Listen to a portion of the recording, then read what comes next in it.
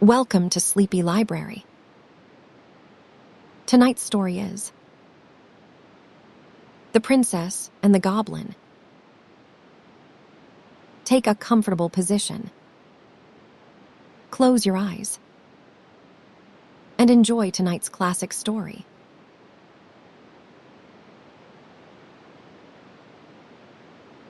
Chapter 1, A Spirit. The undulating woods and silent well, and rippling rivulet and evening gloom, now deepening the dark shades, for speech assuming, held commune with him, as if he and it were all that was. SHELLEY'S Alastor. I awoke one morning with the usual perplexity of mind, which accompanies the return of consciousness. As I lay and looked through the eastern window of my room, a faint streak of peach color, dividing a cloud that just rose above the low swell of the horizon, announced the approach of the sun. As my thoughts, which a deep and apparently dreamless sleep had dissolved, began again to assume crystalline forms, the strange events of the foregoing night presented themselves anew to my wondering consciousness. The day before had been my 21st birthday. Among other ceremonies investing me with my legal rights, the keys of an old secretary, in which my father had kept his private papers, had been delivered up to me.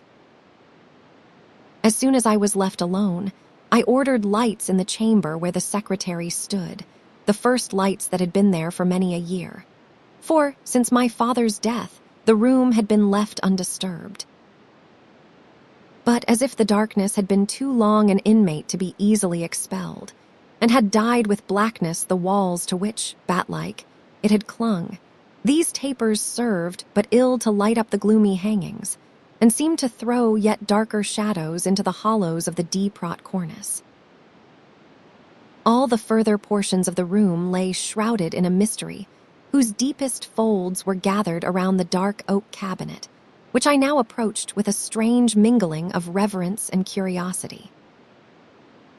Perhaps, like a geologist, I was about to turn up to the light some of the buried strata of the human world, with its fossil remains charred by passion and petrified by tears.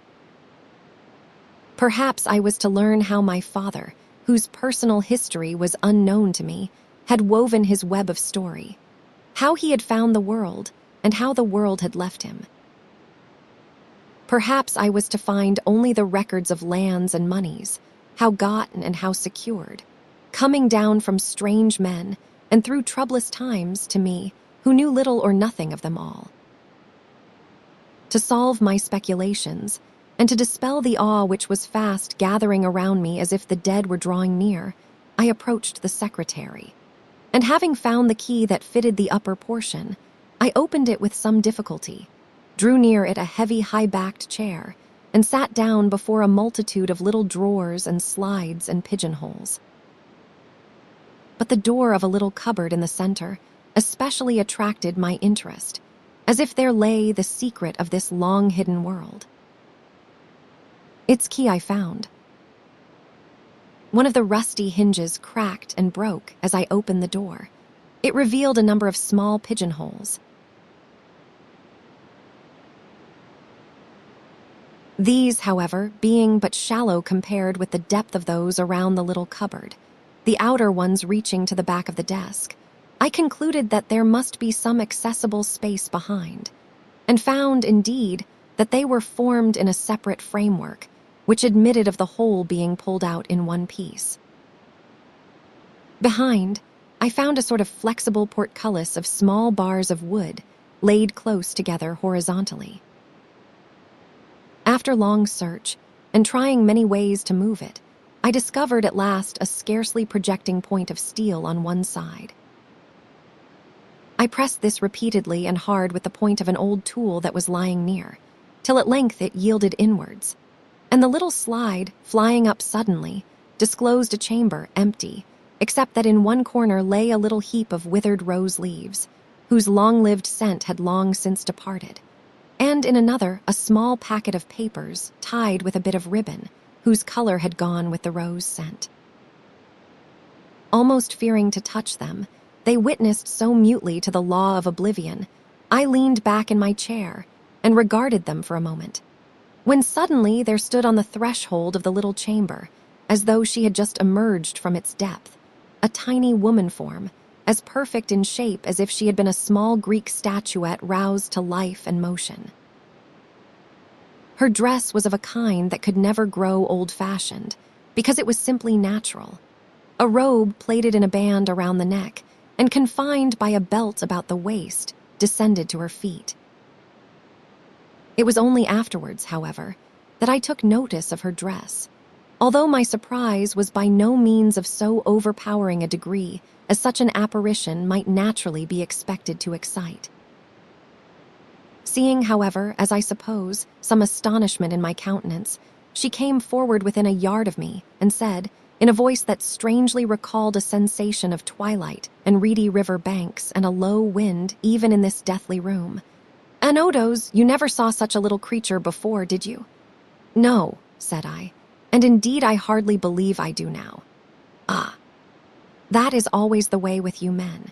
You believe nothing the first time, and it is foolish enough to let mere repetition convince you of what you consider in itself unbelievable. I am not going to argue with you, however, but to grant you a wish."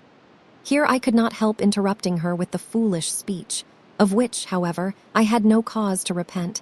"How can such a very little creature as you grant or refuse anything? Is that all the philosophy you have gained in 1 and 20 years?" said she. "Form is much, but size is nothing. It is a mere matter of relation. I suppose your 6-foot lordship does not feel altogether insignificant, though to others you do look small beside your old Uncle Ralph, who rises above you a great half-foot at least. But size is of so little consequence with old me that I may as well accommodate myself to your foolish prejudices." So saying, she leapt from the desk upon the floor, where she stood a tall, gracious lady, with pale face and large blue eyes. Her dark hair flowed behind, wavy but uncurled, down to her waist, and against it her form stood clear in its robe of white. "Now," said she, "you will believe me."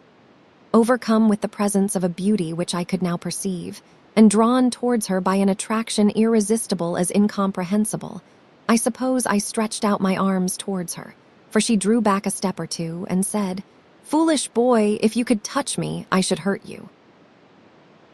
Besides, I was 237 years old, last Midsummer Eve, and a man must not fall in love with his grandmother, you know. "But you are not my grandmother," said I. "How do you know that?" she retorted.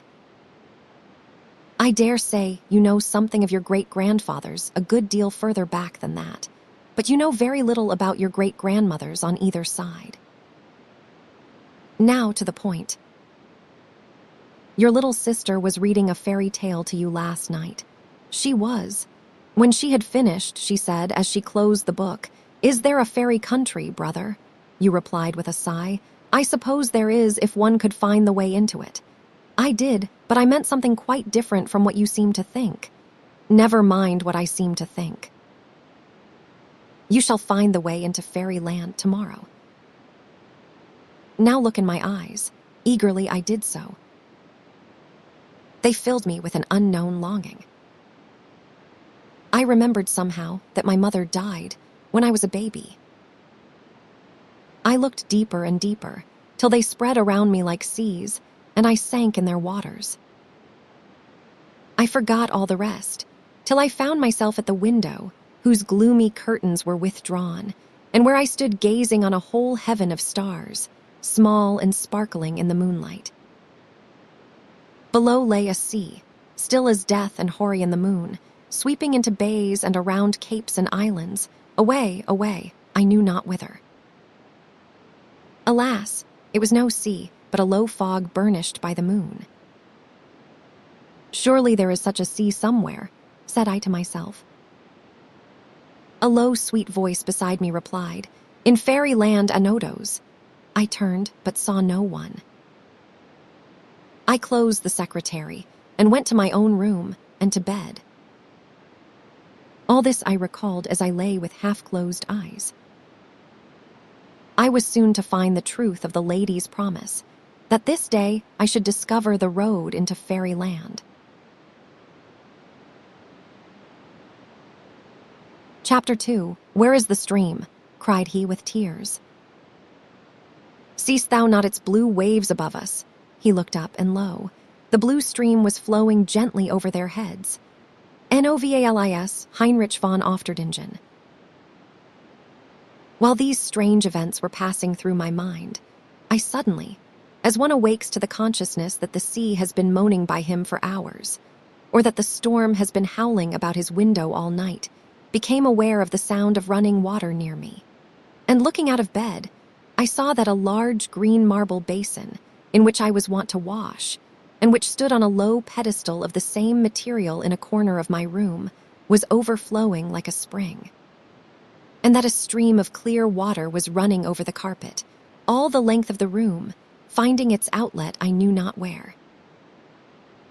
And stranger still, where this carpet, which I had myself designed to imitate a field of grass and daisies, bordered the course of the little stream, the grass blades and daisies seemed to wave in a tiny breeze that followed the water's flow, while under the rivulet they bent and swayed with every motion of the changeful current, as if they were about to dissolve with it, and, forsaking their fixed form, become fluent as the waters. My dressing table was an old-fashioned piece of furniture of black oak, with drawers all down the front. These were elaborately carved in foliage, of which ivy formed the chief part. The nearer end of this table remained just as it had been, but on the further end a singular change had commenced. I happened to fix my eye on a little cluster of ivy leaves. The first of these was evidently the work of the carver, the next looked curious, the third was unmistakable ivy, and just beyond it a tendril of clematis had twined itself about the gilt handle of one of the drawers. Hearing next a slight motion above me, I looked up and saw that the branches and leaves designed upon the curtains of my bed were slightly in motion. Not knowing what change might follow next, I thought it high time to get up, and springing from the bed, my bare feet alighted upon a cool green sward. And although I dressed in all haste, I found myself completing my toilet under the boughs of a great tree, whose top waved in the golden stream of the sunrise with many interchanging lights, and with shadows of leaf and branch gliding over leaf and branch, as the cool morning wind swung it to and fro, like a sinking sea wave. After washing as well as I could in the clear stream, I rose and looked around me. The tree under which I seemed to have lain all night was one of the advanced guard of a dense forest, towards which the rivulet ran. Faint traces of a footpath, much overgrown with grass and moss, and with here and there a pimpernel even, were discernible along the right bank. This, thought I, must surely be the path into fairyland, which the lady of last night promised I should so soon find. I crossed the rivulet and accompanied it, keeping the footpath on its right bank, until it led me, as I expected, into the wood. Here I left it, without any good reason, and with a vague feeling that I ought to have followed its course, I took a more southerly direction. Chapter 3.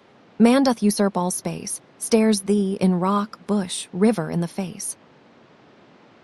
Never thine eyes behold a tree. 'Tis no sea thou seest in the sea, 'tis but a disguised humanity. To avoid thy fellow, vain thy plan, all that interests a man is man. Henry Sutton. The trees, which were far apart where I entered, giving free passage to the level rays of the sun, closed rapidly as I advanced, so that ere long their crowded stems barred the sunlight out, forming as it were a thick grating between me and the east. I seemed to be advancing towards a second midnight. In the midst of the intervening twilight, however, before I entered what appeared to be the darkest portion of the forest, I saw a country maiden coming towards me from its very depths. She did not seem to observe me, for she was apparently intent upon a bunch of wild flowers which she carried in her hand. I could hardly see her face, for though she came direct towards me, she never looked up. But when we met, instead of passing, she turned and walked alongside of me for a few yards, still keeping her face downwards and busied with her flowers. She spoke rapidly, however, all the time in a low tone, as if talking to herself, but evidently addressing the purport of her words to me. She seemed afraid of being observed by some lurking foe. "Trust the oak," said she. "Trust the oak and the elm and the great beech. Take care of the birch, for though she is honest, she is too young not to be changeable. But shun the ash and the alder, for the ash is an ogre, you will know him by his thick fingers, and the alder will smother you with her web of hair if you let her near you at night." All this was uttered without pause or alteration of tone. Then she turned suddenly and left me, walking still with the same unchanging gait. I could not conjecture what she meant, but satisfied myself with thinking that it would be time enough to find out her meaning when there was need to make use of her warning, and that the occasion would reveal the admonition. I concluded from the flowers that she carried that the forest could not be everywhere so dense as it appeared from where I was now walking, and I was right in this conclusion. For soon I came to a more open part, and by crossed a wide grassy glade, on which were several circles of brighter green. But even here I was struck with the utter stillness. No bird sang. No insect hummed. Not a living creature crossed my way. Yet somehow the whole environment seemed only asleep, and to wear even in sleep an air of expectation. The trees seemed all to have an expression of conscious mystery, as if they said to themselves, "We could, and if we would." They had all a meaning look about them. Then I remembered that night is the fairies' day, and the moon their sun, and I thought, everything sleeps and dreams now. When the night comes, it will be different.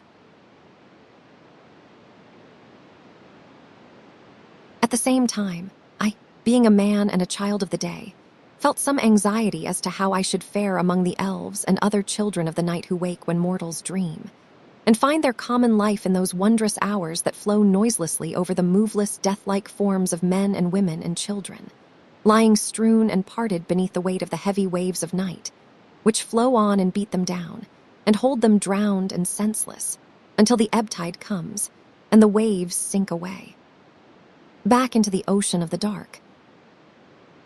But I took courage and went on. Soon, however, I became again anxious, though from another cause. I had eaten nothing that day, and for an hour past had been feeling the want of food. So I grew afraid lest I should find nothing to meet my human necessities in this strange place. But once more, I comforted myself with hope and went on.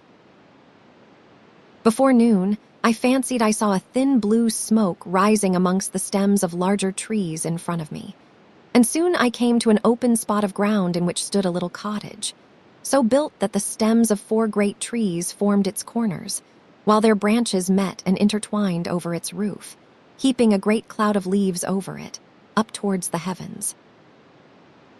I wondered at finding a human dwelling in this neighborhood, and yet it did not look altogether human, though sufficiently so to encourage me to expect to find some sort of food.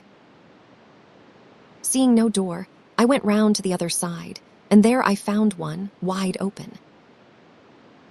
A woman sat beside it, preparing some vegetables for dinner. This was homely and comforting. As I came near, she looked up and seeing me showed no surprise, but bent her head again over her work and said in a low tone, "Did you see my daughter?" "I believe I did," said I. "Can you give me something to eat, for I am very hungry?" "With pleasure," she replied in the same tone, "but do not say anything more till you come into the house, for the ash is watching us." Having said this, She rose and led the way into the cottage, which I now saw was built of the stems of small trees set closely together, and was furnished with rough chairs and tables from which even the bark had not been removed. As soon as she had shut the door and set a chair, "You have fairy blood in you," said she, looking hard at me. "How do you know that? You could not have got so far into this wood if it were not so, and I am trying to find out some trace of it in your countenance." "I think I see it. What do you see?" "Oh, never mind, I may be mistaken in that. But how then do you come to live here? Because I too have fairy blood in me." Here I, in my turn, looked hard at her and thought I could perceive, notwithstanding the coarseness of her features, and especially the heaviness of her eyebrows, a something unusual. I could hardly call it grace, and yet it was an expression that strangely contrasted with the form of her features. I noticed, too, that her hands were delicately formed, though brown with work and exposure. "I should be ill," she continued, "if I did not live on the borders of the fairies' country and now and then eat of their food. And I see by your eyes that you are not quite free of the same need, though, from your education and the activity of your mind, you have felt it less than I. You may be further removed, too, from the fairy race. I remembered what the lady had said about my grandmothers." Here she placed some bread and some milk before me, with a kindly apology for the homeliness of the fare, with which, however, I was in no humor to quarrel. I now thought it time to try to get some explanation of the strange words, both of her daughter and herself. "What did you mean by speaking so about the ash?" She rose and looked out of the little window. My eyes followed her, but as the window was too small to allow anything to be seen from where I was sitting, I rose and looked over her shoulder. I had just time to see, across the open space, on the edge of the denser forest, a single large ash tree whose foliage showed bluish, amidst the truer green of the other trees around it. When she pushed me back with an expression of impatience and terror, and then almost shut out the light from the window by setting up a large old book in it. "In general," said she, recovering her composure, "there is no danger in the daytime, for then he is sound asleep. But there is something unusual going on in the woods.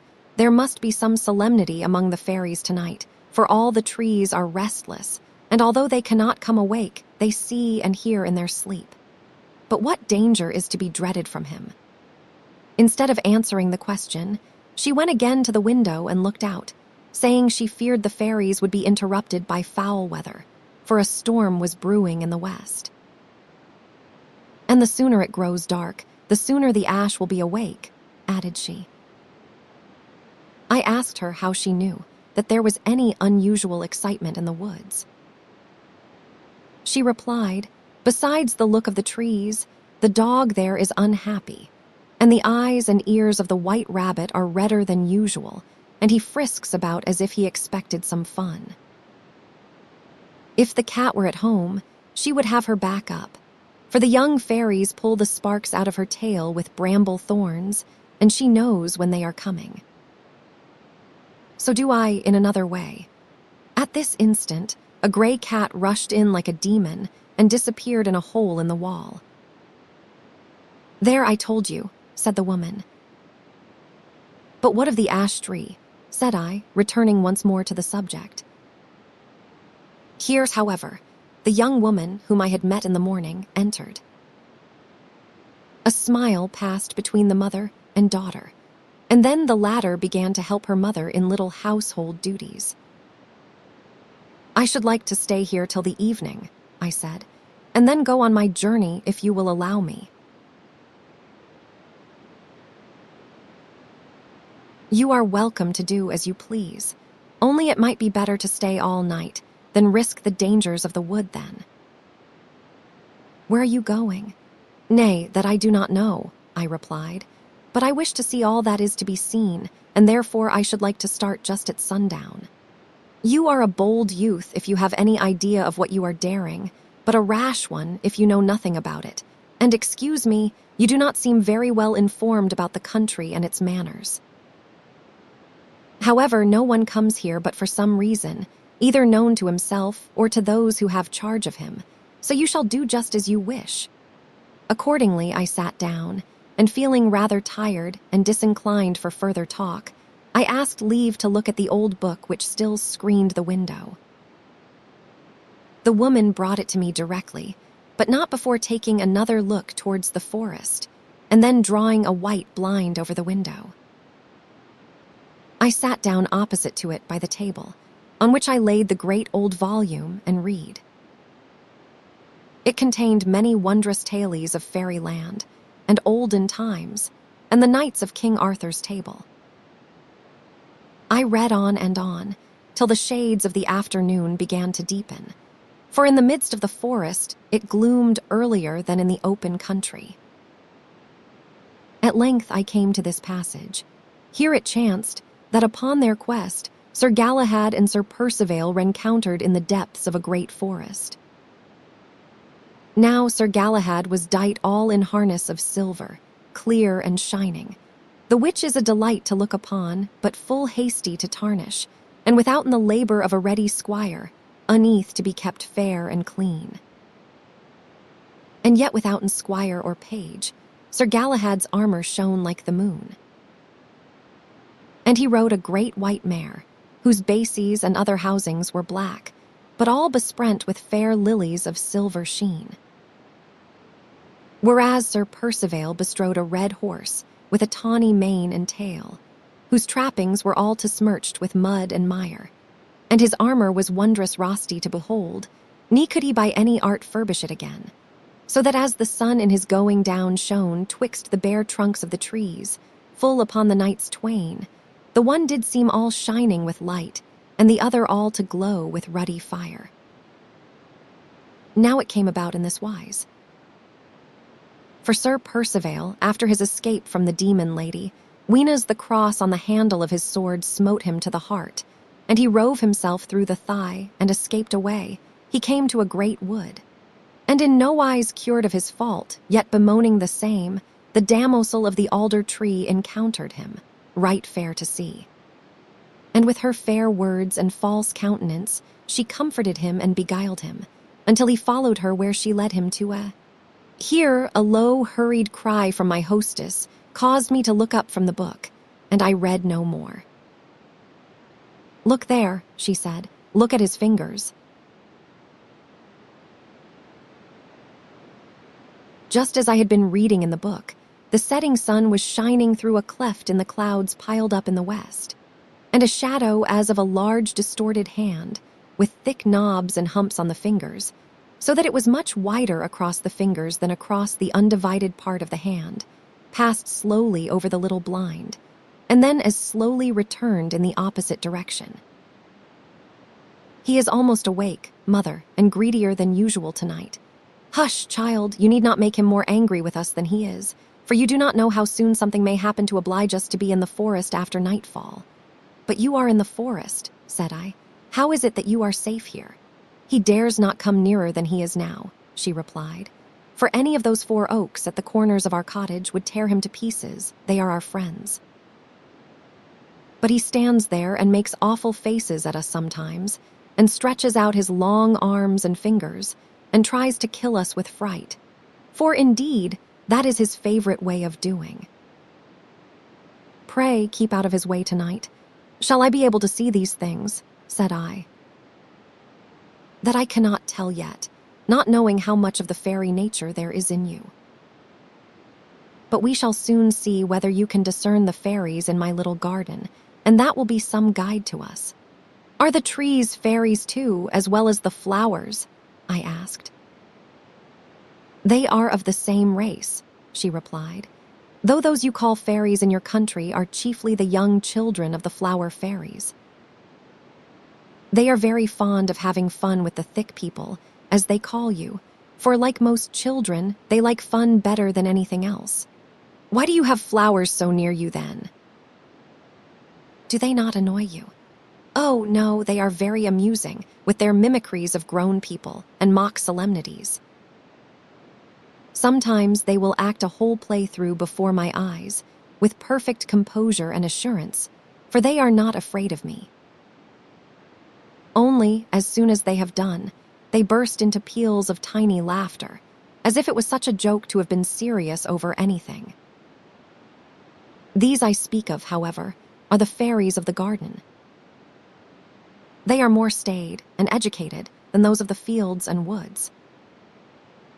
Of course, they have near relations amongst the wild flowers, but they patronize them and treat them as country cousins who know nothing of life and very little of manners.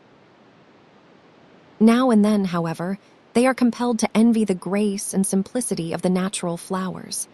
"Do they live in the flowers?" I said. "I cannot tell," she replied. "There is something in it I do not understand. Sometimes they disappear altogether, even from me, though I know they are near. They seem to die always with the flowers they resemble, and by whose names they are called. But whether they return to life with the fresh flowers, or whether it be new flowers, new fairies, I cannot tell. They have as many sorts of dispositions as men and women, while their moods are yet more variable. 20 different expressions will cross their little faces in half a minute. I often amuse myself with watching them, but I have never been able to make personal acquaintance with any of them. If I speak to one, he or she looks up in my face as if I were not worth heeding, gives a little laugh, and runs away." Here the woman started, as if suddenly recollecting herself, and said in a low voice to her daughter, "Make haste, go and watch him, and see in what direction he goes." I may as well mention here that the conclusion I arrived at from the observations I was afterwards able to make was that the flowers die because the fairies go away, not that the fairies disappear because the flowers die. The flowers seem a sort of houses for them, or outer bodies, which they can put on or off when they please. Just as you could form some idea of the nature of a man from the kind of house he built, if he followed his own taste, so you could, without seeing the fairies, tell what any one of them is like, by looking at the flower till you feel that you understand it. For just what the flower says to you, would the face and form of the fairy say, only so much more plainly as a face and human figure can express more than a flower. For the house or the clothes, though like the inhabitant or the wearer, cannot be wrought into an equal power of utterance. Yet you would see a strange resemblance, almost oneness, between the flower and the fairy, which you could not describe, but which described itself to you. Whether all the flowers have fairies, I cannot determine, any more than I can be sure whether all men and women have souls. The woman and I continued the conversation for a few minutes longer. I was much interested by the information she gave me, and astonished at the language in which she was able to convey it. It seemed that intercourse with the fairies was no bad education in itself. But now the daughter returned with the news that the ash had just gone away in a southwesterly direction, and as my course seemed to lie eastward, she hoped I should be in no danger of meeting him if I departed at once.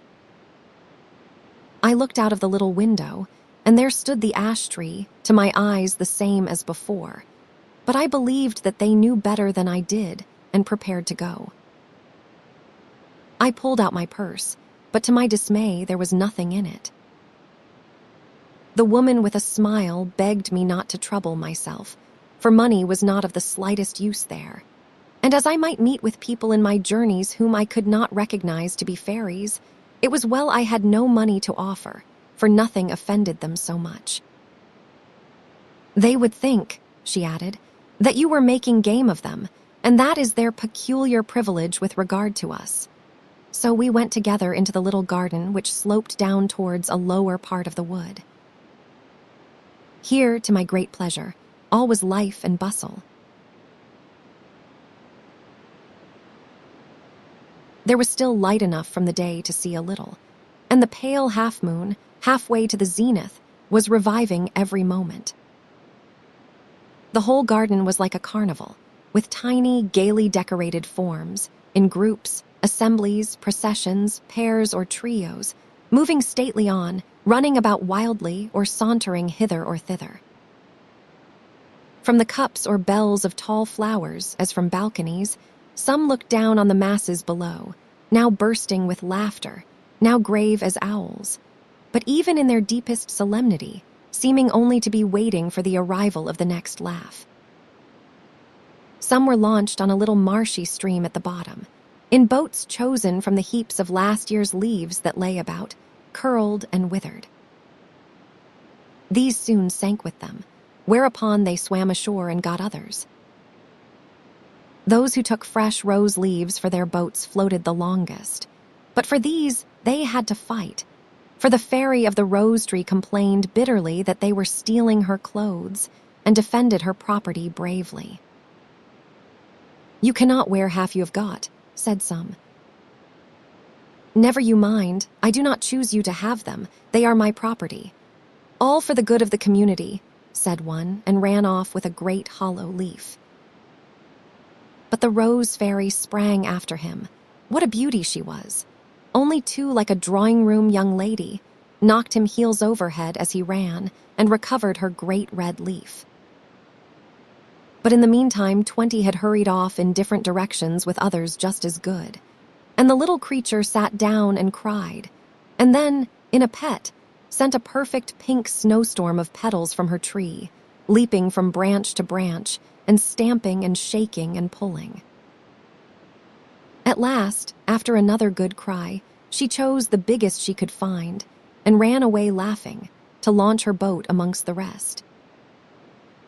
But my attention was first, and chiefly attracted by a group of fairies near the cottage, who were talking together around what seemed a last dying primrose. They talked singing, and their talk made a song something like this: "Sister Snowdrop died before we were born. She came like a bride in a snowy morn. What is a bride? What is snow? Never tried, do not know. Who told you about her? Little primrose there cannot do without her. Oh, so sweetly fair, never fear she will come, primrose dear. Is she dumb? She will come by and by. You will never see her. She went home to die till the new year. Snowdrop, 'tis no good to invite her. Primrose is very rude, I will bite her. Oh, you naughty pocket. Look, she drops her head. She deserved it, Rocket, and she was nearly dead. To your hammock off with you, and swing alone. No one will laugh with you. No, not one. Now let us moan, and cover her o'er. Primrose is gone, all but the flower. Here is a leaf, lay her upon it. Follow in grief. Pocket has done it. Deeper, poor creature. Winter may come. He cannot reach her, that is a hum. She is buried, the beauty. Now she is done.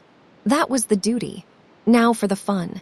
And with a wild laugh they sprang away, most of them towards the cottage. During the latter part of the song talk, they had formed themselves into a funeral procession, 2 of them bearing poor Primrose, whose death Pocket had hastened by biting her stalk, upon one of her own great leaves. They bore her solemnly along some distance, and then buried her under a tree. Although I say her, I saw nothing but the withered primrose flower on its long stalk. Pocket, who had been expelled from the company by common consent, went sulkily away towards her hammock, for she was the fairy of the calceolaria and looked rather wicked. When she reached its stem, she stopped and looked round.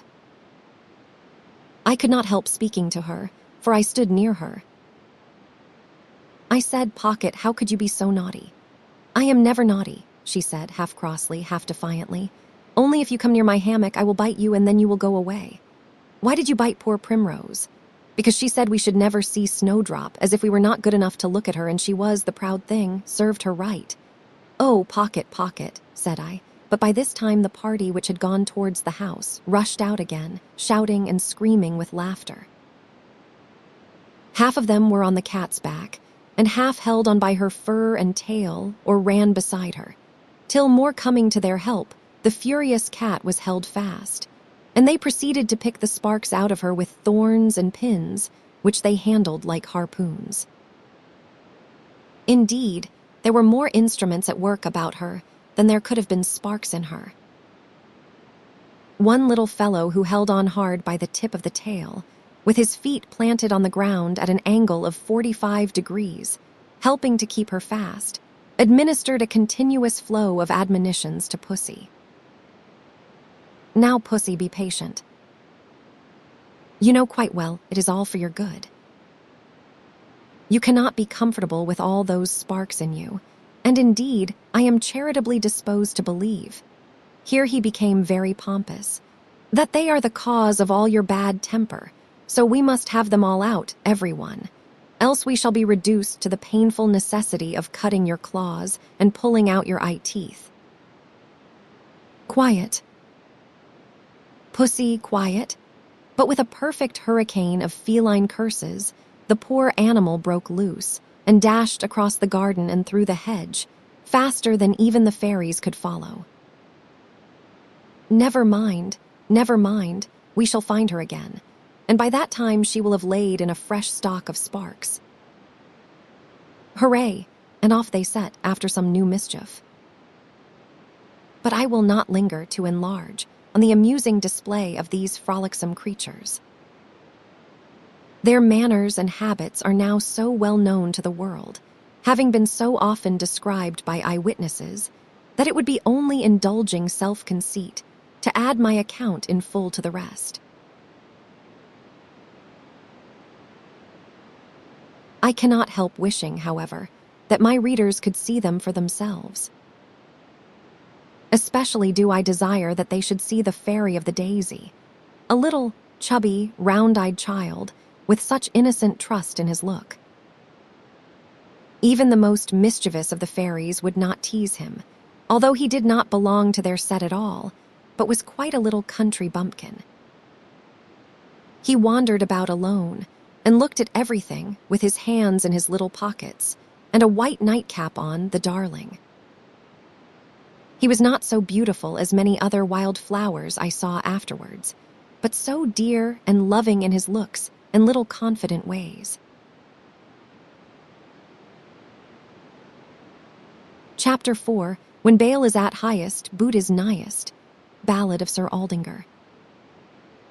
By this time, my hostess was quite anxious that I should be gone.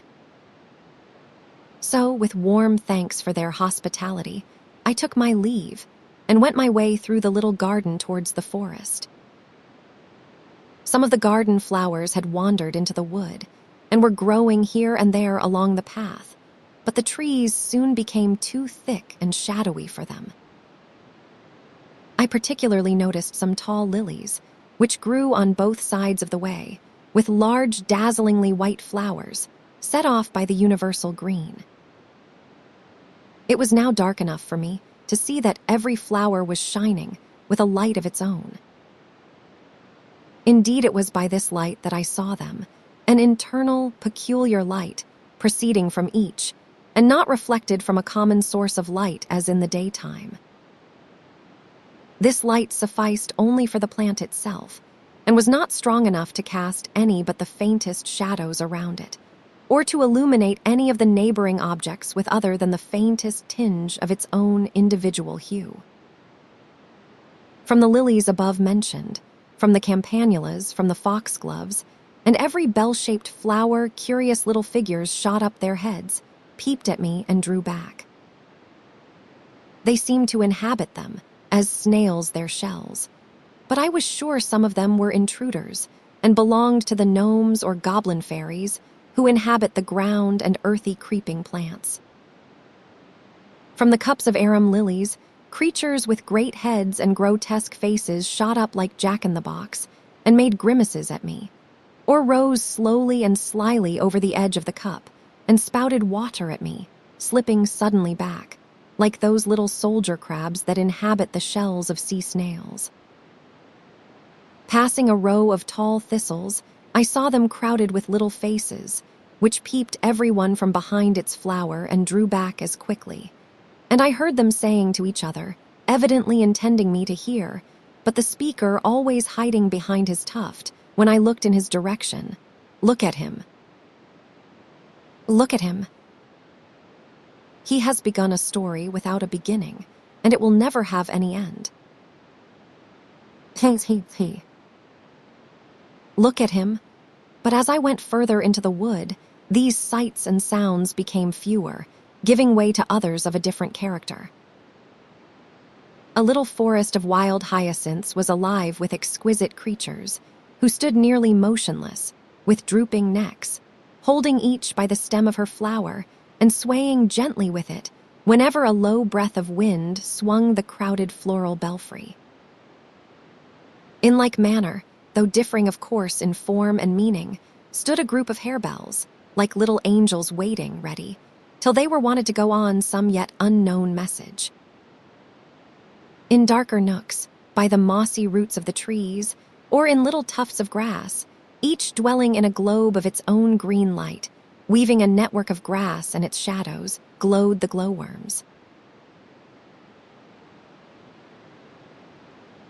They were just like the glowworms of our own land, for they are fairies everywhere, worms in the day and glowworms at night when their own can appear, and they can be themselves to others as well as themselves. But they had their enemies here. For I saw great strong-armed beetles, hurrying about with most unwieldy haste, awkward as elephant calves, looking apparently for glowworms. For the moment a beetle espied one, through what to it was a forest of grass or an underwood of moss, it pounced upon it and bore it away in spite of its feeble resistance. Wondering what their object could be, I watched one of the beetles, and then I discovered a thing I could not account for. But it is no use trying to account for things in fairyland, and one who travels there soon learns to forget the very idea of doing so and takes everything as it comes, like a child who, being in a chronic condition of wonder, is surprised at nothing. What I saw was this. Everywhere, here and there over the ground, lay little dark-looking lumps of something more like earth than anything else, and about the size of a chestnut. The beetles hunted in couples for these, and having found one of them stayed to watch it, while the other hurried to find a glowworm. By signals, I presume, between them, the latter soon found his companion again. They then took the glowworm and held its luminous tail to the dark earthly pellet. When lo, it shot up into the air like a skyrocket, seldom, however, reaching the height of the highest tree. Just like a rocket, too, it burst in the air and fell in a shower of the most gorgeously colored sparks of every variety of hue. Golden and red, and purple and green, and blue and rosy fires crossed and intercrossed each other, beneath the shadowy heads, and between the columnar stems of the forest trees. They never used the same glowworm twice, I observed, but let him go, apparently uninjured by the use they had made of him. In other parts, the whole of the immediately surrounding foliage was illuminated by the interwoven dances in the air of splendidly colored fireflies, which sped hither and thither, turned, twisted, crossed, and recrossed, entwining every complexity of intervolved motion. Here and there, whole mighty trees glowed with an emitted phosphorescent light. You could trace the very course of the great roots in the earth by the faint light that came through, and every twig and every vein on every leaf was a streak of pale fire. All this time, as I went through the wood, I was haunted with the feeling that other shapes, more like my own size and mien, were moving about at a little distance on all sides of me. But as yet I could discern none of them, although the moon was high enough to send a great many of her rays down between the trees, and these rays were unusually bright, and sight-giving, notwithstanding she was only a half-moon. I constantly imagined, however, that forms were visible in all directions except that to which my gaze was turned, and that they only became invisible or resolved themselves into other woodland shapes the moment my looks were directed towards them.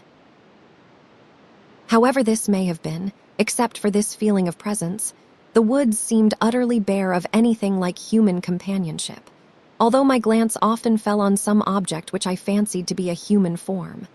For I soon found that I was quite deceived, as the moment I fixed my regard on it, it showed plainly that it was a bush or a tree or a rock. Soon a vague sense of discomfort possessed me. With variations of relief, this gradually increased, as if some evil thing were wandering about in my neighborhood, sometimes nearer and sometimes further off, but still approaching. The feeling continued and deepened, until all my pleasure in the shows of various kinds that everywhere betokened the presence of the merry fairies vanished by degrees, and left me full of anxiety and fear, which I was unable to associate with any definite object whatever. At length the thought crossed my mind with horror. Can it be possible that the ash is looking for me, or that, in his nightly wanderings, his path is gradually verging towards mine? I comforted myself, however, by remembering that he had started quite in another direction, one that would lead him, if he kept it, far apart from me, especially as, for the last 2 or 3 hours, I had been diligently journeying eastward. I kept on my way, therefore, striving by direct effort of the will against the encroaching fear, and to this end occupying my mind, as much as I could, with other thoughts. I was so far successful that, although I was conscious, if I yielded for a moment, I should be almost overwhelmed with horror, I was yet able to walk right on for an hour or more. What I feared I could not tell. Indeed, I was left in a state of the vaguest uncertainty as regarded the nature of my enemy, and knew not the mode or object of his attacks. For, somehow or other, none of my questions had succeeded in drawing a definite answer from the dame in the cottage. How then to defend myself I knew not, nor even by what sign I might with certainty recognize the presence of my foe. For as yet this vague though powerful fear was all the indication of danger I had. To add to my distress, the clouds in the west had risen nearly to the top of the skis, and they and the moon were traveling slowly towards each other. Indeed, some of their advanced guard had already met her, and she had begun to wade through a filmy vapor that gradually deepened. At length, she was for a moment almost entirely obscured. When she shone out again, with a brilliancy increased by the contrast, I saw plainly on the path before me, from around which at this spot the trees receded, leaving a small space of green sward, the shadow of a large hand, with knotty joints and protuberances here and there. Especially I remarked, even in the midst of my fear, the bulbous points of the fingers. I looked hurriedly all around, but could see nothing from which such a shadow should fall. Now, however, that I had a direction, however undetermined, in which to project my apprehension, the very sense of danger and need of action overcame that stifling which is the worst property of fear. I reflected in a moment that if this were indeed a shadow, it was useless to look for the object that cast it in any other direction than between the shadow and the moon. I looked and peered, and intensified my vision, all to no purpose. I could see nothing of that kind, not even an ash tree in the neighborhood. Still the shadow remained, not steady, but moving to and fro, and once I saw the fingers close, and grind themselves close, like the claws of a wild animal, as if in uncontrollable longing for some anticipated prey. There seemed but one mode left of discovering the substance of this shadow. I went forward boldly, though with an inward shudder which I would not heed, to the spot where the shadow lay, threw myself on the ground, laid my head within the form of the hand, and turned my eyes towards the moon. Good heavens, what did I see? I wonder that ever I arose, and that the very shadow of the hand did not hold me where I lay until fear had frozen my brain. I saw the strangest figure, vague, shadowy, almost transparent in the central parts, and gradually deepening in substance towards the outside, until it ended in extremities capable of casting such a shadow as fell from the hand, through the awful fingers of which I now saw the moon. The hand was uplifted, in the attitude of a paw about to strike its prey. But the face, which throbbed with fluctuating and pulsatory visibility, not from changes in the light it reflected, but from changes in its own conditions of reflecting power, the alterations being from within, not from without, it was horrible. I do not know how to describe it. It caused a new sensation. Just as one cannot translate a horrible odor, or a ghastly pain, or a fearful sound into words, so I cannot describe this new form of awful hideousness. I can only try to describe something that is not it, but seems somewhat parallel to it, or at least is suggested by it. It reminded me of what I had heard of vampires, for the face resembled that of a corpse more than anything else I can think of, especially when I can conceive such a face in motion, but not suggesting any life as the source of the motion. The features were rather handsome than otherwise, except the mouth, which had scarcely a curve in it. The lips were of equal thickness, but the thickness was not at all remarkable, even although they looked slightly swollen. They seemed fixedly open, but were not wide apart. Of course, I did not remark these lineaments at the time. I was too horrified for that. I noted them afterwards, when the form returned on my inward sight with a vividness too intense to admit of my doubting the accuracy of the reflex. But the most awful of the features were the eyes. These were alive, yet not with life. They seemed lighted up with an infinite greed.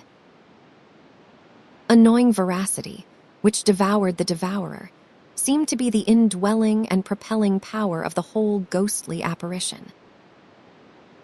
I lay for a few moments simply embruted with terror, when another cloud, obscuring the moon, delivered me from the immediately paralyzing effects of the presence to the vision of the object of horror, while it added the force of imagination to the power of fear within me, inasmuch as, knowing far worse cause for apprehension than before, I remained equally ignorant from what I had to defend myself, or how to take any precautions. He might be upon me in the darkness any moment. I sprang to my feet, and sped I knew not whither, only away from the spectre. I thought no longer of the path, and often narrowly escaped dashing myself against a tree in my headlong flight of fear. Great drops of rain began to patter on the leaves. Thunder began to mutter, then growl in the distance. I ran on. The rain fell heavier. At length the thick leaves could hold it up no longer, and like a second firmament, they poured their torrents on the earth. I was soon drenched, but that was nothing. I came to a small, swollen stream that rushed through the woods. I had a vague hope that if I crossed this stream, I should be in safety from my pursuer, but I soon found that my hope was as false as it was vague. I dashed across the stream, ascended a rising ground, and reached a more open space, where stood only great trees.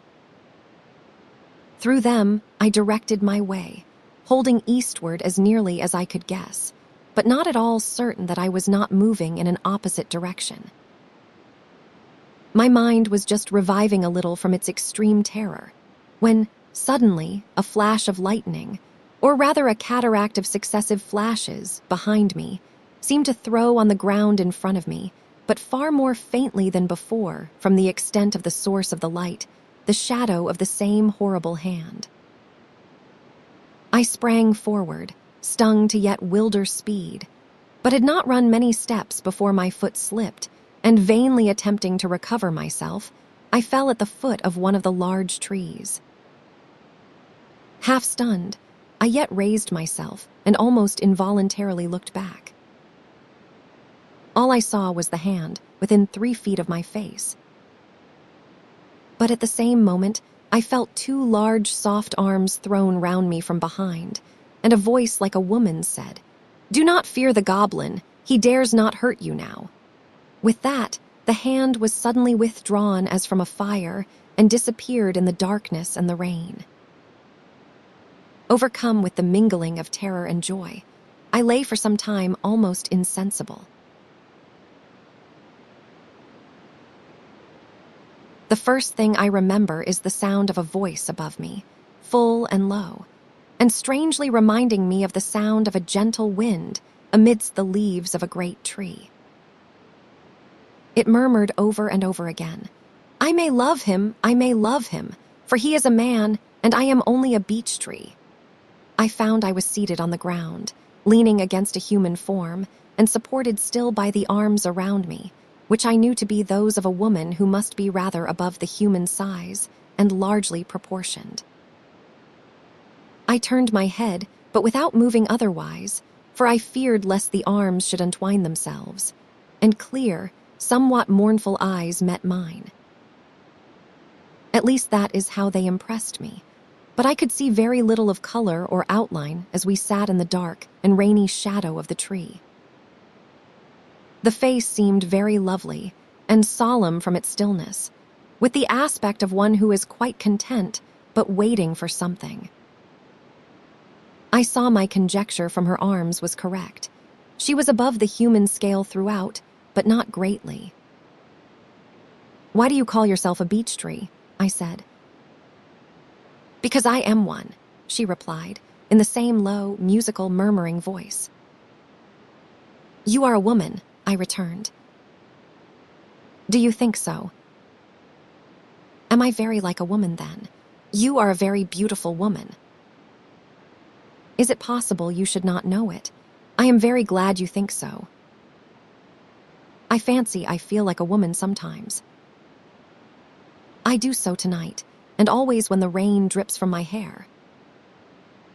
For there is an old prophecy in our woods that one day we shall all be men and women like you. Do you know anything about it in your region? Shall I be very happy when I am a woman?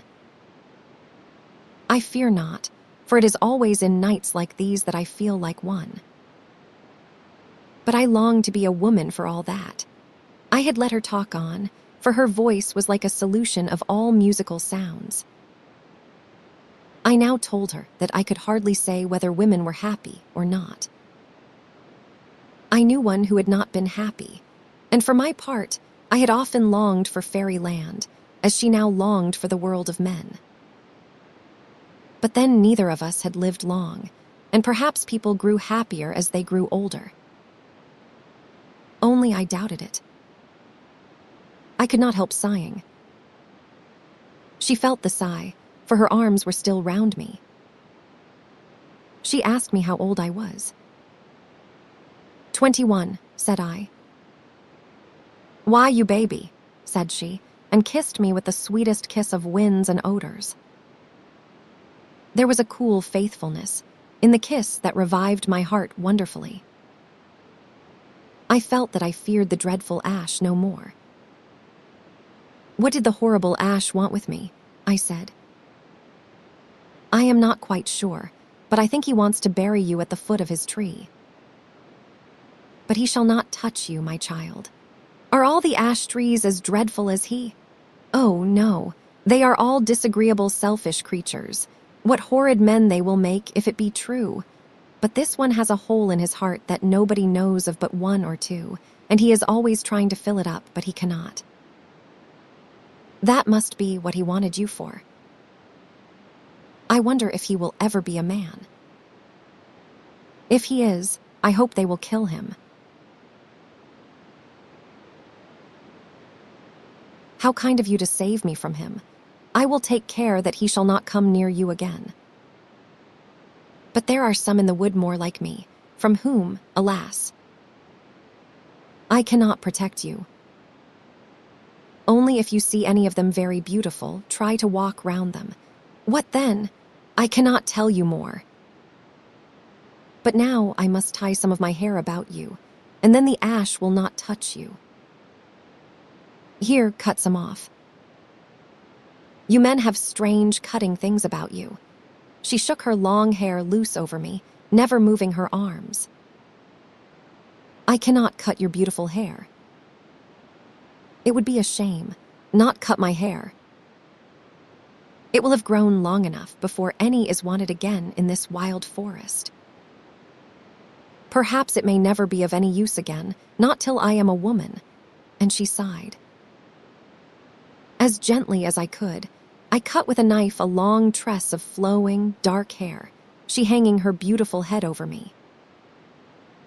When I had finished, she shuddered and breathed deep, as one does when an acute pain, steadfastly endured without sign of suffering, is at length relaxed. She then took the hair and tied it round me, singing a strange, sweet song which I could not understand, but which left in me a feeling like this. I saw thee ne'er before, I see thee never more, but love and help and pain, beautiful one, have made thee mine till all my years are done. I cannot put more of it into words. She closed her arms about me again and went on singing. The rain and the leaves, and a light wind that had arisen, kept her song company. I was wrapped in a trance of still delight. It told me the secret of the woods, and the flowers, and the birds.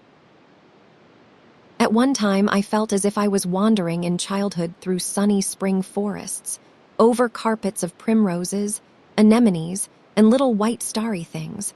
I had almost said creatures, and finding new wonderful flowers at every turn. At another, I lay half dreaming in the hot summer noon, with a book of old tales beside me, beneath a great beech.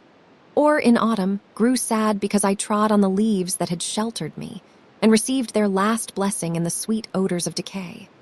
Or in a winter evening, frozen still, looked up, as I went home to a warm fireside, through the netted boughs and twigs to the cold, snowy moon, with her opal zone around her.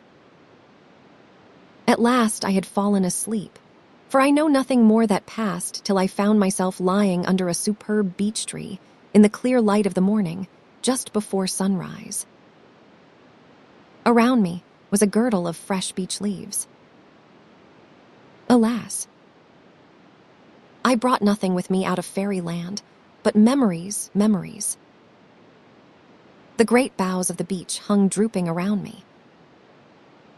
At my head rose its smooth stem, with its great sweeps of curving surface that swelled like undeveloped limbs. The leaves and branches above kept on the song which had sung me asleep. Only now, to my mind, it sounded like a farewell and a speedwell. I sat a long time, unwilling to go, but my unfinished story urged me on. I must act and wander. With the sun well risen, I rose, and put my arms as far as they would reach around the beech tree, and kissed it, and said goodbye. A trembling went through the leaves. A few of the last drops of the night's rain fell from off them at my feet, and as I walked slowly away, I seemed to hear in a whisper once more the words, I may love him, for he is a man, and I am only a beech tree. Chapter 5. And she was smooth and full, as if one gush of life had washed her, or as if a sleep lay on her eyelid, easier to sweep than bee from daisy. Beddoes Pygmalion. She was as wit as lilac in May, or snow that sneweth in wintery's day. Romance of Sir Launfal. I walked on in the fresh morning air, as if newborn. The only thing that damped my pleasure was a cloud of something between sorrow and delight that crossed my mind with the frequently returning thought of my last night's hostess. But then, thought I, if she is sorry, I could not help it, and she has all the pleasures she ever had. Such a day as this is surely a joy to her, as much at least as to me. And her life will perhaps be the richer, for holding now within it the memory of what came, but could not stay. And if ever she is a woman, who knows but we may meet somewhere. There is plenty of room for meeting in the universe. Comforting myself thus, yet with a vague compunction, as if I ought not to have left her, I went on. There was little to distinguish the woods today from those of my own land, except that all the wild things, rabbits, birds, squirrels, mice, and the numberless other inhabitants, were very tame. That is, they did not run away from me, but gazed at me as I passed, frequently coming nearer, as if to examine me more closely. Whether this came from utter ignorance, or from familiarity with the human appearance of beings who never hurt them, I could not tell. As I stood once, looking up to the splendid flower of a parasite, which hung from the branch of a tree over my head, a large white rabbit cantered slowly up, put one of its little feet on one of mine, and looked up at me with its red eyes, just as I had been looking up at the flower above me. I stooped and stroked it, but when I attempted to lift it, it banged the ground with its hind feet and scampered off at a great rate, turning, however, to look at me several times before I lost sight of it.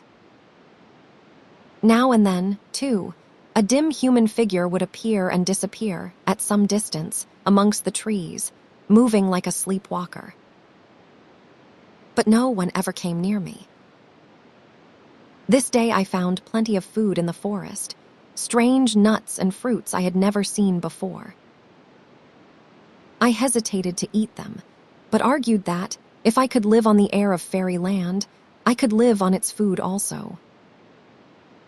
I found my reasoning correct, and the result was better than I had hoped, for it not only satisfied my hunger, but operated in such a way upon my senses that I was brought into far more complete relationship with the things around me.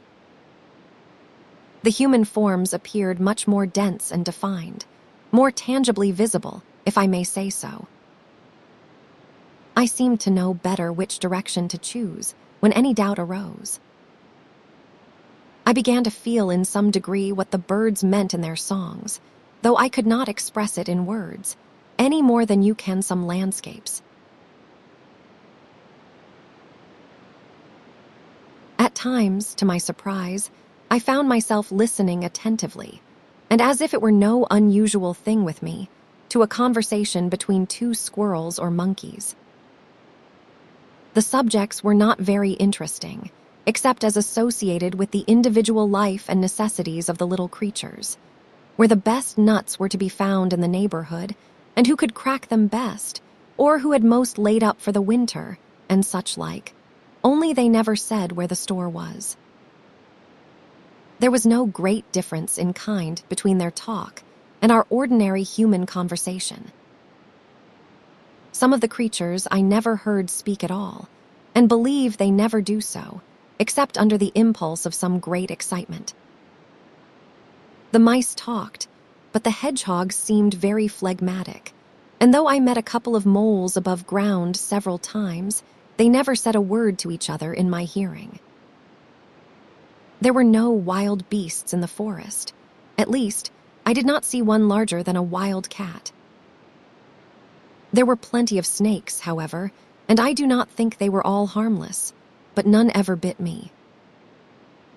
Soon after midday, I arrived at a bare rocky hill, of no great size, but very steep, and having no trees, scarcely even a bush upon it, entirely exposed to the heat of the sun. Over this my way seemed to lie, and I immediately began the ascent. On reaching the top, hot and weary, I looked around me and saw that the forest still stretched as far as the sight could reach on every side of me. I observed that the trees, in the direction in which I was about to descend, did not come so near the foot of the hill as on the other side, and was especially regretting the unexpected postponement of shelter, because this side of the hill seemed more difficult to descend than the other had been to climb, when my eye caught the appearance of a natural path, winding down through broken rocks and along the course of a tiny stream, which I hoped would lead me more easily to the foot. I tried it and found the descent not at all laborious. Nevertheless, when I reached the bottom, I was very tired and exhausted with the heat. But just where the path seemed to end rose a great rock, quite overgrown with shrubs and creeping plants, some of them in full and splendid blossom. These almost concealed an opening in the rock, into which the path appeared to lead. I entered, thirsting for the shade which it promised. What was my delight to find a rocky cell, all the angles rounded away with rich moss, and every ledge and projection crowded with lovely ferns, the variety of whose forms and groupings and shades wrought in me like a poem. For such a harmony could not exist, except they all consented to some one end. A little well of the clearest water filled a mossy hollow in one corner. I drank and felt as if I knew what the elixir of life must be, then threw myself on a mossy mound that lay like a couch along the inner end. Here I lay in a delicious reverie for some time, during which all lovely forms and colors and sounds seemed to use my brain as a common hall, where they could come and go, unbidden and unexcused.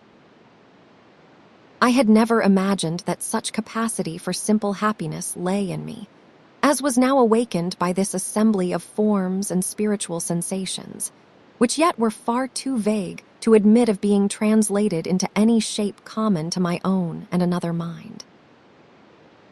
I had lain for an hour, I should suppose, though it may have been far longer, when, the harmonious tumult in my mind having somewhat relaxed, I became aware that my eyes were fixed on a strange, time-worn bas-relief on the rock opposite to me.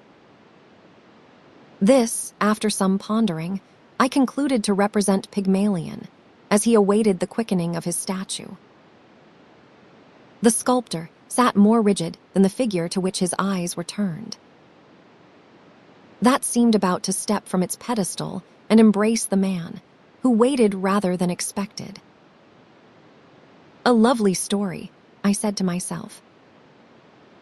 This cave now, with the bushes cut away from the entrance to let the light in, might be such a place as he would choose, withdrawn from the notice of men, to set up his block of marble, and mold into a visible body the thought already clothed with form in the unseen hall of the sculptor's brain.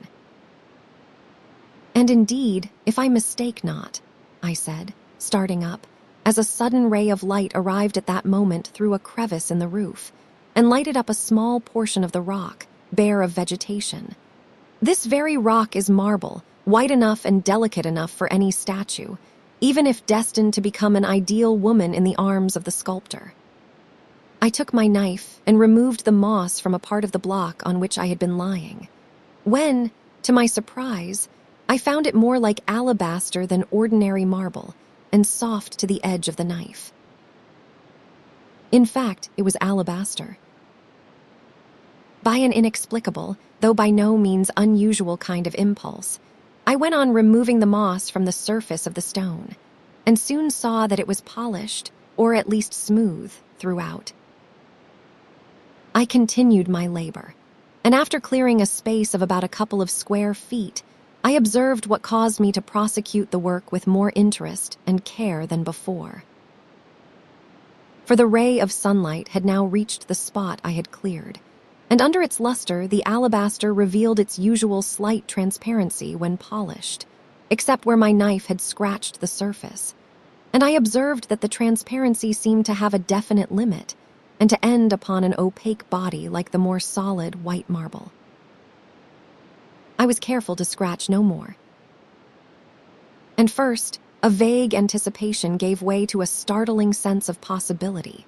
Then, as I proceeded, one revelation after another produced the entrancing conviction that under the crust of alabaster lay a dimly visible form in marble, but whether of man or woman I could not yet tell. I worked on as rapidly as the necessary care would permit, and when I had uncovered the whole mass, and rising from my knees, had retreated a little way, so that the effect of the whole might fall on me, I saw before me with sufficient plainness, though at the same time with considerable indistinctness, arising from the limited amount of light the place admitted, as well as from the nature of the object itself, a block of pure alabaster enclosing the form, apparently in marble, of a reposing woman. She lay on one side, with her hand under her cheek, and her face towards me, but her hair had fallen partly over her face, so that I could not see the expression of the whole. What I did see appeared to me perfectly lovely, more near the face that had been born with me in my soul than anything I had seen before in nature or art. The actual outlines of the rest of the form were so indistinct that the more than semi-opacity of the alabaster seemed insufficient to account for the fact, and I conjectured that a light robe added its obscurity.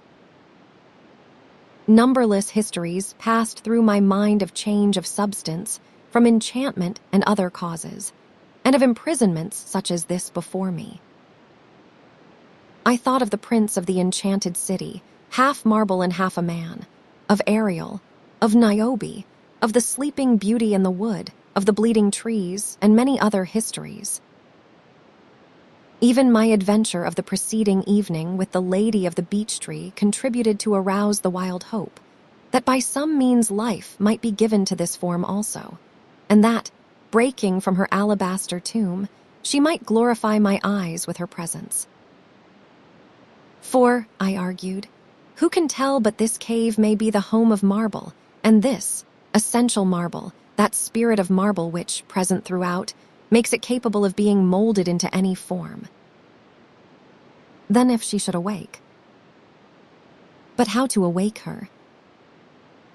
A kiss awoke the sleeping beauty. A kiss cannot reach her through the encrusting alabaster. I kneeled, however, and kissed the pale coffin, but she slept on. I bethought me of Orpheus, and the following stones. That trees should follow his music seemed nothing surprising now. Might not a song awake this form, that the glory of motion might for a time displace the loveliness of rest? Sweet sounds can go where kisses may not enter. I sat and thought.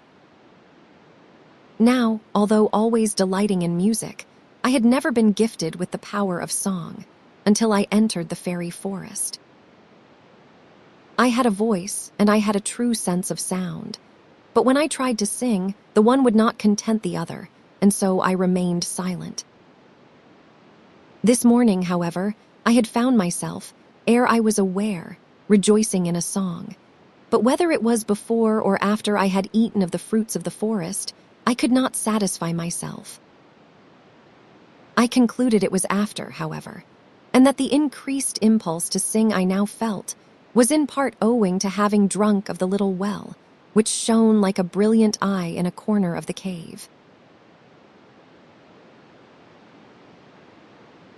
I sat down on the ground by the antenatal tomb, leaned upon it with my face towards the head of the figure within, and sang, the words and tones coming together and inseparably connected, as if word and tone formed one thing, or as if each word could be uttered only in that tone and was incapable of distinction from it except in idea by an acute analysis. I sang something like this, but the words are only a dull representation of a state whose very elevation precluded the possibility of remembrance, and in which I presume the words really employed were as far above these, as that state transcended this wherein I recall it. Marble woman, vainly sleeping in the very death of dreams. Wilt thou, slumber from thee sweeping, all but what with vision teems, hear my voice come through the golden mist of memory and hope, and with shadowy smile embolden me with primal death to cope? Thee the sculptors all pursuing have embodied but their own, round their visions, form enduring, marble vestments thou hast thrown, but thyself, in silence winding, thou hast kept eternally. Thee they found not, many finding I have found thee. Wake for me. As I sang, I looked earnestly at the face so vaguely revealed before me. I fancied, yet believed it to be but fancy, that through the dim veil of the alabaster, I saw a motion of the head as if caused by a sinking sigh. I gazed more earnestly, and concluded that it was but fancy. Nevertheless, I could not help singing again, Rest is now filled full of beauty, and can give thee up, I ween. Come thou forth, for other duty motion pineth for her queen. Or, if needing years to wake thee from thy slumberous solitudes, come, sleepwalking, and betake thee to the friendly, sleeping woods. Sweeter dreams are in the forest, round thee storms would never rave, and when need of rest is sourced, glide thou then into thy cave. Or, if still thou choos'st rather marble, be its spell on me, let thy slumber round me gather, let another dream with thee. Again I paused, and gazed through the stony shroud, as if, by very force of penetrative sight, I would clear every lineament of the lovely face. And now I thought the hand that had lain under the cheek had slipped a little downward. But then I could not be sure that I had at first observed its position accurately. So I sang again, for the longing had grown into a passionate need of seeing her alive. Or art thou death, O woman? For since I have set me singing by thy side, life hath forsook the upper sky, and all the outer world hath died. Yea, I am dead, for thou hast drawn my life all downward unto thee. Dead moon of love, let twilight dawn, awake, and let the darkness flee. Cold lady of the lovely stone, awake, or I shall perish here, and thou be never more alone, my form and I for ages near. But words are vain, reject them all, they utter but a feeble part. Hear thou the depths from which they call, the voiceless longing of my heart. There arose a slightly crashing sound.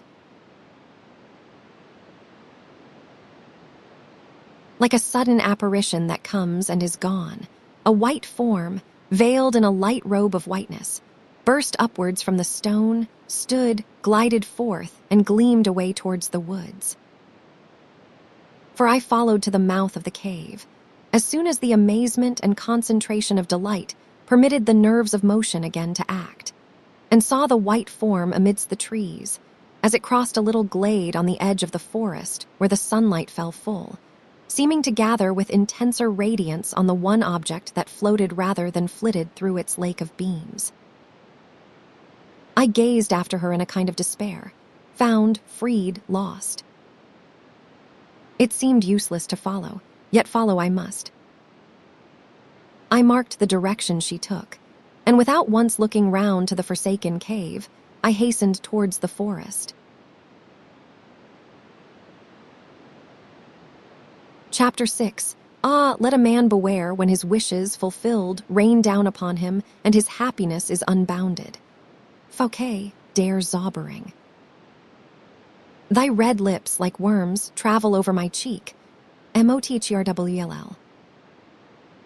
But as I crossed the space between the foot of the hill and the forest, a vision of another kind delayed my steps.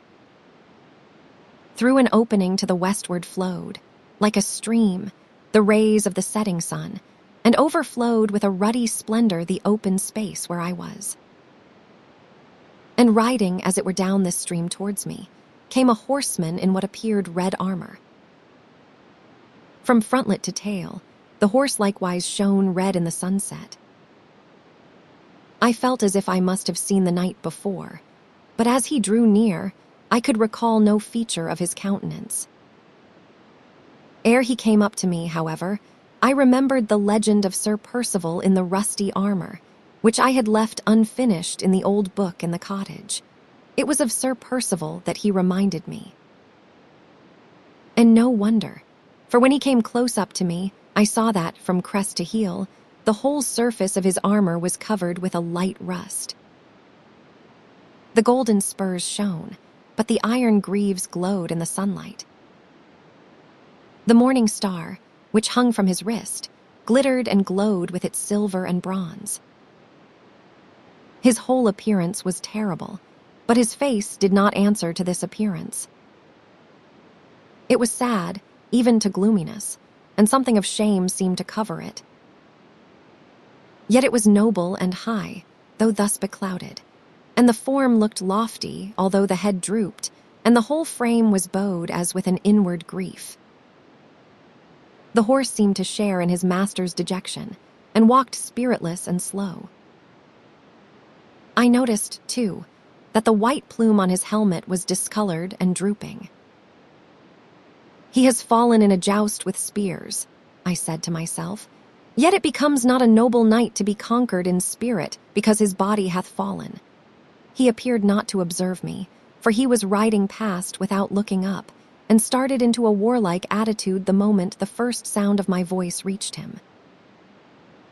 Then a flush, as of shame, covered all of his face that the lifted beaver disclosed. He returned my greeting with distant courtesy and passed on. But suddenly he reined up, sat a moment still, and then turning his horse, rode back to where I stood looking after him. "I am ashamed," he said, "to appear a knight and in such a guise, but it behoves me to tell you to take warning from me, lest the same evil in his kind overtake the singer that has befallen the knight. Hast thou ever read the story of Sir Percival and the—" Here he shuddered that his armor rang, "Maiden of the alder tree." "In part I have," said I, "for yesterday at the entrance of this forest I found in a cottage the volume wherein it is recorded." "Then take heed," he rejoined, "for see my armor I put it off, and as it befell to him, so has it befallen to me." I that was proud am humble now.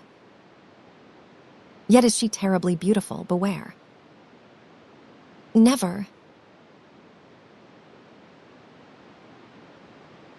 He added, raising his head, "Shall this armor be furbished, but by the blows of knightly encounter, until the last speck has disappeared from every spot where the battle-axe and sword of evil-doers or noble foes might fall, when I shall again lift my head and say to my squire, 'Do thy duty once more, and make this armor shine.'" Before I could inquire further, he had struck spurs into his horse and galloped away, shrouded from my voice in the noise of his armor. For I called after him, anxious to know more about this fearful enchantress, but in vain he heard me not. "Yet," I said to myself, "I have now been often warned. Surely I shall be well on my guard, and I am fully resolved I shall not be ensnared by any beauty, however beautiful. Doubtless some one man may escape, and I shall be he." So I went on into the wood, still hoping to find, in some one of its mysterious recesses, my lost lady of the marble. The sunny afternoon died into the loveliest twilight. Great bats began to flit about with their own noiseless flight, seemingly purposeless, because its objects are unseen. The monotonous music of the owl issued from all unexpected quarters in the half-darkness around me. The glowworm was a light here and there, burning out into the great universe. The nighthawk heightened all the harmony and stillness with his oft-recurring, discordant jar. Numberless unknown sounds came out of the unknown dusk, but all were of twilight kind, oppressing the heart as with a condensed atmosphere of dreamy, undefined love and longing. The odors of night arose and bathed me in that luxurious mournfulness peculiar to them, as if the plants whence they floated had been watered with bygone tears. Earth drew me towards her bosom. I felt as if I could fall down and kiss her. I forgot I was in fairyland, and seemed to be walking in a perfect night of our own old nursing earth. Great stems rose about me, uplifting a thick multitudinous roof above me of branches, and twigs and leaves, the bird and insect world uplifted over mine, with its own landscapes, its own thickets and paths and glades and dwellings, its own birdways and insect delights. Great boughs crossed my path, great roots based the tree columns and mightily clasped the earth, strong to lift and strong to uphold. It seemed an old, old forest, perfect in forest ways and pleasures.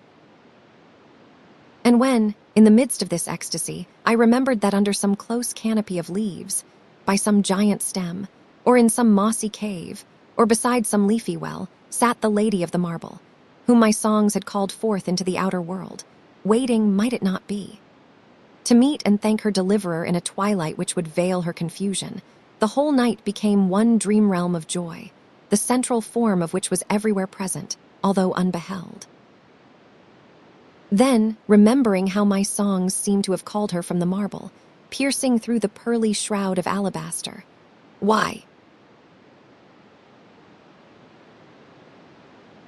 Thought I, should not my voice reach her now, through the ebon night that enwraps her?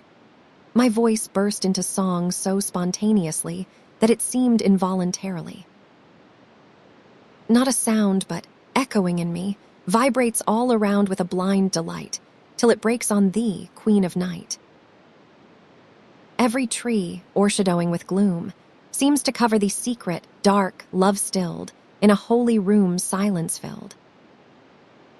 Let no moon creep up the heaven tonight. I in darksome noon walking hopefully, seek my shrouded light, grope for thee. Darker grow the borders of the dark.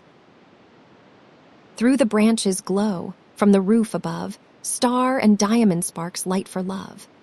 Scarcely had the last sounds floated away from the hearing of my own ears, when I heard instead a low, delicious laugh near me. It was not the laugh of one who would not be heard, but the laugh of one who has just received something long and patiently desired, a laugh that ends in a low musical moan.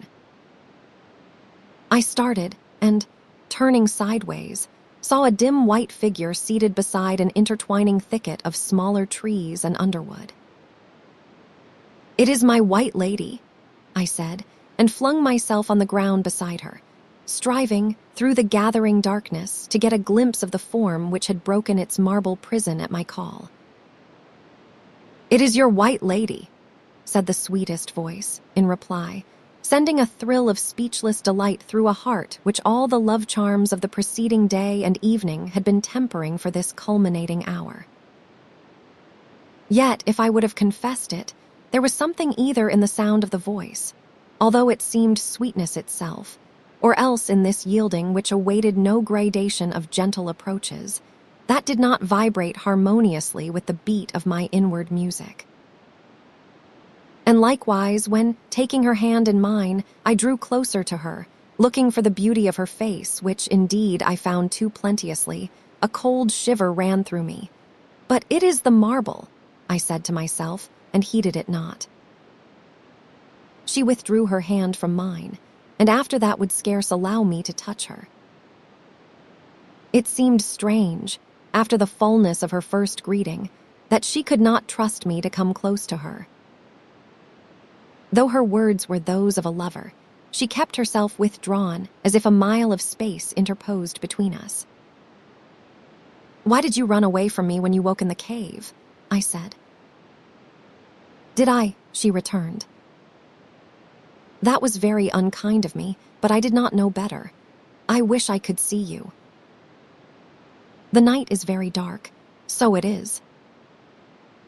"Come to my grotto." "There is light there." "Have you another cave, then?" "Come and see." But she did not move until I rose first, and then she was on her feet before I could offer my hand to help her. She came close to my side and conducted me through the wood. But once or twice, when, involuntarily almost, I was about to put my arm around her as we walked on through the warm gloom, she sprang away several paces, always keeping her face full towards me, and then stood looking at me, slightly stooping, in the attitude of one who fears some half-seen enemy. It was too dark to discern the expression of her face. Then she would return and walk close beside me again, as if nothing had happened. I thought this strange, but besides that I had almost, as I said before, given up the attempt to account for appearances in fairyland, I judged that it would be very unfair to expect from one who had slept so long and had been so suddenly awakened, a behavior correspondent to what I might unreflectingly look for. I knew not what she might have been dreaming about.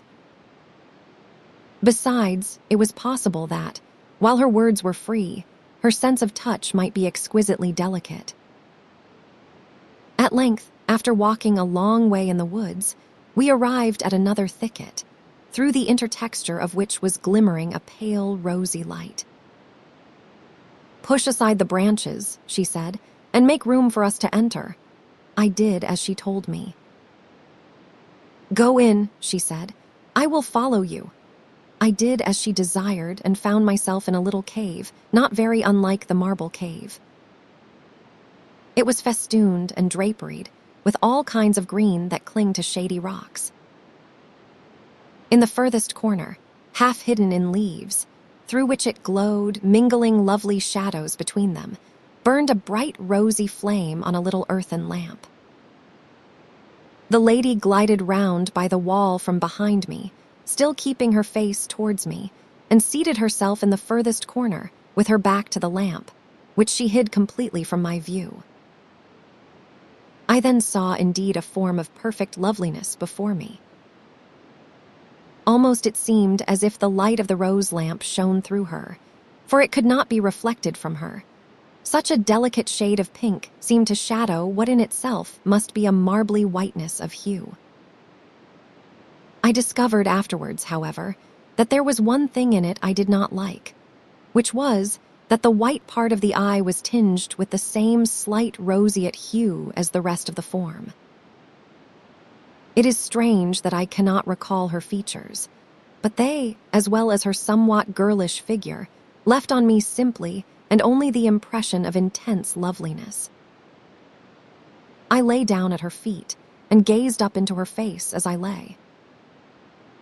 She began and told me a strange tale, which, likewise, I cannot recollect, but which, at every turn and every pause, somehow or other fixed my eyes and thoughts upon her extreme beauty, seeming always to culminate in something that had a relation, revealed or hidden, but always operative with her own loveliness. I lay entranced. It was a tale which brings back a feeling as of snows and tempests, torrents and water sprites, lovers parted for long and meeting at last, with a gorgeous summer night to close up the whole. I listened till she and I were blended with the tale, till she and I were the whole history. And we had met at last in this same cave of greenery, while the summer night hung round us heavy with love, and the odors that crept through the silence from the sleeping woods were the only signs of an outer world that invaded our solitude. What followed I cannot clearly remember. The succeeding horror almost obliterated it. I woke as a gray dawn stole into the cave. The damsel had disappeared, but in the shrubbery at the mouth of the cave stood a strange, horrible object. It looked like an open coffin set up on one end, only that the part for the head and neck was defined from the shoulder part. In fact, it was a rough representation of the human frame, only hollow, as if made of decaying bark torn from a tree. It had arms, which were only slightly seamed, down from the shoulder blade by the elbow, as if the bark had healed again from the cut of a knife. But the arms moved, and the hand and the fingers were tearing asunder a long, silky tress of hair. The thing turned round. It had for a face and front those of my enchantress, but now of a pale greenish hue in the light of the morning, and with dead, lusterless eyes. In the horror of the moment, another fear invaded me. I put my hand to my waist, and found indeed that my girdle of beech leaves was gone. Hair again in her hands, she was tearing it fiercely. Once more, as she turned, she laughed a low laugh, but now full of scorn and derision, and then she said, as if to a companion with whom she had been talking while I slept, "There he is! You can take him now." I lay still, petrified with dismay and fear, for I now saw another figure beside her, which, although vague and indistinct, I yet recognized but too well. It was the ash tree. My beauty was the maid of the alder, and she was giving me, spoiled of my only availing defense, into the hands of my awful foe. The ash bent his gorgon head and entered the cave. I could not stir. He drew near me. His ghoul eyes and his ghastly face fascinated me. He came stooping, with the hideous hand outstretched, like a beast of prey. I had given myself up to a death of unfathomable horror, when, suddenly, and just as he was on the point of seizing me, the dull, heavy blow of an axe echoed through the wood, followed by others in quick repetition. The ash shuddered and groaned, withdrew the outstretched hand, retreated backwards to the mouth of the cave, then turned and disappeared amongst the trees. The other walking death looked at me once, with a careless dislike on her beautifully molded features. Then, heedless any more to conceal her hollow deformity, turned her frightful back, and likewise vanished amid the green obscurity without. I lay and wept.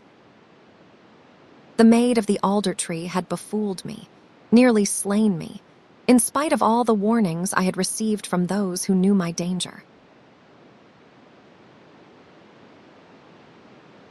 Chapter 7. Fight on, my men, Sir Andrew says, a little I am hurt, but yet not slain. Alle but lie down and bleed a while, and then Alle rise and fight again. Ballad of Sir Andrew Barton. But I could not remain where I was any longer, though the daylight was hateful to me, and the thought of the great, innocent, bold sunrise unendurable. Here there was no well to cool my face, smarting with the bitterness of my own tears. Nor would I have washed in the well of that grotto, had it flowed clear as the rivers of paradise.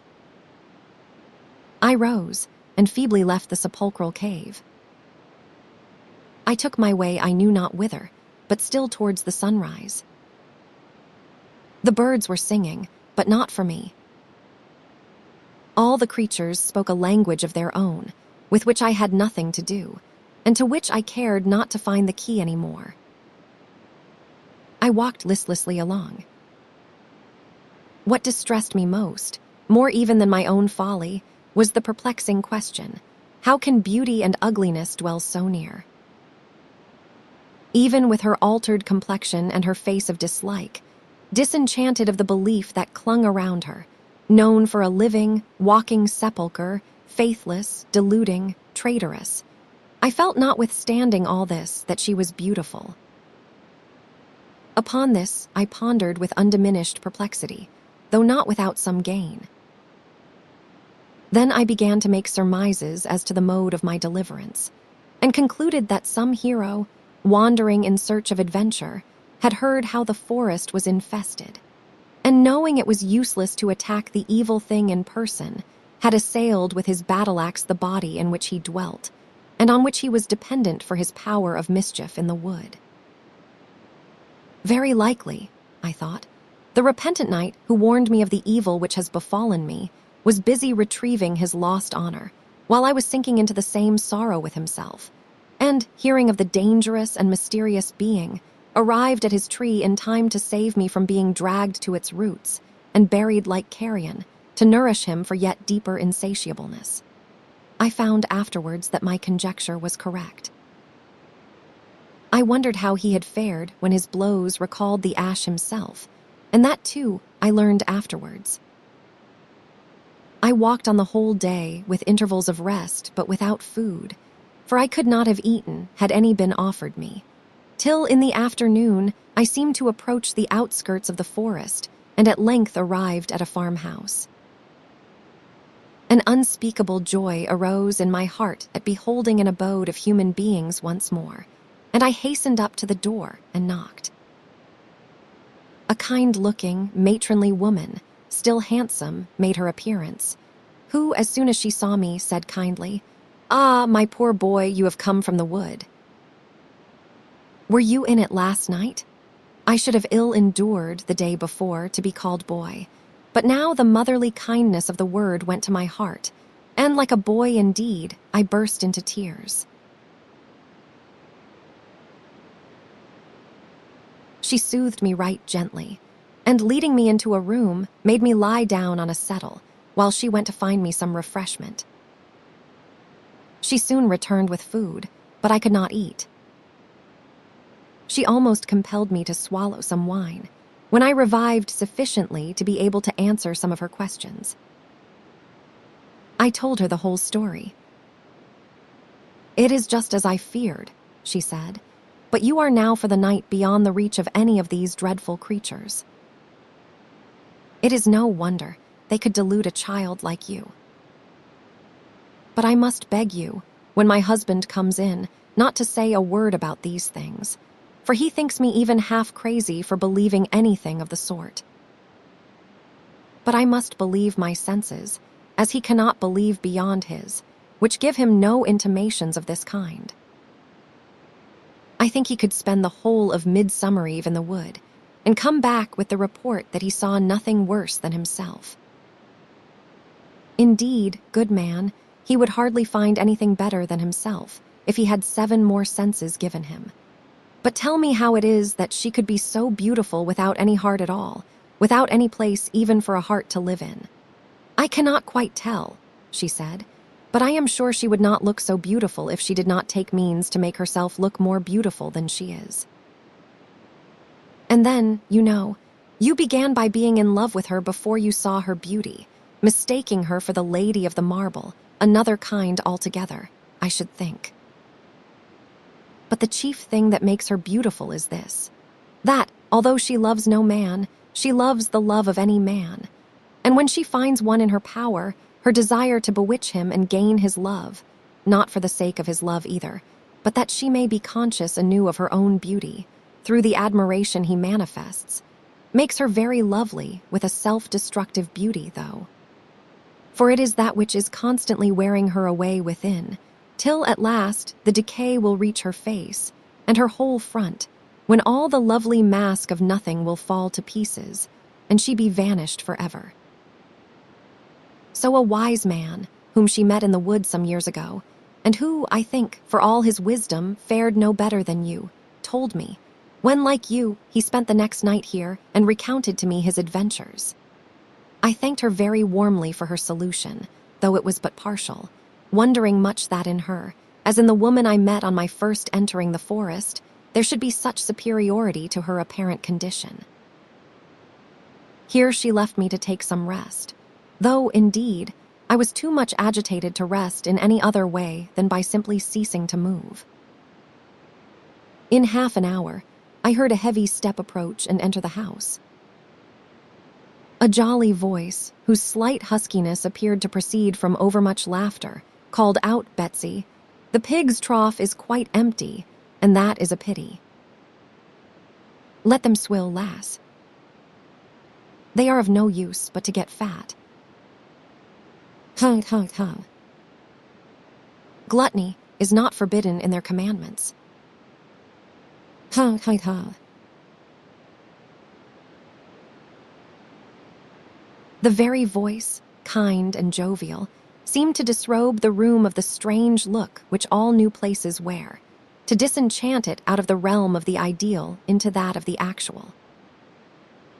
It began to look as if I had known every corner of it for 20 years. And when, soon after, the dame came and fetched me to partake of their early supper, the grasp of his great hand, and the harvest moon of his benevolent face, which was needed to light up the rotundity of the globe beneath it, produced such a reaction in me, that, for a moment, I could hardly believe that there was a fairy land, and that all I had passed through since I left home had not been the wandering dream of a diseased imagination, operating on a too mobile frame, not merely causing me indeed to travel, but peopling for me with vague phantoms the regions through which my actual steps had led me. But the next moment, my eye fell upon a little girl who was sitting in the chimney corner, with a little book open on her knee, from which she had apparently just looked up to fix great inquiring eyes upon me. I believed in fairyland again. She went on with her reading, as soon as she saw that I observed her looking at me. I went near, and peeping over her shoulder, saw that she was reading the history of Graciosa and Percinet. "Very improving book, sir," remarked the old farmer with a good-humored laugh. "We are in the very hottest corner of fairyland here." Huh. Stormy night last night, sir. Was it indeed? I rejoined. It was not so with me. A lovelier night I never saw. Indeed. Where were you last night? I spent it in the forest. I had lost my way. Ah, then, perhaps, you will be able to convince my good woman that there is nothing very remarkable about the forest, for, to tell the truth, it bears but a bad name in these parts. I dare say you saw nothing worse than yourself there.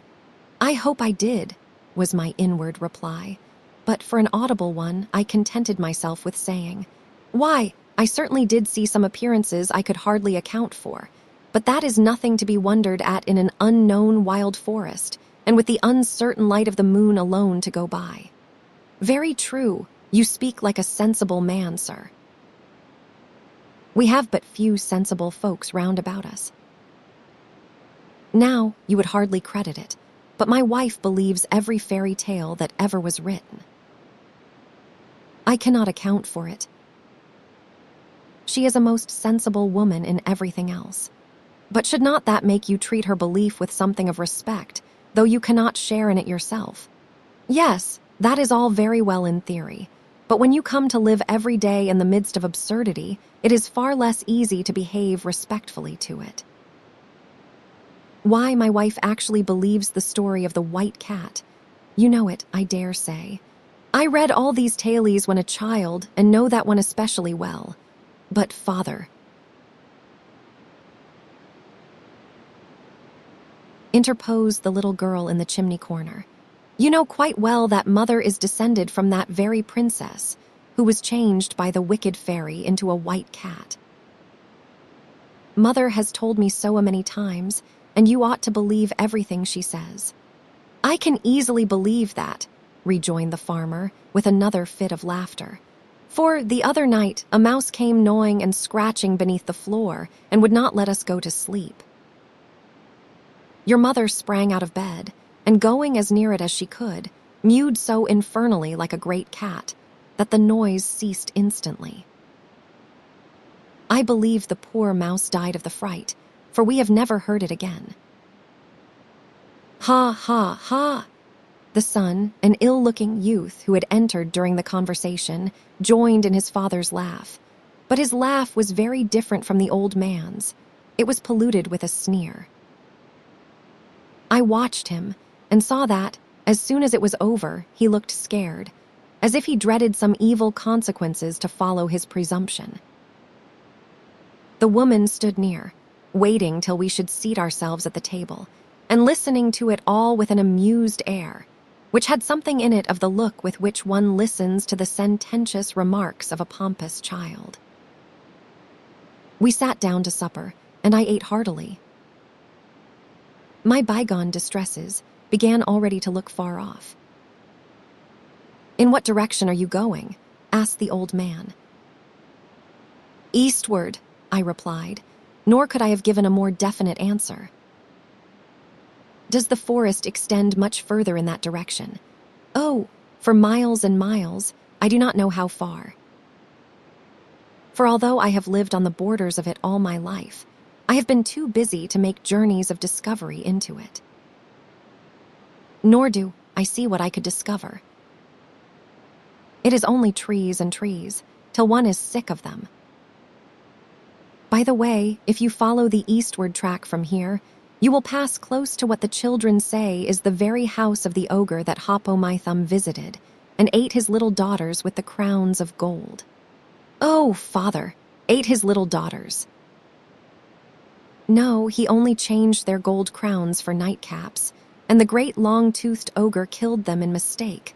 But I do not think even he ate them, for you know they were his own little ogresses." "Well, well, child, you know all about it a great deal better than I do.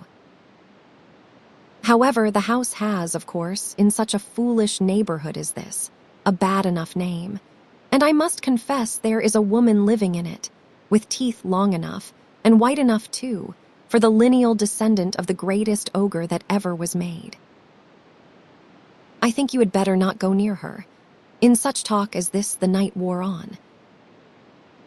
When supper was finished, which lasted some time, my hostess conducted me to my chamber. "If you had not had enough of it already," she said, "I would have put you in another room which looks towards the forest, and where you would most likely have seen something more of its inhabitants. For they frequently pass the window, and even enter the room sometimes. Strange creatures spend whole nights in it, at certain seasons of the year. I am used to it, and do not mind it. No more does my little girl, who sleeps in it always. But this room looks southward towards the open country, and they never show themselves here. At least I never saw any. I was somewhat sorry not to gather any experience that I might have of the inhabitants of fairyland, but the effect of the farmer's company and of my own later adventures was such that I chose rather an undisturbed night in my more human quarters, which, with their clean white curtains and white linen, were very inviting to my weariness.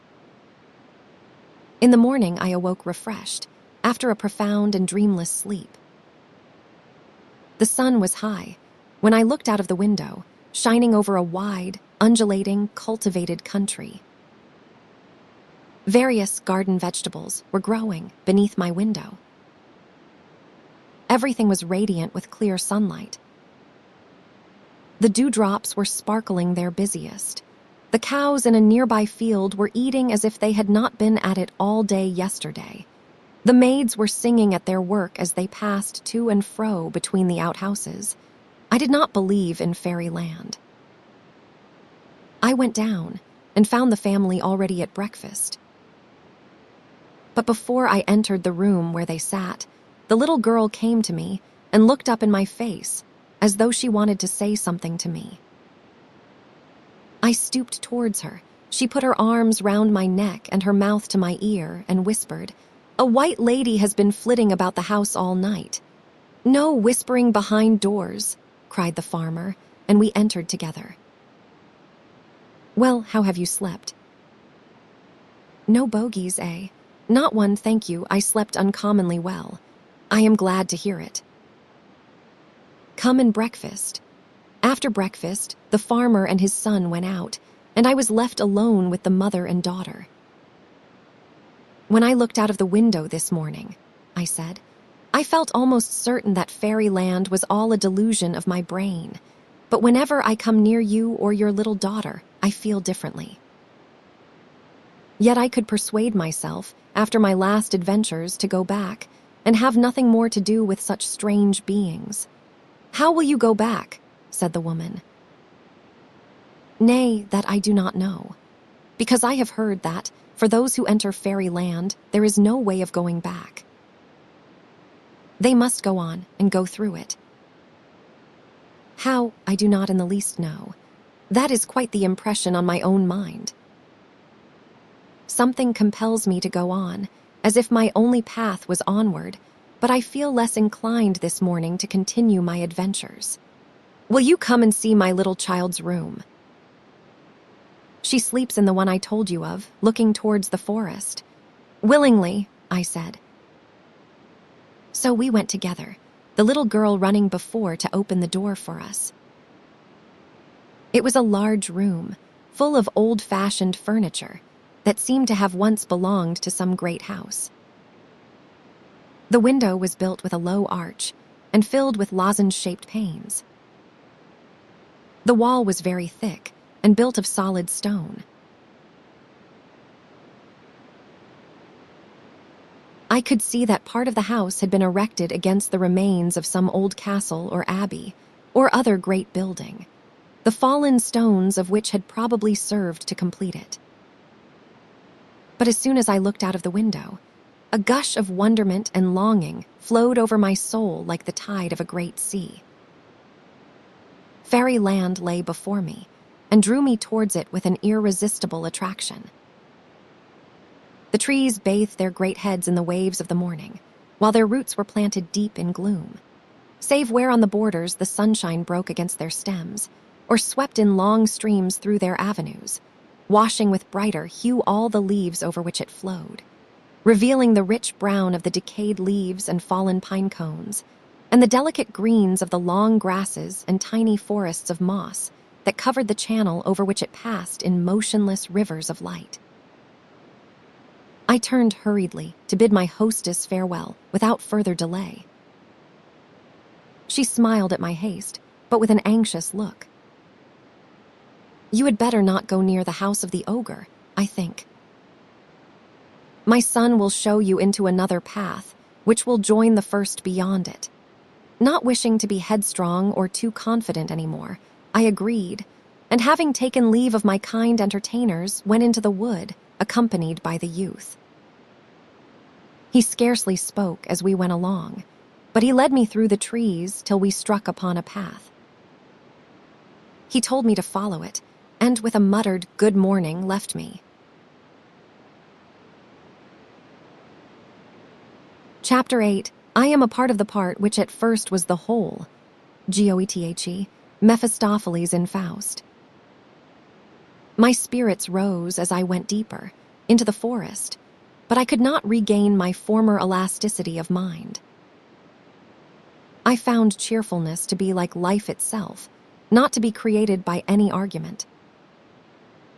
Afterwards I learned that the best way to manage some kinds of pain-filled thoughts is to dare them to do their worst, to let them lie and gnaw at your heart till they are tired, and you find you still have a residue of life they cannot kill. So, better and worse, I went on, till I came to a little clearing in the forest. In the middle of this clearing stood a long, low hut, built with one end against a single tall cypress, which rose like a spire to the building. A vague misgiving crossed my mind when I saw it, but I must needs go closer and look through a little half-open door near the opposite end from the cypress. Window I saw none. On peeping in and looking towards the further end, I saw a lamp burning with a dim, reddish flame and the head of a woman bent downwards, as if reading by its light. I could see nothing more for a few moments. At length, as my eyes got used to the dimness of the place, I saw that the part of the rude building near me was used for household purposes, for several rough utensils lay here and there, and a bed stood in the corner. An irresistible attraction caused me to enter. The woman never raised her face, the upper part of which alone I could see distinctly. But as soon as I stepped within the threshold, she began to read aloud, in a low and not altogether unpleasing voice, from an ancient little volume which she held open with one hand on the table upon which stood the lamp. What she read was something like this: "So, then, as darkness had no beginning, neither will it ever have an end.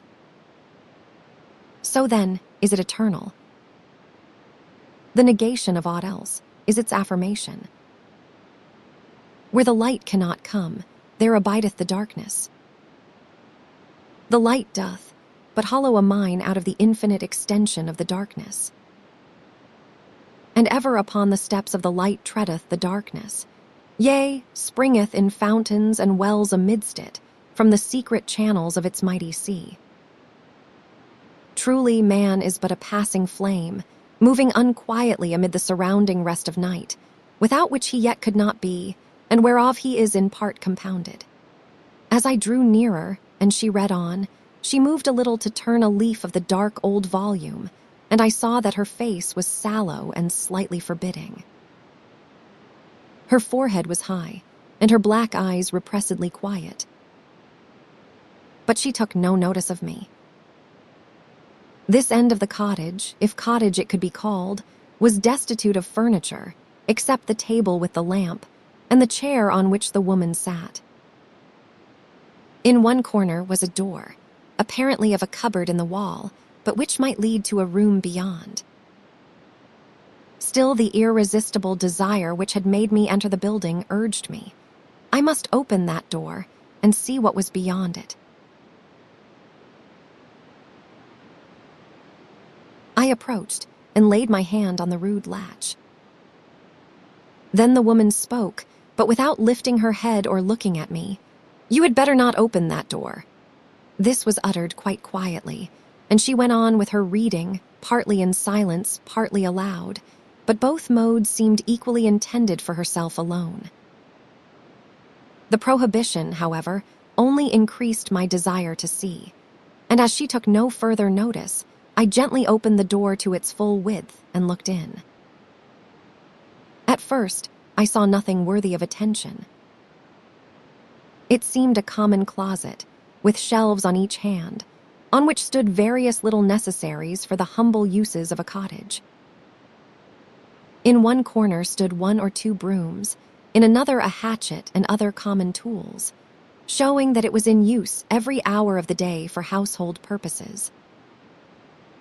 But as I looked, I saw that there were no shelves at the back, and that an empty space went in further, its termination appearing to be a faintly glimmering wall or curtain, somewhat less, however, than the width and height of the doorway where I stood. But as I continued looking, for a few seconds, towards this faintly luminous limit, my eyes came into true relation with their object. All at once, with such a shiver as when one is suddenly conscious of the presence of another in a room where he has, for hours, considered himself alone, I saw that the seemingly luminous extremity was a sky, as of night, beheld through the long perspective of a narrow, dark passage, through what, or built of what, I could not tell. As I gazed, I clearly discerned 2 or 3 stars glimmering faintly in the distant blue. But suddenly, and as if it had been running fast from a far distance for this very point, and had turned the corner without abating its swiftness, a dark figure sped into and along the passage from the blue opening at the remote end.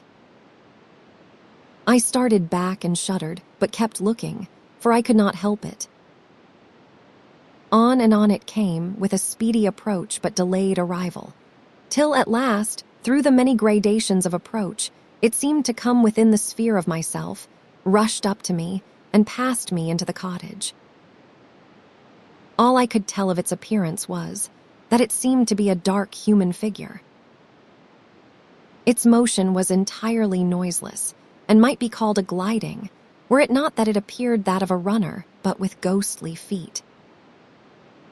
I had moved back yet a little to let him pass me, and looked round after him instantly. I could not see him. "Where is he?" I said in some alarm to the woman who still sat reading. "There, on the floor behind you," she said, pointing with her arm half outstretched, but not lifting her eyes. I turned and looked, but saw nothing. Then, with a feeling that there was yet something behind me, I looked round over my shoulder, and there, on the ground, lay a black shadow, the size of a man. It was so dark that I could see it in the dim light of the lamp, which shone full upon it, apparently without thinning at all the intensity of its hue. "I told you," said the woman, "you had better not look into that closet." "What is it?" I said, with a growing sense of horror. "It is only your shadow that has found you," she replied. "Everybody's shadow is ranging up and down looking for him. I believe you call it by a different name in your world. Yours has found you, as every person's is almost certain to do who looks into that closet, especially after meeting one in the forest, whom I dare say you have met." Here, for the first time, she lifted her head and looked full at me. Her mouth was full of long, white, shining teeth, and I knew that I was in the house of the ogre. I could not speak, but turned and left the house with the shadow at my heels. "A nice sort of valet to have," I said to myself bitterly, as I stepped into the sunshine, and looking over my shoulder saw that it lay yet blacker in the full blaze of the sunlight. Indeed, only when I stood between it and the sun was the blackness at all diminished. I was so bewildered, stunned, both by the event itself and its suddenness, that I could not at all realize to myself what it would be to have such a constant and strange attendance. But with a dim conviction that my present dislike would soon grow to loathing, I took my dreary way through the wood. Chapter 9. O Lady, we receive but what we give, and in our life alone does nature live. Ours is her wedding garments, ours her shroud. Ah, from the soul itself must issue forth a light, a glory, a fair luminous cloud enveloping the earth, and from the soul itself must there be sent a sweet and potent voice of its own birth. Of all sweet sounds the life and element. COLERIDGE. From this time, until I arrived at the palace of fairyland, I can attempt no consecutive account of my wanderings and adventures. Everything, henceforward, existed for me in its relation to my attendant. What influence he exercised upon everything into contact with which I was brought may be understood from a few detached instances. To begin with this very day on which he first joined me, after I had walked heartlessly along for 2 or 3 hours, I was very weary and lay down to rest in a most delightful part of the forest, carpeted with wild flowers. I lay for half an hour in a dull repose, and then got up to pursue my way. The flowers on the spot where I had lain were crushed to the earth, but I saw that they would soon lift their heads and rejoice again in the sun and air. Not so those on which my shadow had lain. The very outline of it could be traced in the withered, lifeless grass, and the scorched and shriveled flowers which stood there, dead and hopeless of any resurrection. I shuddered and hastened away with sad forebodings. In a few days, I had reason to dread an extension of its baleful influences from the fact that it was no longer confined to one position in regard to myself. Hitherto, when seized with an irresistible desire to look on my evil demon, which longing would unaccountably seize me at any moment, returning at longer or shorter intervals, sometimes every minute, I had to turn my head backwards and look over my shoulder, in which position, as long as I could retain it, I was fascinated. But one day, having come out on a clear grassy hill, which commanded a glorious prospect, though of what I cannot now tell, my shadow moved round and came in front of me. And presently, a new manifestation increased my distress. For it began to coruscate and shoot out on all sides a radiation of dim shadow. These rays of gloom issued from the central shadow, as from a black sun, lengthening and shortening with continual change. But wherever a ray struck, that part of earth or sea or sky became void and desert and sad to my heart. On this, the first development of its new power, one ray shot out beyond the rest, seeming to lengthen infinitely, until it smote the great sun on the face, which withered and darkened beneath the blow. I turned away and went on. The shadow retreated to its former position, and when I looked again, it had drawn in all its spears of darkness and followed like a dog at my heels. Once, as I passed by a cottage, there came out a lovely fairy child, with 2 wondrous toys, one in each hand. The one was the tube through which the fairy-gifted poet looks when he beholds the same thing everywhere. The other that through which he looks when he combines into new forms of loveliness those images of beauty, which his own choice has gathered from all regions wherein he has traveled.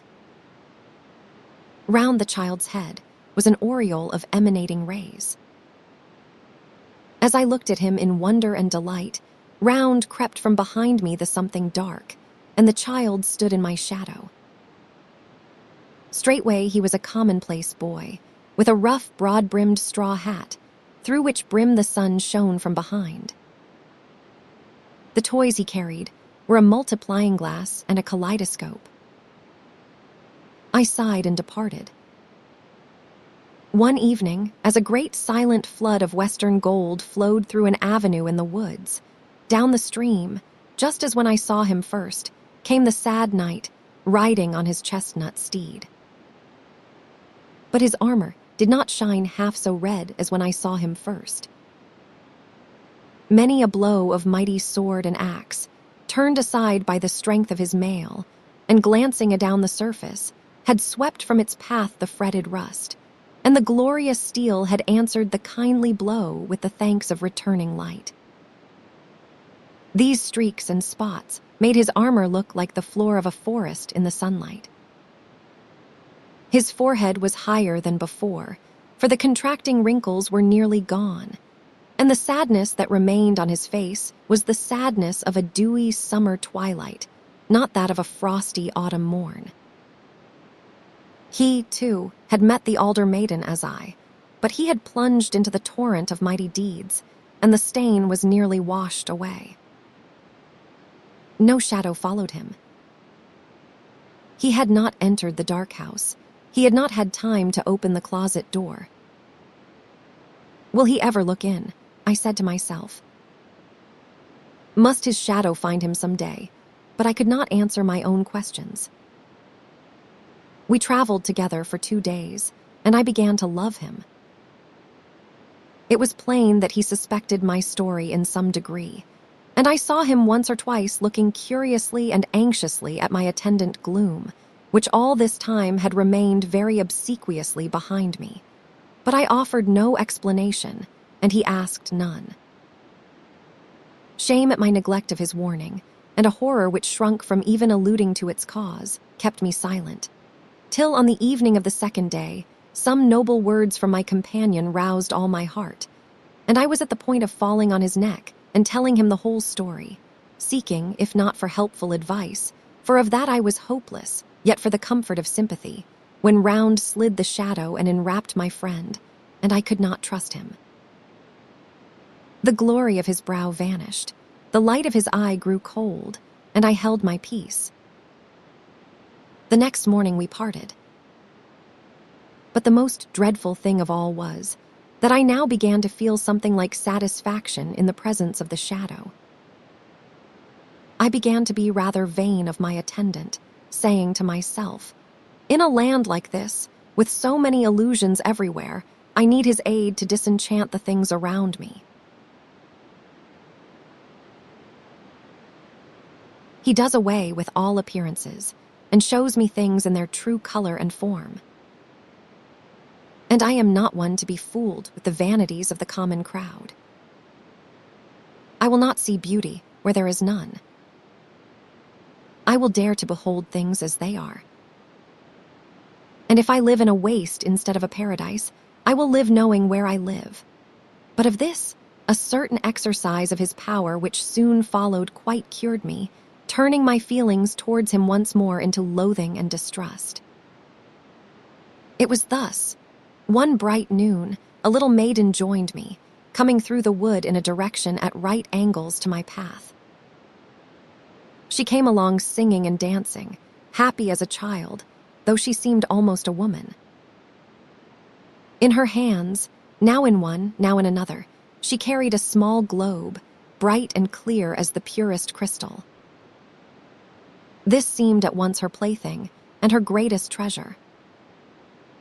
At one moment, you would have thought her utterly careless of it, and at another, overwhelmed with anxiety for its safety. But I believe she was taking care of it all the time, perhaps not least when least occupied about it. She stopped by me with a smile and bade me good day with the sweetest voice. I felt a wonderful liking to the child, for she produced on me more the impression of a child, though my understanding told me differently. We talked a little, and then walked on together in the direction I had been pursuing. I asked her about the globe she carried, but getting no definite answer, I held out my hand to take it. She drew back and said, but smiling almost invitingly the while, "You must not touch it." Then, after a moment's pause, "Or if you do, it must be very gently." I touched it with a finger. A slight vibratory motion arose in it, accompanied, or perhaps manifested, by a faint sweet sound. I touched it again, and the sound increased. I touched it the 3rd time, A tiny torrent of harmony rolled out of the little globe. She would not let me touch it anymore. We traveled on together all that day. She left me when twilight came on, but next day, at noon, she met me as before, and again we traveled till evening. The third day she came once more at noon, and we walked on together. Now, though we had talked about a great many things connected with fairyland, and the life she had led hitherto, I had never been able to learn anything about the globe. This day, however, as we went on, the shadow glided round and enwrapped the maiden. It could not change her. But my desire to know about the globe, which in his gloom began to waver as with an inward light, and to shoot out flashes of many-colored flame, grew irresistible. I put out both my hands and laid hold of it. It began to sound as before. The sound rapidly increased, till it grew a low tempest of harmony, and the globe trembled and quivered and throbbed between my hands. I had not the heart to pull it away from the maiden, though I held it in spite of her attempts to take it from me. Yes, I shame to say, in spite of her prayers, and at last her tears. The music went on growing in intensity and complication of tones, and the globe vibrated and heaved, till at last it burst in our hands, and a black vapor broke upwards from out of it, then turned, as if blown sideways, and enveloped the maiden, hiding even the shadow in its blackness. She held fast the fragments, which I abandoned, and fled from me into the forest in the direction whence she had come, wailing like a child and crying, "You have broken my globe! My globe is broken! My globe is broken!" I followed her in the hope of comforting her, but had not pursued her far before a sudden cold gust of wind bowed the tree-tops above us and swept through their stems around us. A great cloud overspread the day, and a fierce tempest came on, in which I lost sight of her. It lies heavy on my heart to this hour. At night, ere I fall asleep, often, whatever I may be thinking about, I suddenly hear her voice crying out, "You have broken my globe! My globe is broken! Ah, my globe!" Here I will mention one more strange thing, but whether this peculiarity was owing to my shadow at all, I am not able to assure myself. I came to a village, the inhabitants of which could not at first sight be distinguished from the dwellers in our land. They rather avoided than sought my company, though they were very pleasant when I addressed them. But at last I observed that whenever I came within a certain distance of any one of them, which distance, however, varied with different individuals, the whole appearance of the person began to change, and this change increased in degree as I approached. When I receded to the former distance, the former appearance was restored. The nature of the change was grotesque, following no fixed rule.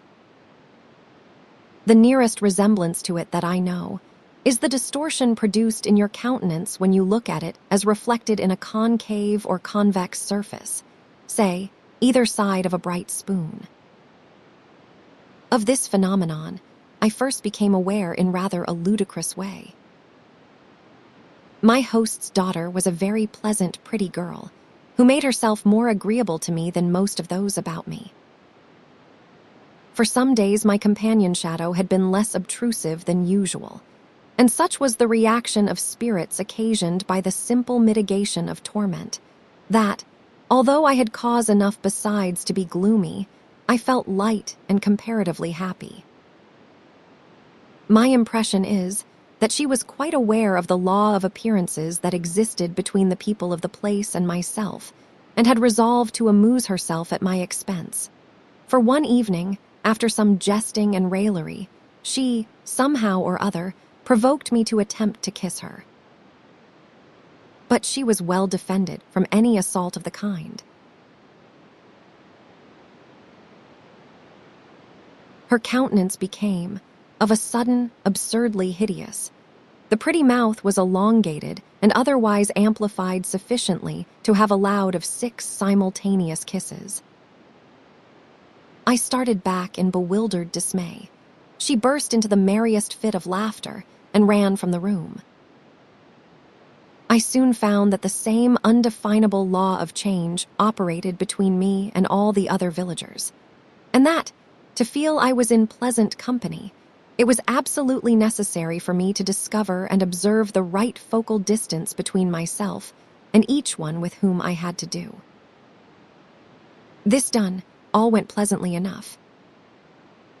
Whether, when I happened to neglect this precaution, I presented to them an equally ridiculous appearance, I did not ascertain, but I presume that the alteration was common to the approximating parties.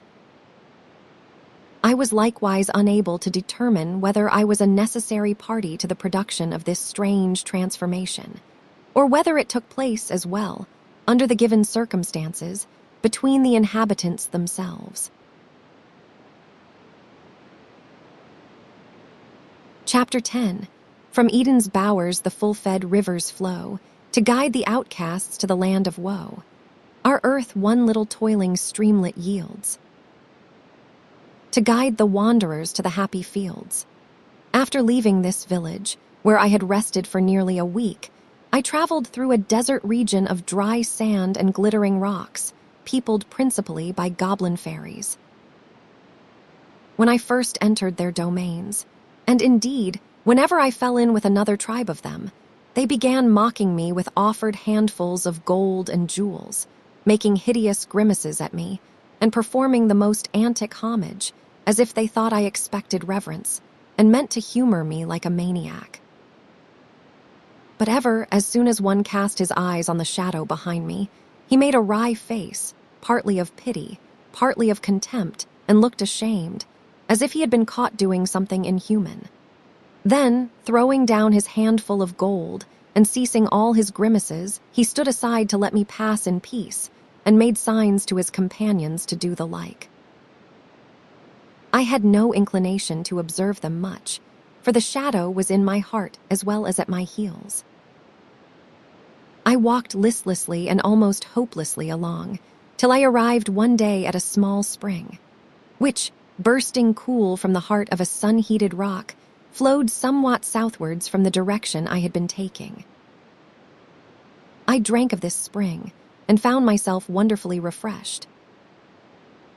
A kind of love to the cheerful little stream arose in my heart. It was born in a desert, but it seemed to say to itself, "I will flow and sing and lave my banks till I make my desert a paradise."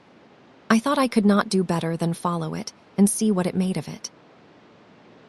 So down with the stream I went, over rocky lands, burning with sunbeams. But the rivulet flowed not far, before a few blades of grass appeared on its banks, and then, here and there, a stunted bush. Sometimes it disappeared altogether underground, and after I had wandered some distance, as near as I could guess, in the direction it seemed to take, I would suddenly hear it again, singing, sometimes far away to my right or left, amongst new rocks, over which it made new cataracts of watery melodies. The verdure on its banks increased as it flowed. Other streams joined it. And at last, after many days' travel, I found myself, one gorgeous summer evening, resting by the side of a broad river with a glorious horse-chestnut tree towering above me, and dropping its blossoms, milk-white and rosy-red, all about me. As I sat, a gush of joy sprang forth in my heart and overflowed at my eyes. Through my tears, the whole landscape glimmered in such bewildering loveliness that I felt as if I were entering fairyland for the first time, and some loving hand were waiting to cool my head and a loving word to warm my heart. Roses, wild roses everywhere.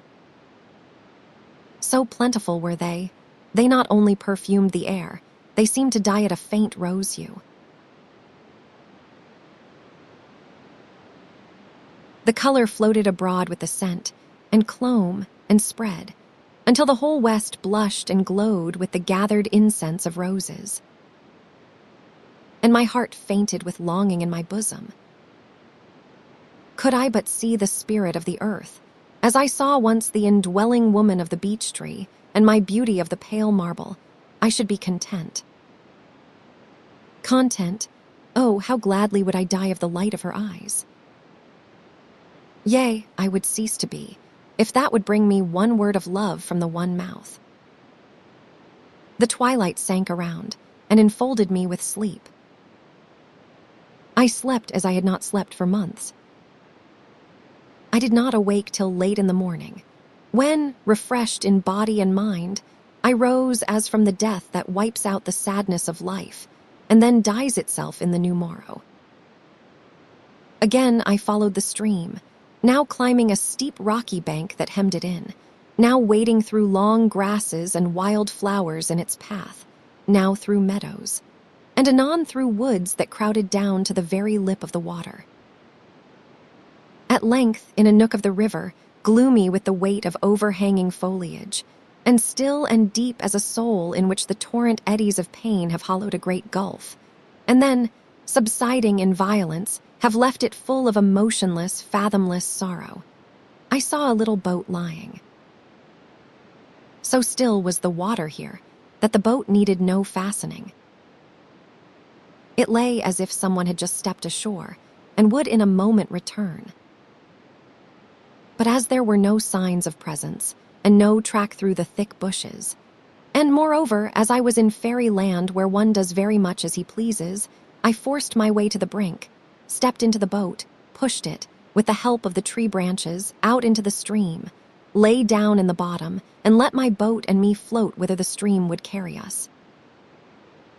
I seemed to lose myself in the great flow of sky above me unbroken in its infinitude, except when now and then, coming nearer the shore at a bend in the river, a tree would sweep its mighty head silently above mine and glide away back into the past, never more to fling its shadow over me. I fell asleep in this cradle, in which Mother Nature was rocking her weary child, and while I slept, the sun slept not, but went round his arched way. When I awoke, he slept in the waters, and I went on my silent path beneath a round, silvery moon. And a pale moon looked up from the floor of the great blue cave that lay in the abysmal silence beneath. Why are all reflections lovelier than what we call the reality? Not so grand or so strong, it may be, but always lovelier. Fair as is the gliding sloop on the shining sea, the wavering, trembling, unresting sail below is fairer still. Yea, the reflecting ocean itself, reflected in the mirror, has a wondrousness about its waters that somewhat vanishes when I turn towards itself. All mirrors are magic mirrors. The commonest room is a room in a poem when I turn to the glass. And this reminds me, while I write, of a strange story which I read in the fairy palace, and of which I will try to make a feeble memorial in its place. In whatever way it may be accounted for, of one thing we may be sure, that this feeling is no cheat, for there is no cheating in nature and the simple, unsought feelings of the soul. There must be a truth involved in it, though we may but in part lay hold of the meaning. Even the memories of past pain are beautiful, and past delights, though beheld only through clefts in the gray clouds of sorrow, are lovely as fairyland. But how have I wandered into the deeper fairyland of the soul, while as yet I only float towards the fairy palace of fairyland? The moon, which is the lovelier memory or reflex of the down-gone sun, the joyous day seen in the faint mirror of the brooding night, had wrapped me away. I sat up in the boat. Gigantic forest trees were about me, through which, like a silver snake, twisted and twined the great river. The little waves, when I moved in the boat, heaved and fell with a plash as of molten silver, breaking the image of the moon into 1,000 morsels, fusing again into one, as the ripples of laughter die into the still face of joy. The sleeping woods in undefined massiveness, the water that flowed in its sleep, and above all the enchantress moon which had cast them all, with her pale eye into the charmed slumber, sank into my soul, and I felt as if I had died in a dream and should never more awake.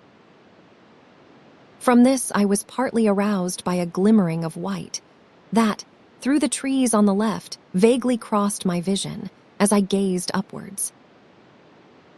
But the trees again hid the object, and at the moment some strange melodious bird took up its song and sang, not an ordinary bird song with constant repetitions of the same melody, but what sounded like a continuous strain in which one thought was expressed, deepening in intensity as evolved in progress. It sounded like a welcome already overshadowed with the coming farewell. As in all sweetest music, a tinge of sadness was in every note.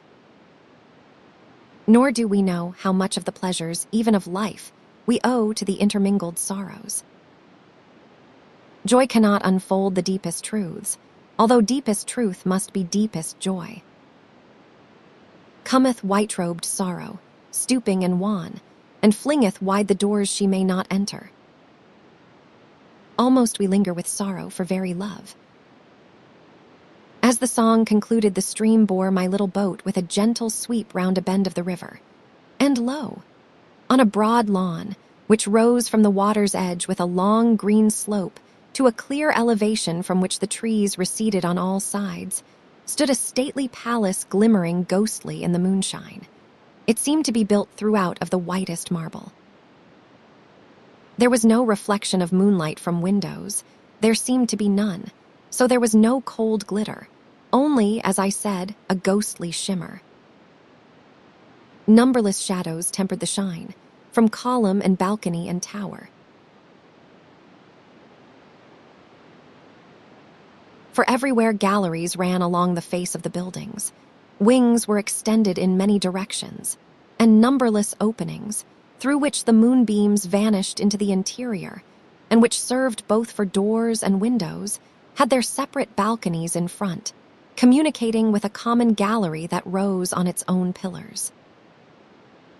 Of course, I did not discover all this from the river and in the moonlight. But though I was there for many days, I did not succeed in mastering the inner topography of the building, so extensive and complicated was it. Here I wished to land, but the boat had no oars on board. However, I found that a plank, serving for a seat, was unfastened, and with that I brought the boat to the bank and scrambled on shore. Deep, soft turf sank beneath my feet as I went up the ascent towards the palace. When I reached it, I saw that it stood on a great platform of marble, with an ascent by broad stairs of the same all round it. Arrived on the platform, I found there was an extensive outlook over the forest, which, however, was rather veiled than revealed by the moonlight. Entering by a wide gateway, but without gates, into an inner court, surrounded on all sides by great marble pillars supporting galleries above, I saw a large fountain of porphyry in the middle, throwing up a lofty column of water, which fell, with a noise as of the fusion of all sweet sounds, into a basin beneath, overflowing which, it ran into a single channel towards the interior of the building. Although the moon was by this time so low in the west that not a ray of her light fell into the court, over the height of the surrounding buildings, yet was the court lighted by a second reflex from the sun of other lands. For the top of the column of water, just as it spread to fall, caught the moonbeams, and like a great pale lamp, hung high in the night air, threw a dim memory of light, as it were, over the court below. This court was paved in diamonds of white and red marble. According to my custom since I entered fairy land, of taking for a guide whatever I first found moving in any direction, I followed the stream from the basin of the fountain.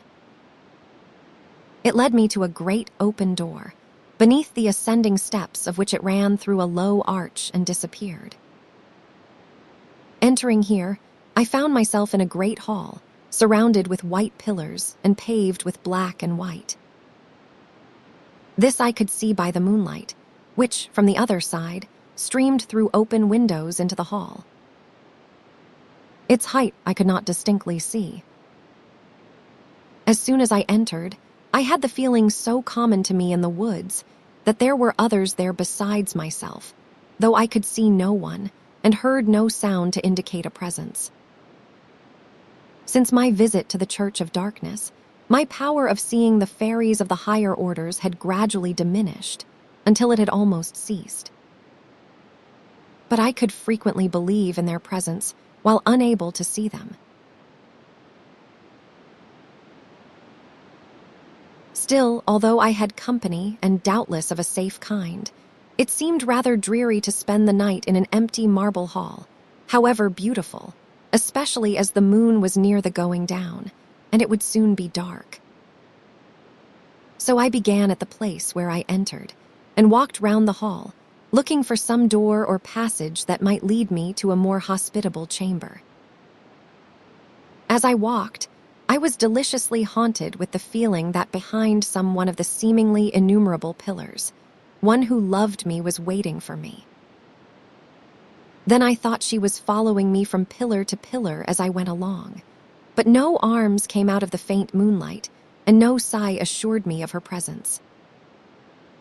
At length I came to an open corridor, into which I turned, notwithstanding that, in doing so, I left the light behind. Along this I walked with outstretched hands, groping my way, till arriving at another corridor, which seemed to strike off at right angles to that in which I was, I saw at the end a faintly glimmering light, too pale even for moonshine, resembling rather a stray phosphorescence. However, where everything was white, a little light went a great way. So I walked on to the end, and a long corridor it was. When I came up to the light, I found that it proceeded from what looked like silver letters upon a door of ebony, and to my surprise, even in the home of wonder itself, the letters formed the words, "The Chamber of Sir Anodos." Although I had as yet no right to the honors of a knight, I ventured to conclude that the chamber was indeed intended for me, and, opening the door without hesitation, I entered. Any doubt as to whether I was right in so doing was soon dispelled.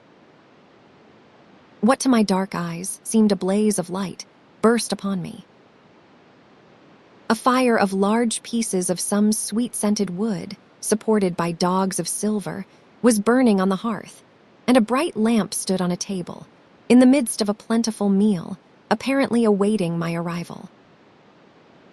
But what surprised me more than all was that the room was in every respect a copy of my own room, the room whence the little stream from my basin had led me into fairyland.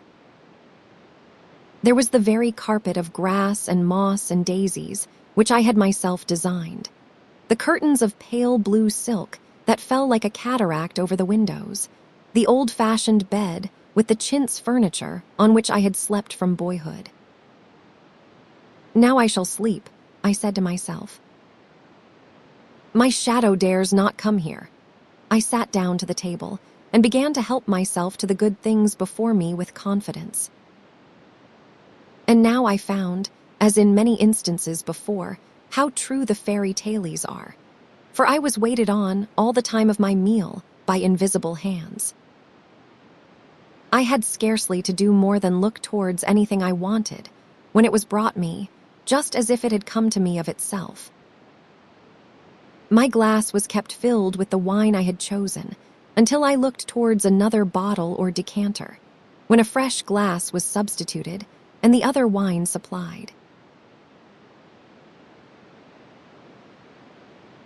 When I had eaten and drank more heartily and joyfully than ever since I entered fairyland, the whole was removed by several attendants, of whom some were male and some female, as I thought I could distinguish from the way the dishes were lifted from the table, and the motion with which they were carried out of the room.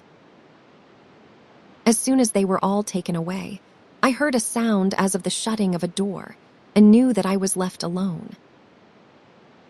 I sat long by the fire, meditating and wondering how it would all end, and when at length, wearied with thinking, I betook myself to my own bed, It was half with a hope that, when I awoke in the morning, I should awake not only in my own room, but in my own castle also, and that I should walk out upon my own native soil and find that fairyland was, after all, only a vision of the night. The sound of the falling waters of the fountain floated me into oblivion. Chapter 11. A wilderness of building, sinking far and self-withdrawn into a wondrous depth, far sinking into splendor without end. Fabric it seemed of diamond and of gold, with alabaster domes and silver spires and blazing terrace upon terrace, high uplifted. WORDSWRTH. But when, after a sleep, which, although dreamless, yet left behind it a sense of past blessedness, I awoke in the full morning, I found, indeed, that the room was still my own, but that it looked abroad upon an unknown landscape of forest and hill and dale on the one side, and on the other, upon the marble court, with the great fountain, the crest of which now flashed glorious in the sun, and cast on the pavement beneath a shower of faint shadows from the waters that fell from it into the marble basin below. Agreeably to all authentic accounts of the treatment of travelers in fairyland, I found by my bedside a complete suit of fresh clothing, just such as I was in the habit of wearing. For, though varied sufficiently from the one removed, it was yet in complete accordance with my tastes. I dressed myself in this and went out. The whole palace shone like silver in the sun. The marble was partly dull and partly polished, and every pinnacle, dome, and turret ended in a ball or cone or cusp of silver. It was like frostwork, and too dazzling in the sun for earthly eyes like mine. I will not attempt to describe the environs, save by saying that all the pleasures to be found in the most varied and artistic arrangement of wood and river, lawn and wild forest, garden and shrubbery, rocky hill and luxurious vale, in living creatures wild and tame, in gorgeous birds, scattered fountains, little streams, and reedy lakes, all were here. Some parts of the palace itself I shall have occasion to describe more minutely. For this whole morning I never thought of my demon shadow, and not till the weariness which supervened on delight brought it again to my memory, did I look round to see if it was behind me. It was scarcely discernible. But its presence, however faintly revealed, sent a pang to my heart, for the pain of which not all the beauties around me could compensate. It was followed, however, by the comforting reflection that, peradventure, I might here find the magic word of power to banish the demon and set me free, so that I should no longer be a man beside myself. The Queen of Fairyland, thought I, must dwell here. Surely she will put forth her power to deliver me and send me singing through the further gates of her country back to my own land. Shadow of me, I said, which art not me, but which representest thyself to me as me, here I may find a shadow of light which will devour thee, the shadow of darkness. Here I may find a blessing which will fall on thee as a curse, and damn thee to the blackness whence thou hast emerged unbidden. I said this, stretched at length on the slope of the lawn above the river, and as the hope arose within me, the sun came forth from a light fleecy cloud that swept across his face, and hill and dale, and the great river winding on through the still mysterious forest, flashed back his rays as with a silent shout of joy. All nature lived and glowed. The very earth grew warm beneath me. A magnificent dragonfly went past me like an arrow from a bow, and a whole concert of birds burst into choral song. The heat of the sun soon became too intense, even for passive support. I therefore rose and sought the shelter of one of the arcades.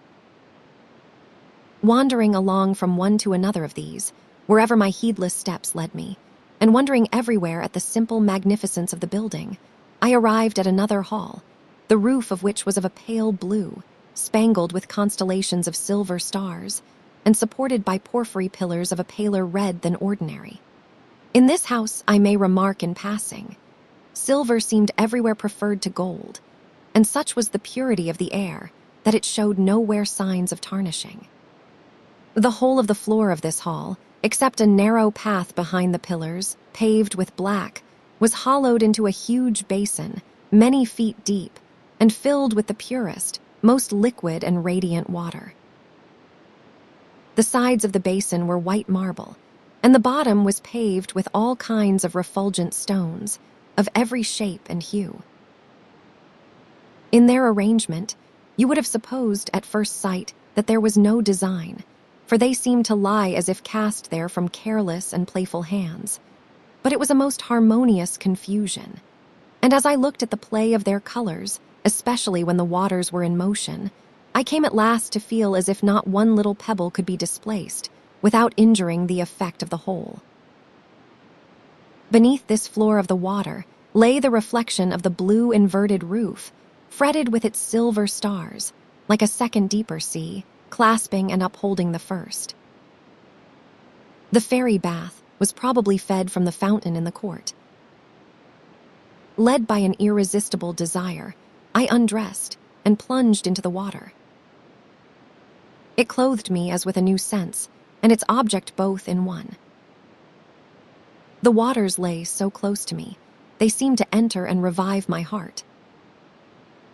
I rose to the surface, shook the water from my hair, and swam as in a rainbow, amid the coruscations of the gems below seen through the agitation caused by my motion. Then, with open eyes, I dived and swam beneath the surface. And here was a new wonder. For the basin, thus beheld, appeared to extend on all sides like a sea, with here and there groups as of ocean rocks, hollowed by ceaseless billows into wondrous caves and grotesque pinnacles. Around the caves grew seaweeds of all hues, and the corals glowed between, while far off I saw the glimmer of what seemed to be creatures of human form at home in the waters. I thought I had been enchanted, and that when I rose to the surface, I should find myself miles from land, swimming alone upon a heaving sea. But when my eyes emerged from the waters, I saw above me the blue-spangled vault and the red pillars around. I dived again and found myself once more in the heart of a great sea. I then arose and swam to the edge, where I got out easily, for the water reached the very brim, and as I drew near washed in tiny waves over the black marble border. I dressed and went out deeply refreshed. And now I began to discern faint, gracious forms, here and there throughout the building. Some walked together in earnest conversation. Others strayed alone.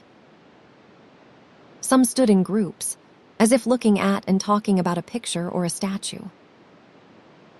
None of them heeded me, nor were they plainly visible to my eyes. Sometimes a group, or single individual, would fade entirely out of the realm of my vision as I gazed.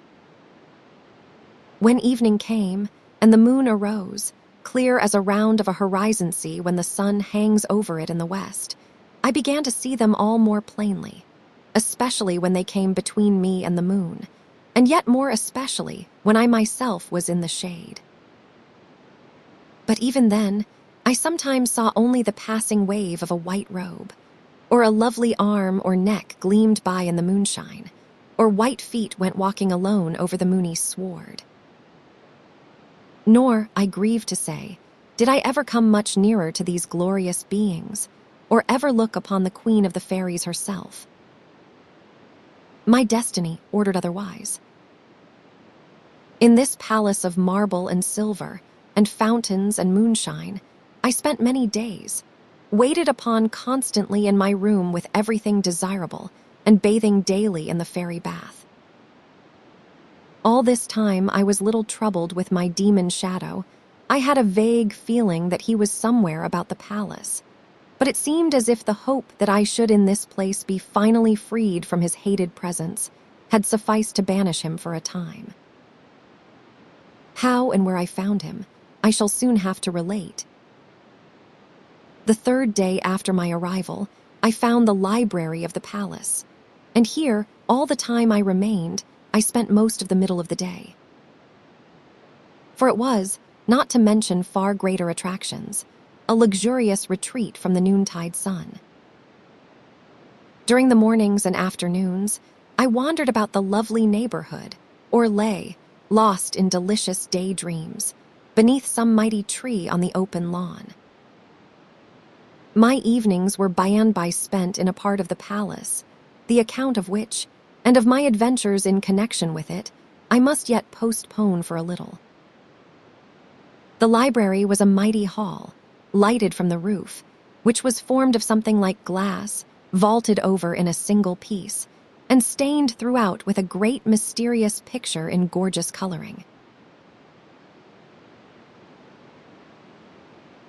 The walls were lined from floor to roof with books and books, most of them in ancient bindings, but some in strange new fashions which I had never seen, and which, were I to make the attempt, I could ill describe.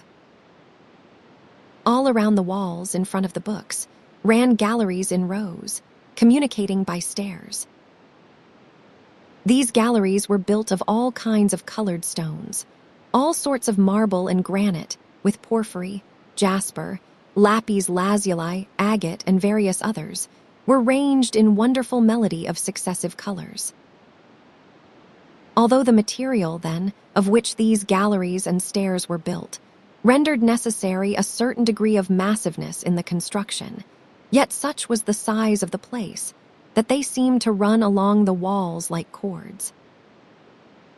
Over some parts of the library descended curtains of silk of various dyes, none of which I ever saw lifted while I was there, and I felt somehow that it would be presumptuous in me to venture to look within them.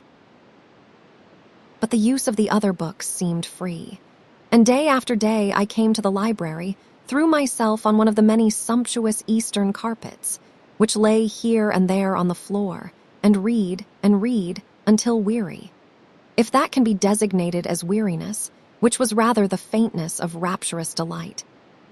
Or until, sometimes, the failing of the light invited me to go abroad, in the hope that a cool, gentle breeze might have arisen to bathe, with an airy, invigorating bath, the limbs which the glow of the burning spirit within had withered no less than the glow of the blazing sun without.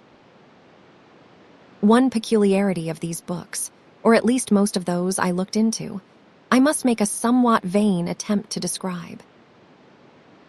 If, for instance, it was a book of metaphysics I opened, I had scarcely read 2 pages before I seemed to myself to be pondering over discovered truth, and constructing the intellectual machine whereby to communicate the discovery to my fellow men.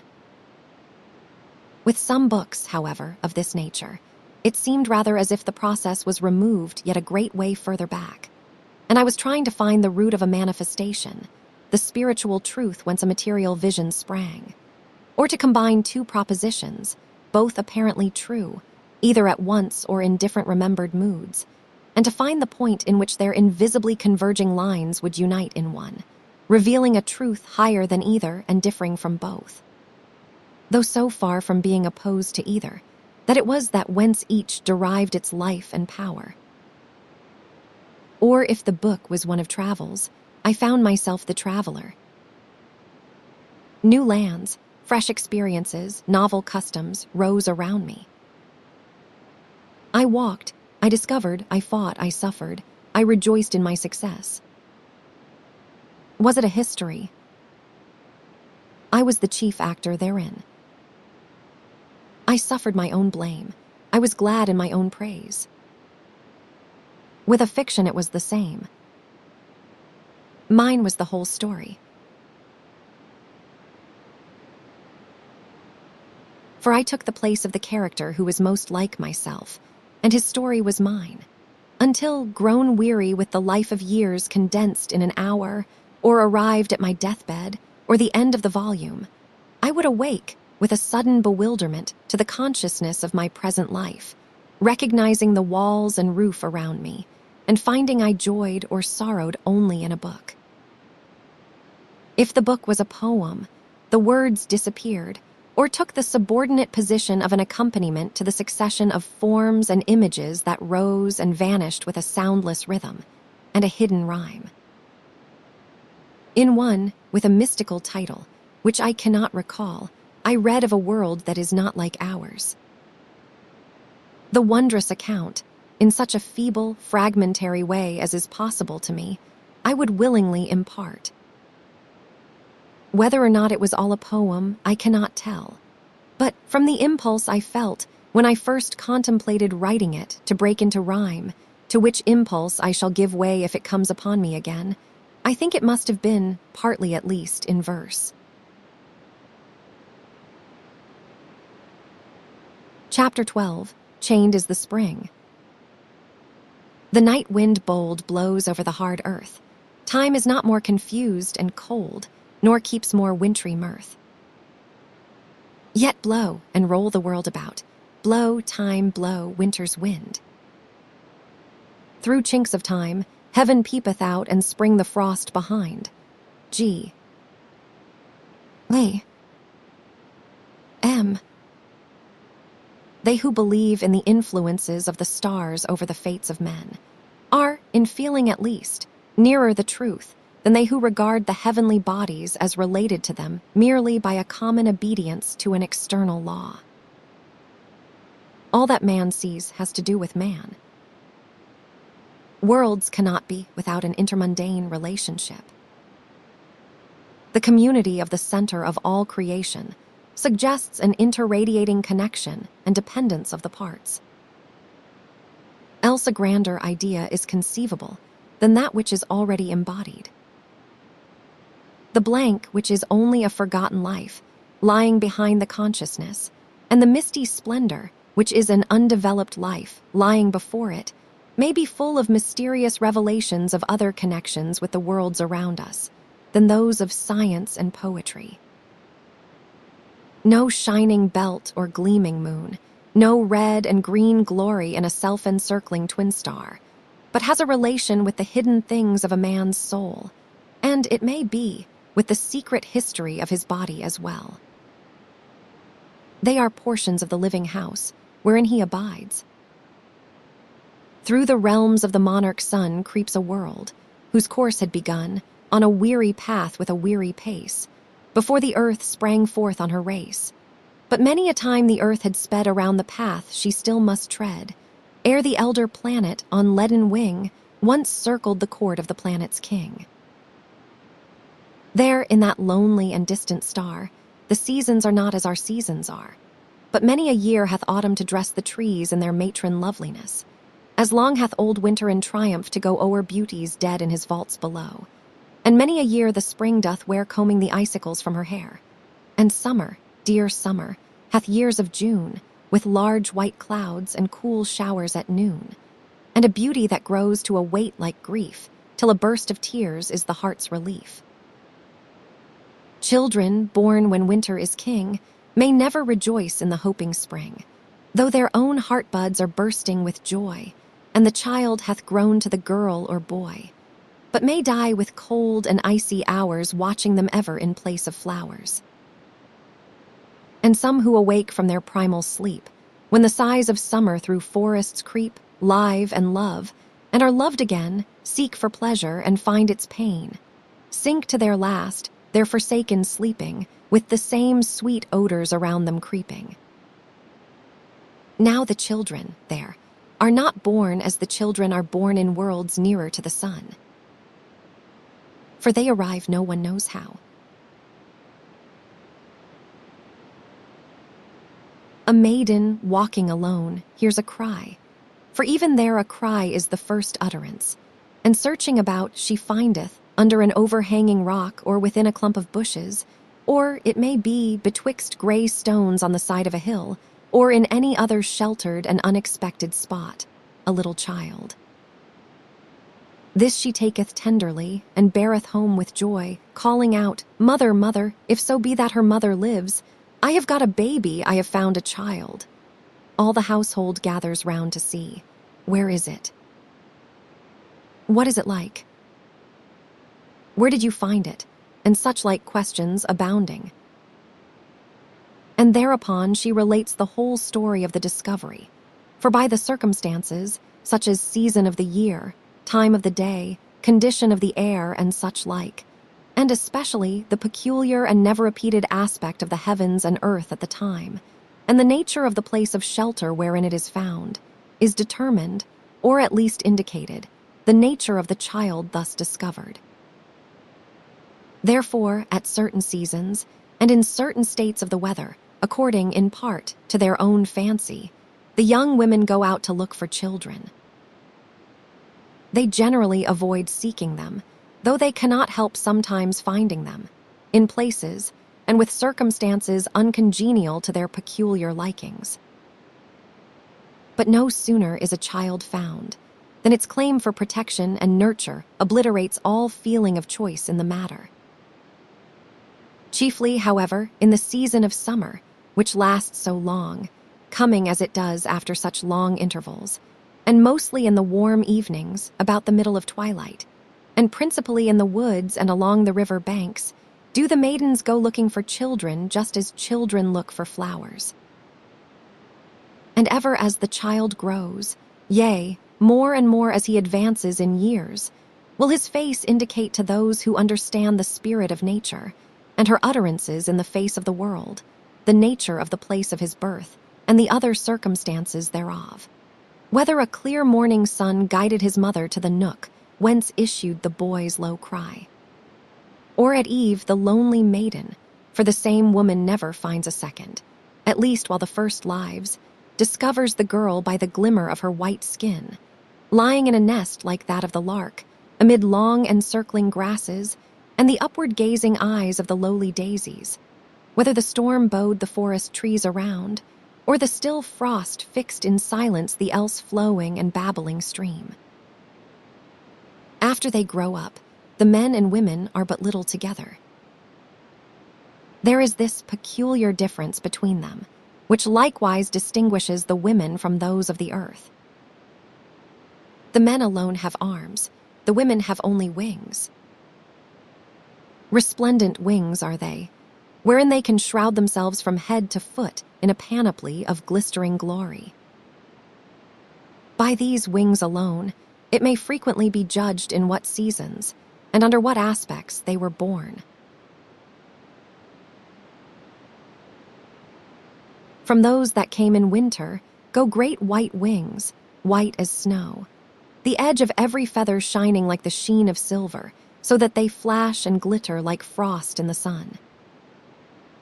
But underneath, they are tinged with a faint pink or rose color.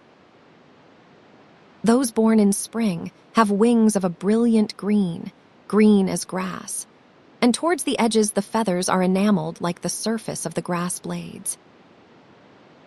These again are white within. Those that are born in summer have wings of a deep rose color, lined with pale gold. And those born in autumn have purple wings, with a rich brown on the inside. But these colors are modified and altered in all varieties, corresponding to the mood of the day and hour, as well as the season of the year. And sometimes I found the various colors so intermingled that I could not determine even the season, though doubtless the hieroglyphic could be deciphered by more experienced eyes. One splendor in particular I remember, wings of deep carmine, with an inner down of warm gray, around a form of brilliant whiteness.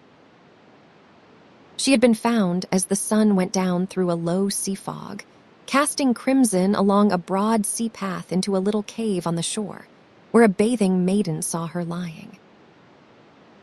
But though I speak of sun and fog, and sea and shore, the world there is in some respects very different from the earth whereon men live. For instance, the waters reflect no forms. To the unaccustomed eye they appear, if undisturbed, like the surface of a dark metal, only that the latter would reflect indistinctly, whereas they reflect not at all, except light which falls immediately upon them. This has a great effect in causing the landscapes to differ from those on the earth. On the stillest evening, No tall ship on the sea sends a long, wavering reflection almost to the feet of him on shore. The face of no maiden brightens at its own beauty in a still forest well. The sun and moon alone make a glitter on the surface. The sea is like a sea of death, ready to engulf and never to reveal, a visible shadow of oblivion. Yet the women sport in its waters like gorgeous seabirds. The men more rarely enter them. But on the contrary, the sky reflects everything beneath it, as if it were built of water like ours. Of course, from its concavity, there is some distortion of the reflected objects, yet wondrous combinations of form are often to be seen in the overhanging depth. And then it is not shaped so much like a round dome as the sky of the earth, but more of an egg shape, rises to a great towering height in the middle, appearing far more lofty than the other. When the stars come out at night, it shows a mighty cupola, fretted with golden fires, wherein there is room for all tempests to rush and rave. One evening in early summer, I stood with a group of men and women on a steep rock that overhung the sea. They were all questioning me about my world and the ways thereof. In making reply to one of their questions, I was compelled to say that children are not born in the earth as with them. Upon this, I was assailed with a whole battery of inquiries, which at first I tried to avoid. But at last, I was compelled, in the vaguest manner I could invent, to make some approach to the subject in question. Immediately, a dim notion of what I meant seemed to dawn in the minds of most of the women. Some of them folded their great wings all around them, as they generally do when in the least offended, and stood erect and motionless. One spread out her rosy pinions and flashed from the promontory into the gulf at its foot. A great light shone in the eyes of one maiden, who turned and walked slowly away, with her purple and white wings half dispread behind her. She was found, the next morning, dead beneath a withered tree on a bare hillside, some miles inland. They buried her where she lay, as is their custom, for before they die, they instinctively search for a spot like the place of their birth, and having found one that satisfies them, they lie down, fold their wings around them, if they be women, or cross their arms over their breasts, if they are men, just as if they were going to sleep, and so sleep indeed. The sign or cause of coming death is an indescribable longing for something. They know not what, which seizes them and drives them into solitude, consuming them within, till the body fails. When a youth and a maiden look too deep into each other's eyes, this longing seizes and possesses them. But instead of drawing nearer to each other, they wander away, each alone, into solitary places, and die of their desire. But it seems to me that thereafter they are born babes upon our earth, where, if when grown they find each other, it goes well with them. If not, it will seem to go ill. But of this I know nothing. When I told them that the women on the earth had not wings like them, but arms, they stared, and said how bold and masculine they must look, not knowing that their wings, glorious as they are but undeveloped arms. But see the power of this book that, while recounting what I can recall of its contents, I write as if myself had visited the far-off planet, learned its ways and appearances, and conversed with its men and women. And so, while writing, it seemed to me that I had.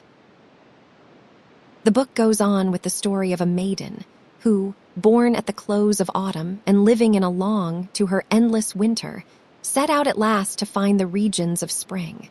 For, as in our earth, the seasons are divided over the globe. It begins something like this. She watched them dying for many a day, dropping from off the old trees away, one by one, or else in a shower crowding over the withered flower for as if they had done some grievous wrong. The sun, that had nursed them and loved them so long grew weary of loving, and turning back, hastened away on his southern track, and helplessly hung each shriveled leaf, faded away with an idle grief. And the gusts of wind, sad autumn sighs, mournfully swept through their families, casting away with a helpless moan all that he yet might call his own, as the child, when his bird is gone forever, flingeth the cage on the wandering river. And the giant trees, as bare as death, slowly bowed to the great wind's breath, and groaned with trying to keep from groaning amidst the young trees bending and moaning. And the ancient planet's mighty sea was heaving and falling most restlessly, and the tops of the waves were broken and white, tossing about to ease their might, and the river was striving to reach the main, and the ripple was hurrying back again. Nature lived in sadness now.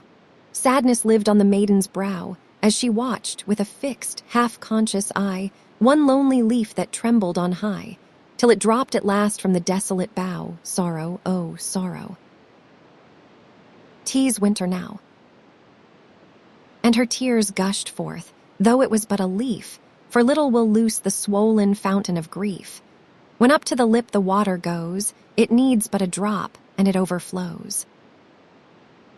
Oh, many and many a dreary year must pass away ere the buds appear. Many a night of darksome sorrow yield to the light of a joyless morrow, ere birds again, on the clothed trees, shall fill the branches with melodies. She will dream of meadows with wakeful streams, of wavy grass in the sunny beams, of hidden wells that soundless spring, hoarding their joy as a holy thing, of founts that tell it all day long to the listening woods with exultant song. She will dream of evenings that die into nights, where each sense is filled with its own delights, and the soul is still as the vaulted sky, lulled with an inner harmony, and the flowers give out to the dewy night, changed into perfume, the gathered light.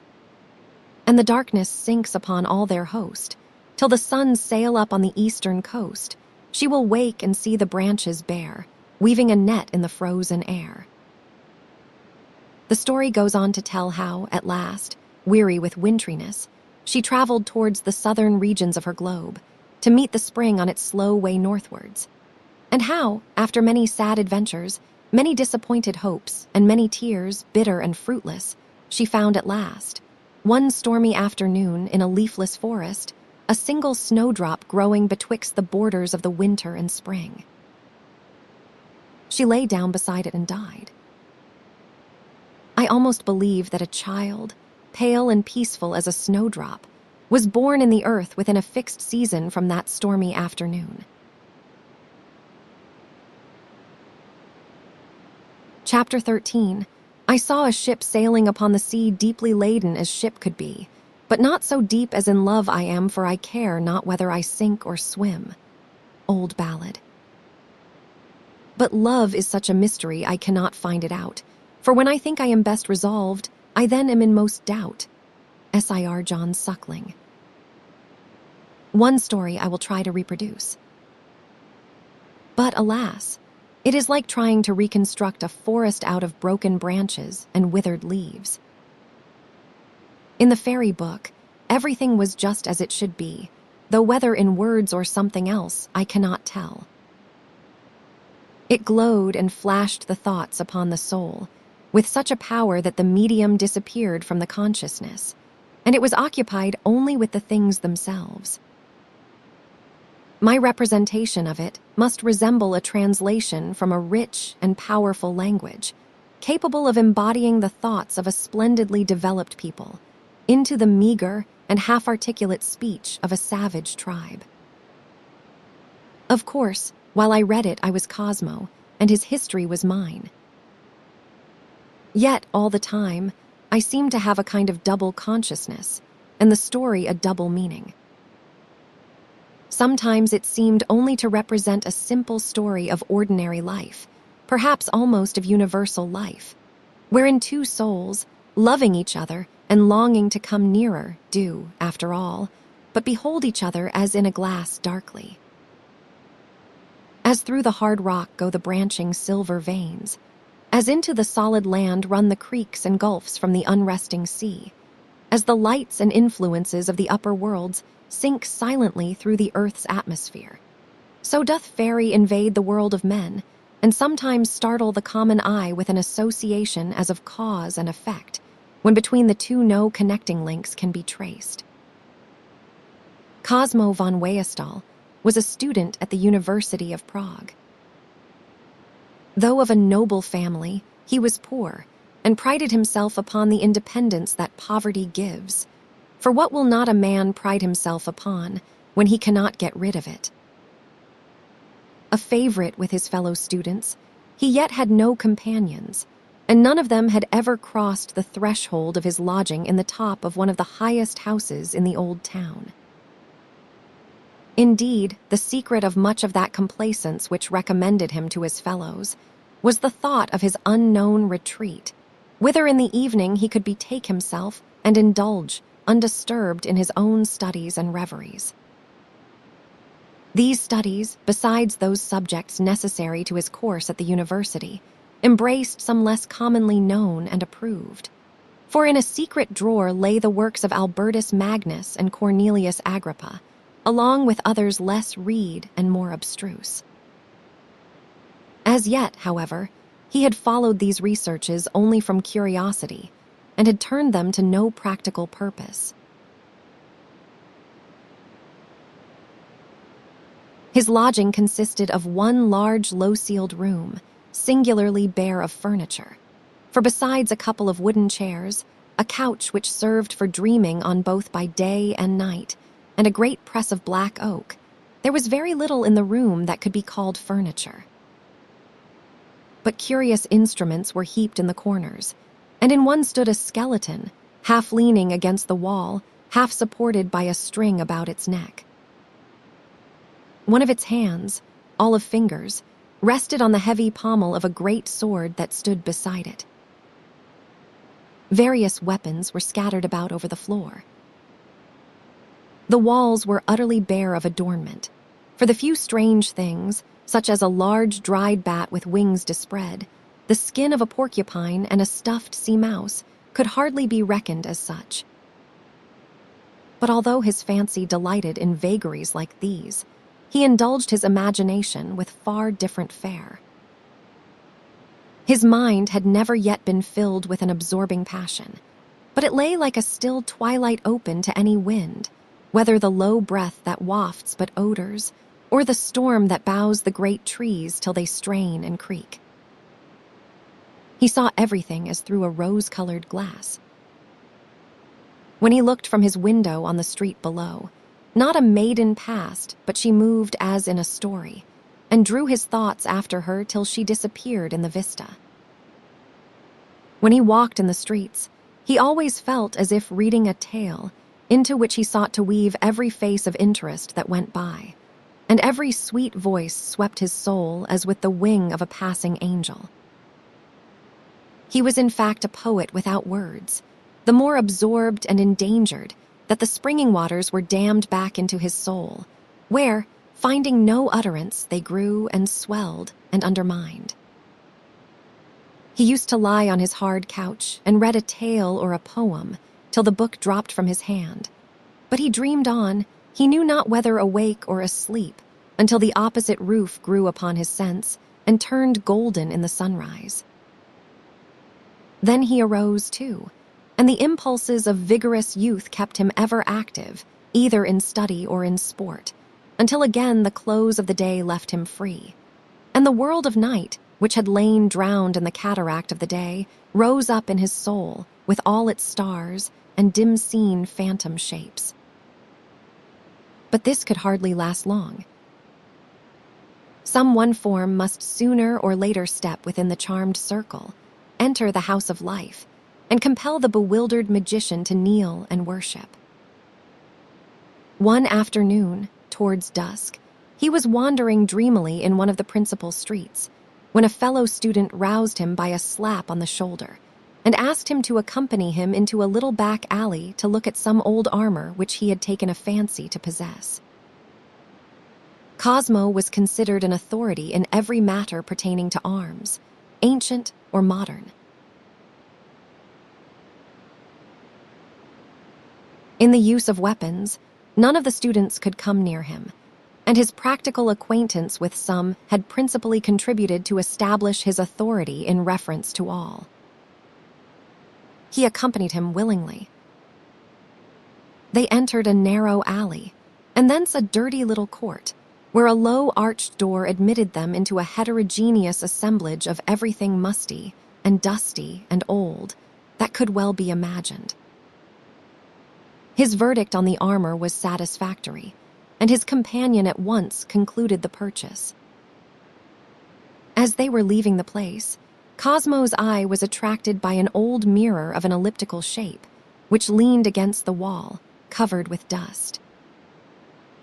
Around it was some curious carving, which he could see but very indistinctly by the glimmering light which the owner of the shop carried in his hand. It was this carving that attracted his attention, at least so it appeared to him. He left the place, however, with his friend, taking no further notice of it. They walked together to the main street, where they parted and took opposite directions. No sooner was Cosmo left alone than the thought of the curious old mirror returned to him. A strong desire to see it more plainly arose within him, and he directed his steps once more towards the shop. The owner opened the door when he knocked, as if he had expected him. He was a little, old, withered man, with a hooked nose, and burning eyes constantly in a slow, restless motion, and looking here and there as if after something that eluded them. Pretending to examine several other articles, Cosmo at last approached the mirror and requested to have it taken down. "Take it down yourself, master. I cannot reach it," said the old man. Cosmo took it down carefully, when he saw that the carving was indeed delicate and costly, being both of admirable design and execution, containing withal many devices which seemed to embody some meaning to which he had no clue. This, naturally, in one of his tastes and temperament, increased the interest he felt in the old mirror, so much, indeed, that he now longed to possess it, in order to study its frame at his leisure. He pretended, however, to want it only for use, and saying he feared the plate could be of little service, as it was rather old, he brushed away a little of the dust from its face, expecting to see a dull reflection within. His surprise was great when he found the reflection brilliant, revealing a glass not only uninjured by age, but wondrously clear and perfect, should the whole correspond to this part, even for one newly from the hands of the maker. He asked carelessly what the owner wanted for the thing. The old man replied by mentioning a sum of money far beyond the reach of poor Cosmo, who proceeded to replace the mirror where it had stood before. "You think the price too high," said the old man. "I do not know that it is too much for you to ask," replied Cosmo, "but it is far too much for me to give." The old man held up his light towards Cosmo's face. "I like your look," said he. Cosmo could not return the compliment. In fact, now he looked closely at him for the first time, he felt a kind of repugnance to him, mingled with a strange feeling of doubt whether a man or a woman stood before him. "What is your name?" he continued. "Cosmo van Weestal. I thought as much. I see your father in you." "I knew your father very well, young sir. I dare say in some odd corners of my house, you might find some old things with his crest and cipher upon them still. Well, I like you. You shall have the mirror at the fourth part of what I asked for it, but upon one condition." "What is that?" said Cosmo, for although the price was still a great deal for him to give, he could just manage it, and the desire to possess the mirror had increased to an altogether unaccountable degree since it had seemed beyond his reach. "That if you should ever want to get rid of it again, you will let me have the first offer." "Certainly," replied Cosmo with a smile, adding, "A moderate condition indeed." "On your honor," insisted the seller. "On my honor," said the buyer, and the bargain was concluded. "I will carry it home for you," said the old man, as Cosmo took it in his hands. "No, no, I will carry it myself," said he, for he had a peculiar dislike to revealing his residence to anyone, and more especially to this person, to whom he felt every moment a greater antipathy. "Just as you please," said the old creature, and muttered to himself as he held his light at the door to show him out of the court. "Sold for the 6th time. I wonder what will be the upshot of it this time. I should think my lady had enough of it by now." Cosmo carried his prize carefully home. But all the way he had an uncomfortable feeling that he was watched and dogged. Repeatedly he looked about, but saw nothing to justify his suspicions. Indeed, the streets were too crowded and too ill-lighted to expose very readily a careful spy, if such there should be at his heels. He reached his lodging in safety and leaned his purchase against the wall, rather relieved, strong as he was, to be rid of its weight. Then, lighting his pipe, threw himself on the couch and was soon lapped in the folds of one of his haunting dreams. He returned home earlier than usual the next day and fixed the mirror to the wall, over the hearth, at one end of his long room. He then carefully wiped away the dust from its face, and, clear as the water of a sunny spring, the mirror shone out from beneath the envious covering. But his interest was chiefly occupied with the curious carving of the frame.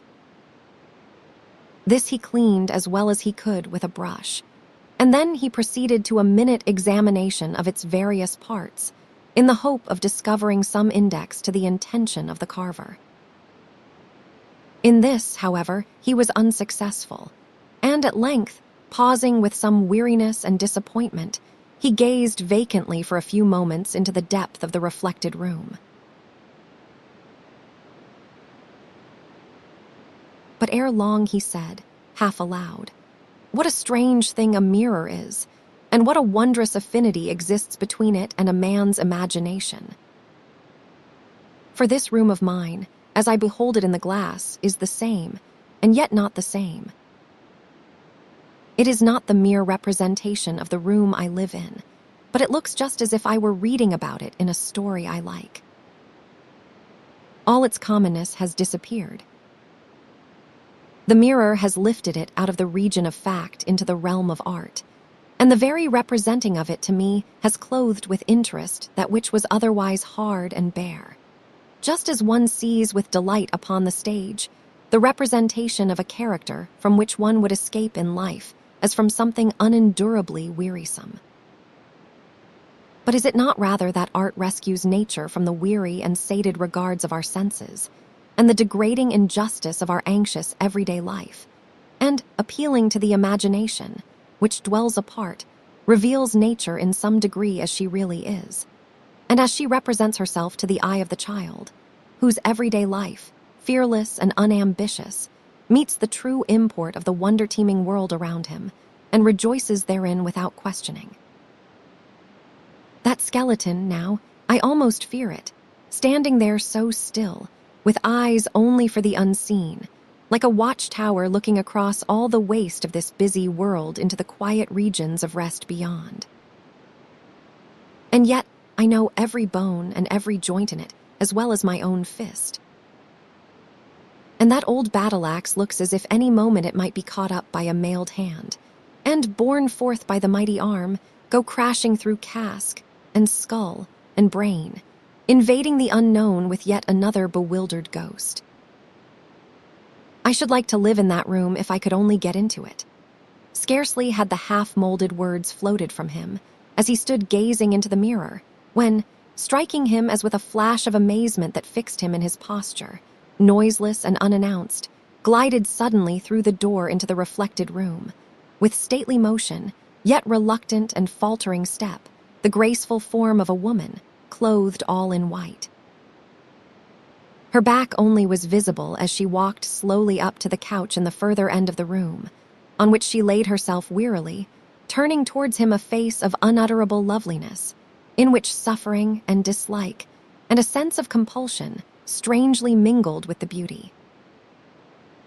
He stood without the power of motion for some moments, with his eyes irrecoverably fixed upon her, and even after he was conscious of the ability to move, he could not summon up courage to turn and look on her, face to face, in the veritable chamber in which he stood. At length, with a sudden effort, in which the exercise of the will was so pure that it seemed involuntary, he turned his face to the couch. It was vacant. In bewilderment, mingled with terror, he turned again to the mirror. There, on the reflected couch, lay the exquisite lady form. She lay with closed eyes, whence 2 large tears were just welling from beneath the veiling lids, still as death, save for the convulsive motion of her bosom. Cosmo himself could not have described what he felt.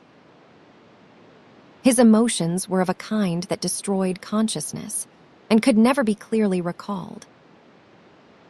He could not help standing yet by the mirror and keeping his eyes fixed on the lady, though he was painfully aware of his rudeness and feared every moment that she would open hers and meet his fixed regard.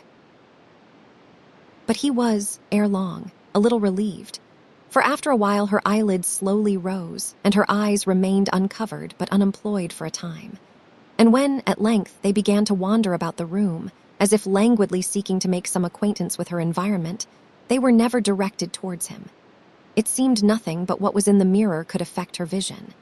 And therefore, if she saw him at all, it could only be his back, which, of necessity, was turned towards her in the glass. The 2 figures in the mirror could not meet face to face, except he turned and looked at her, present in his room. And, as she was not there, he concluded that if he were to turn towards the part in his room corresponding to that in which she lay, his reflection would either be invisible to her altogether, or at least it must appear to her to gaze vacantly towards her, and no meeting of the eyes would produce the impression of spiritual proximity. By and by her eyes fell upon the skeleton, and he saw her shudder and close them.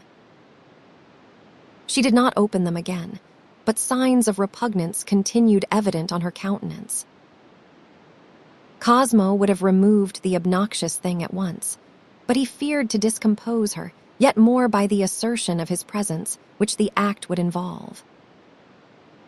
So he stood and watched her. The eyelids yet shrouded the eyes, as a costly case the jewels within. The troubled expression gradually faded from the countenance, leaving only a faint sorrow behind. The features settled into an unchanging expression of rest.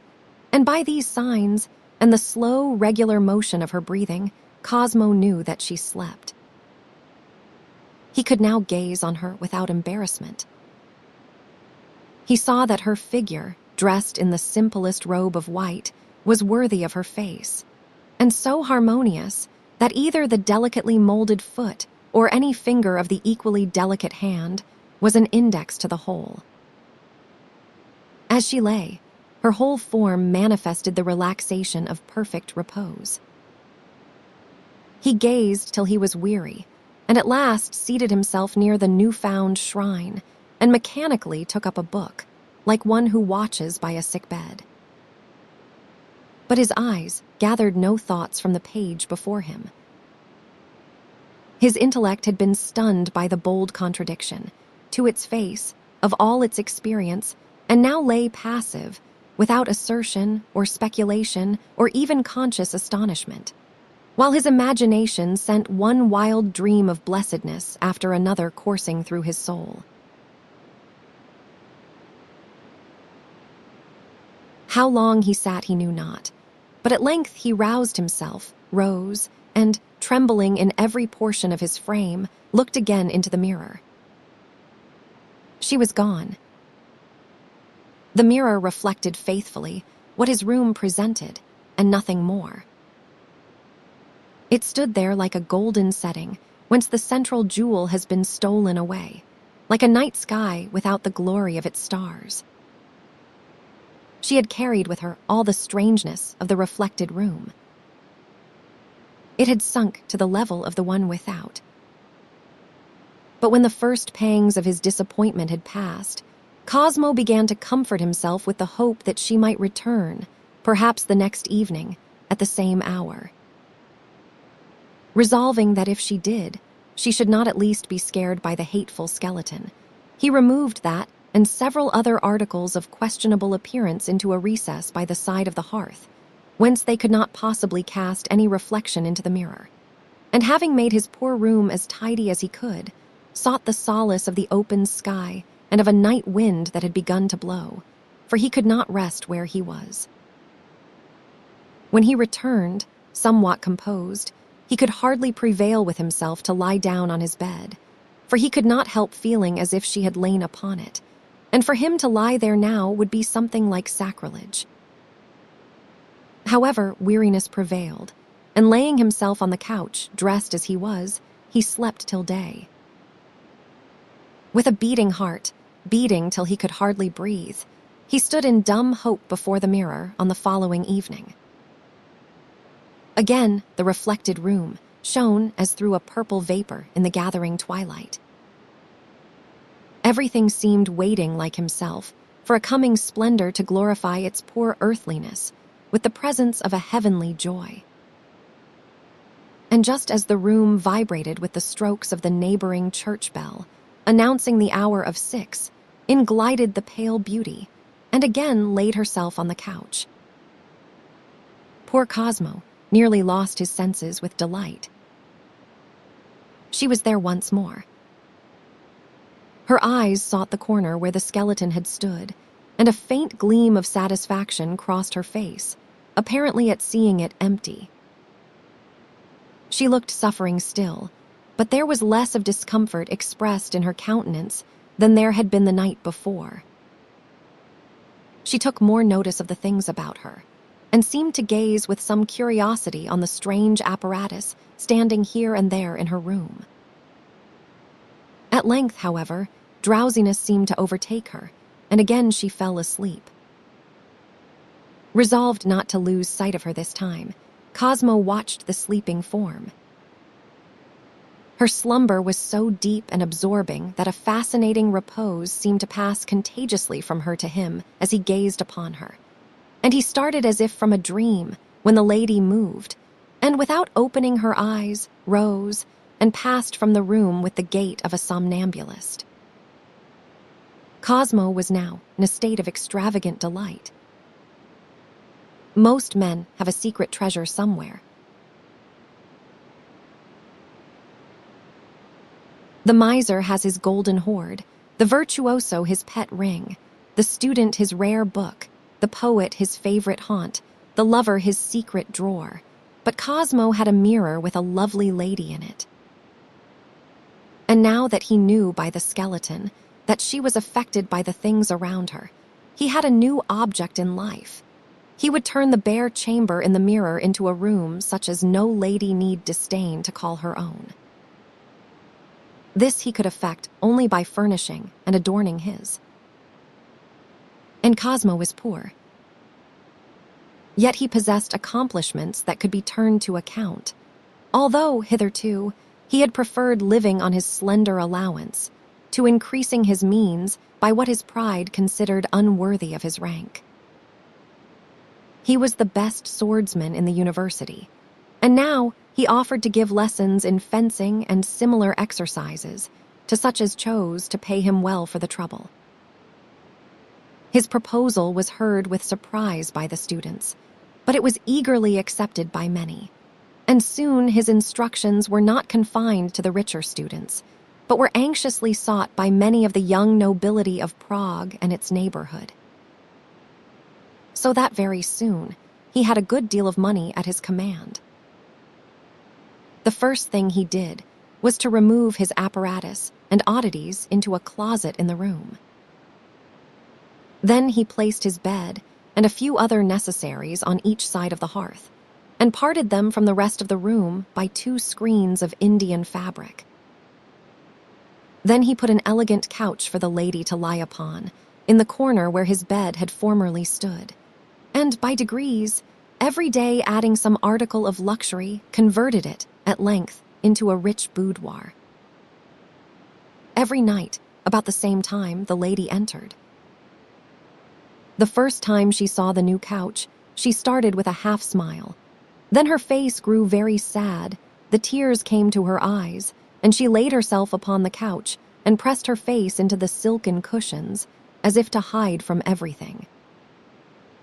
She took notice of each addition and each change as the work proceeded, and a look of acknowledgement, as if she knew that someone was ministering to her and was grateful for it, mingled with the constant look of suffering. At length, after she had lain down as usual one evening, her eyes fell upon some paintings with which Cosmo had just finished adorning the walls.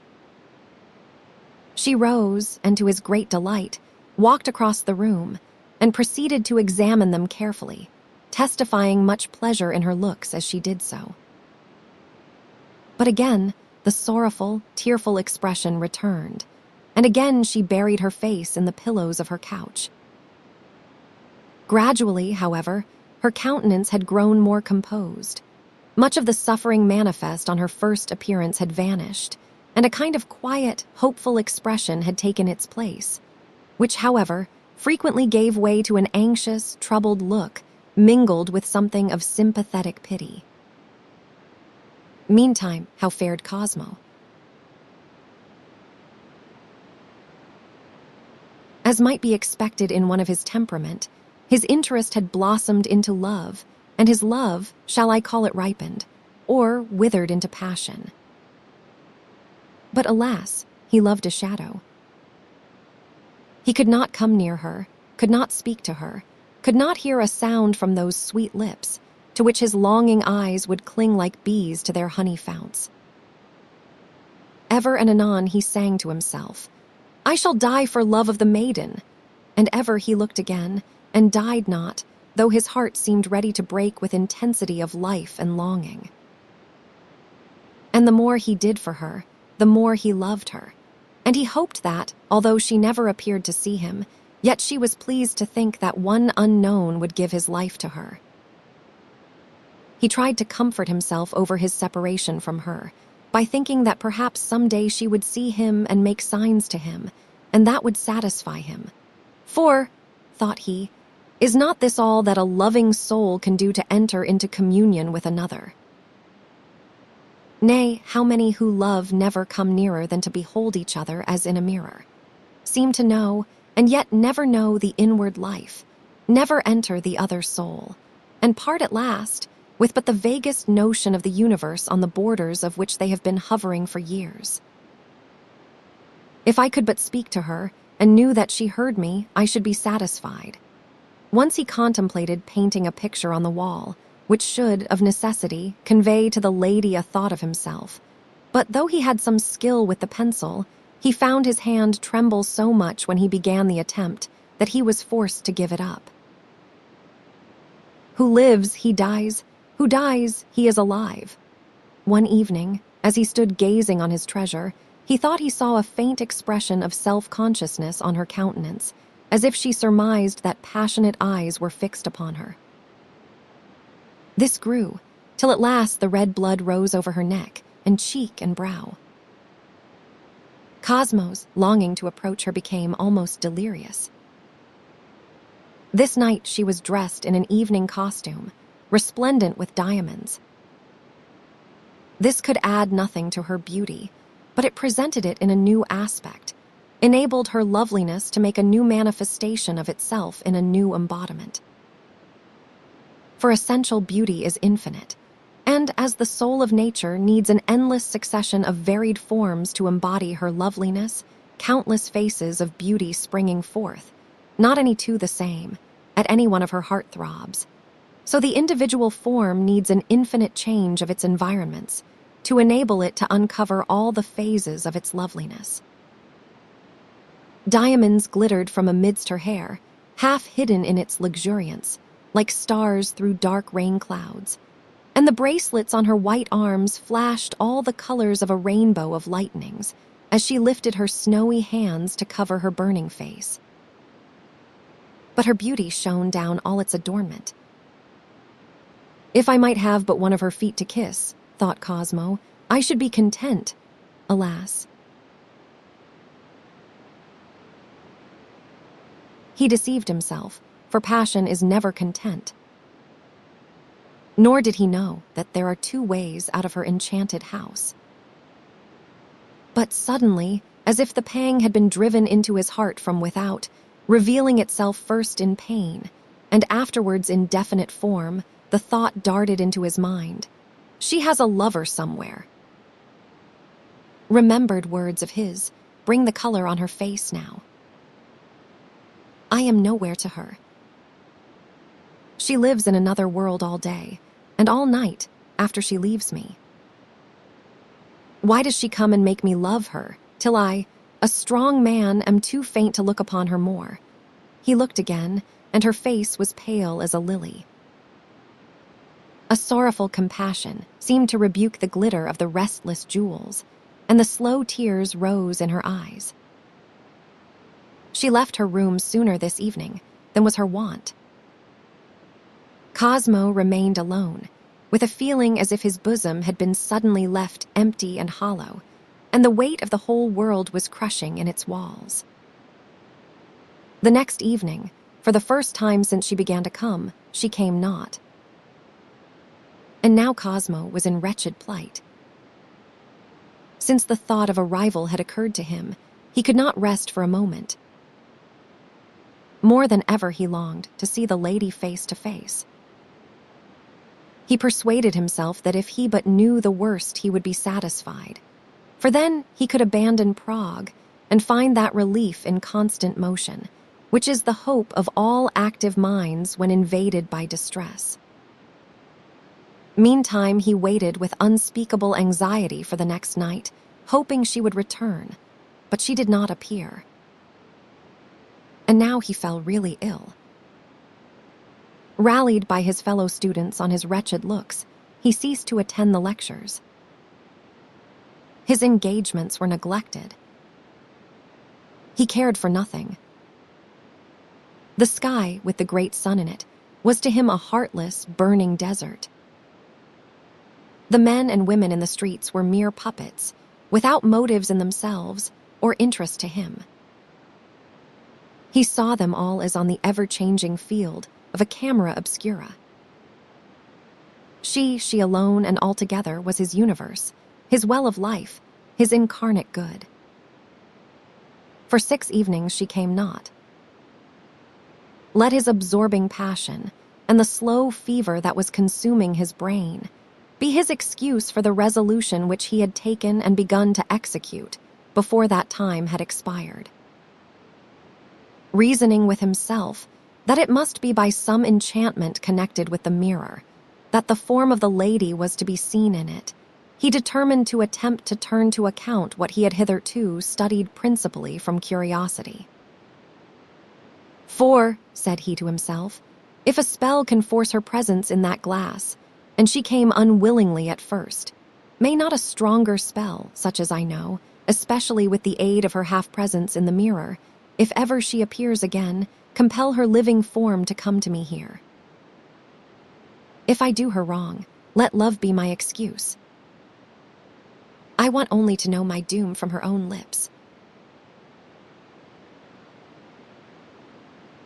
He never doubted all the time that she was a real earthly woman, or rather that there was a woman who, somehow or other, threw this reflection of her form into the magic mirror. He opened his secret drawer, took out his books of magic, lighted his lamp, and read and made notes from midnight till 3 a.m. for 3 successive nights. Then he replaced his books, and the next night went out in quest of the materials necessary for the conjuration. These were not easy to find, for in love charms and all incantations of this nature, ingredients are employed scarcely fit to be mentioned, and for the thought even of which, in connection with her, he could only excuse himself on the score of his bitter need. At length he succeeded in procuring all he required, and on the 7th evening from that on which she had last appeared, he found himself prepared for the exercise of unlawful and tyrannical power. He cleared the center of the room, stooped and drew a circle of red on the floor, around the spot where he stood, wrote in the 4 quarters mystical signs, and numbers which were all powers of 7 or 9, examined the whole ring carefully to see that no smallest break had occurred in the circumference, and then rose from his bending posture. As he rose, the church clock struck 7, and just as she had appeared the first time, reluctant, slow, and stately, glided in the lady. Cosmo trembled, and when, turning, she revealed a countenance worn and wan, as with sickness or inward trouble, he grew faint and felt as if he dared not proceed. But as he gazed on the face and form, which now possessed his whole soul, to the exclusion of all other joys and griefs, the longing to speak to her, to know that she heard him, to hear from her one word in return, became so unendurable that he suddenly and hastily resumed his preparations. Stepping carefully from the circle, he put a small brazier into its center. He then set fire to its contents of charcoal, and while it burned up, opened his window and seated himself, waiting beside it. It was a sultry evening. The air was full of thunder. A sense of luxurious depression filled the brain. The sky seemed to have grown heavy and to compress the air beneath it. A kind of purplish tinge pervaded the atmosphere, and through the open window came the sense of the distant fields, which all the vapors of the city could not quench. Soon the charcoal glowed. Cosmo sprinkled upon it the incense and other substances which he had compounded, and, stepping within the circle, turned his face from the brazier and towards the mirror. Then, fixing his eyes upon the face of the lady, he began with a trembling voice to repeat a powerful incantation. He had not gone far before the lady grew pale, and then, like a returning wave, the blood washed all its banks with its crimson tide, and she hid her face in her hands. Then he passed to a conjuration stronger yet. The lady rose and walked uneasily to and fro in her room. Another spell, and she seemed seeking with her eyes for some object on which they wished to rest. At length it seemed as if she suddenly espied him, for her eyes fixed themselves full and wide upon his, and she drew gradually, and somewhat unwillingly, close to her side of the mirror, just as if his eyes had fascinated her. Cosmo had never seen her so near before.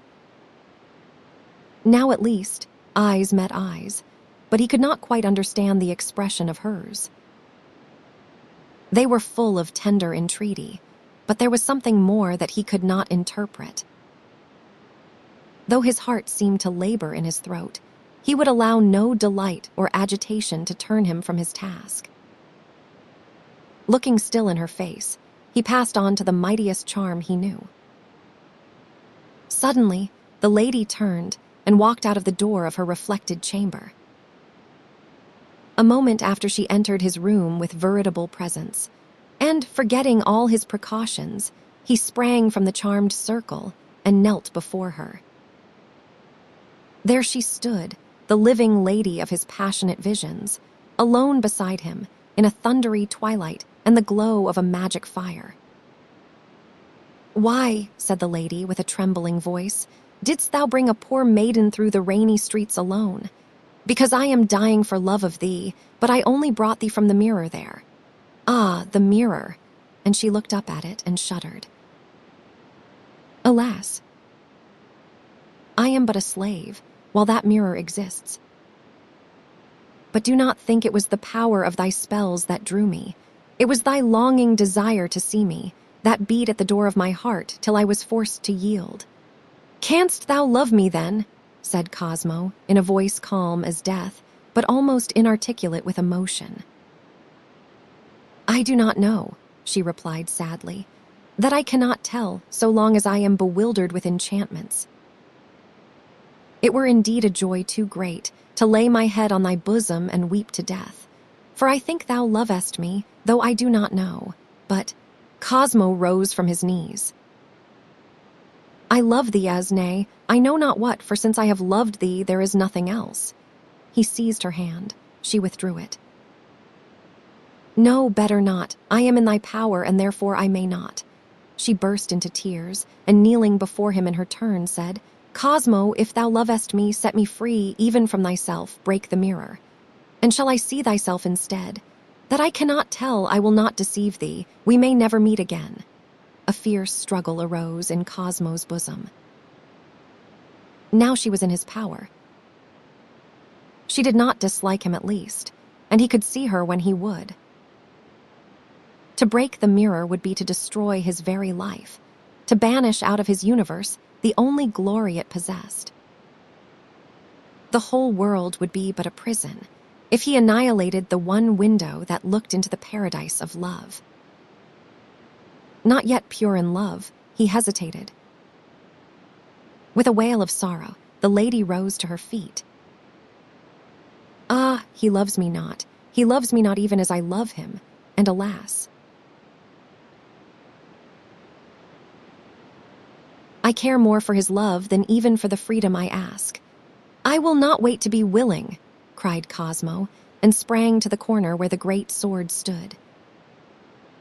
Meantime, it had grown very dark. Only the embers cast a red glow through the room. He seized the sword by the steel scabbard and stood before the mirror. But as he heaved a great blow at it with the heavy pommel, the blade slipped halfway out of the scabbard, and the pommel struck the wall above the mirror. At that moment, a terrible clap of thunder seemed to burst in the very room beside them, and ere Cosmo could repeat the blow, he fell senseless on the hearth. When he came to himself, he found that the lady and the mirror had both disappeared.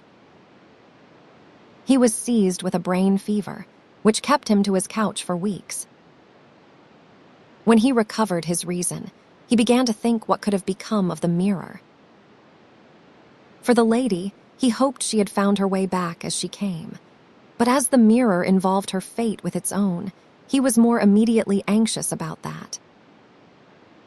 He could not think she had carried it away.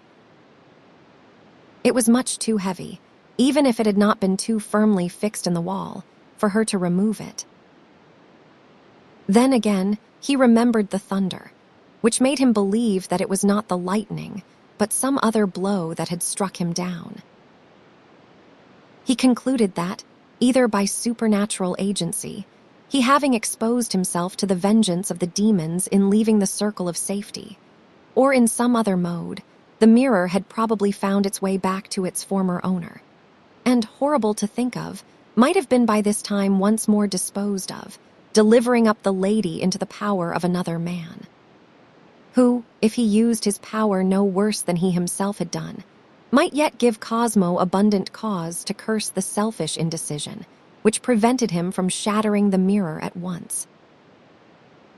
Indeed, to think that she whom he loved, and who had prayed to him for freedom, should be still at the mercy, in some degree, of the possessor of the mirror, and was at least exposed to his constant observation, was in itself enough to madden a cherry lover. Anxiety to be well retarded his recovery, but at length he was able to creep abroad. He first made his way to the old broker's, pretending to be in search of something else. A laughing sneer on the creature's face convinced him that he knew all about it, but he could not see it amongst his furniture or get any information out of him as to what had become of it.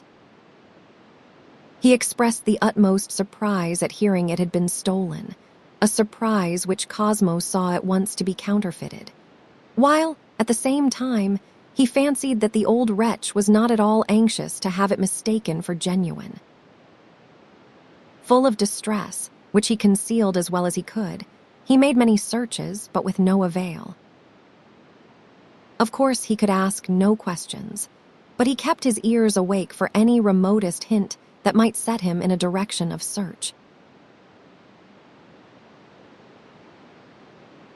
He never went out without a short, heavy hammer of steel about him, that he might shatter the mirror the moment he was made happy by the sight of his lost treasure, if ever that blessed moment should arrive.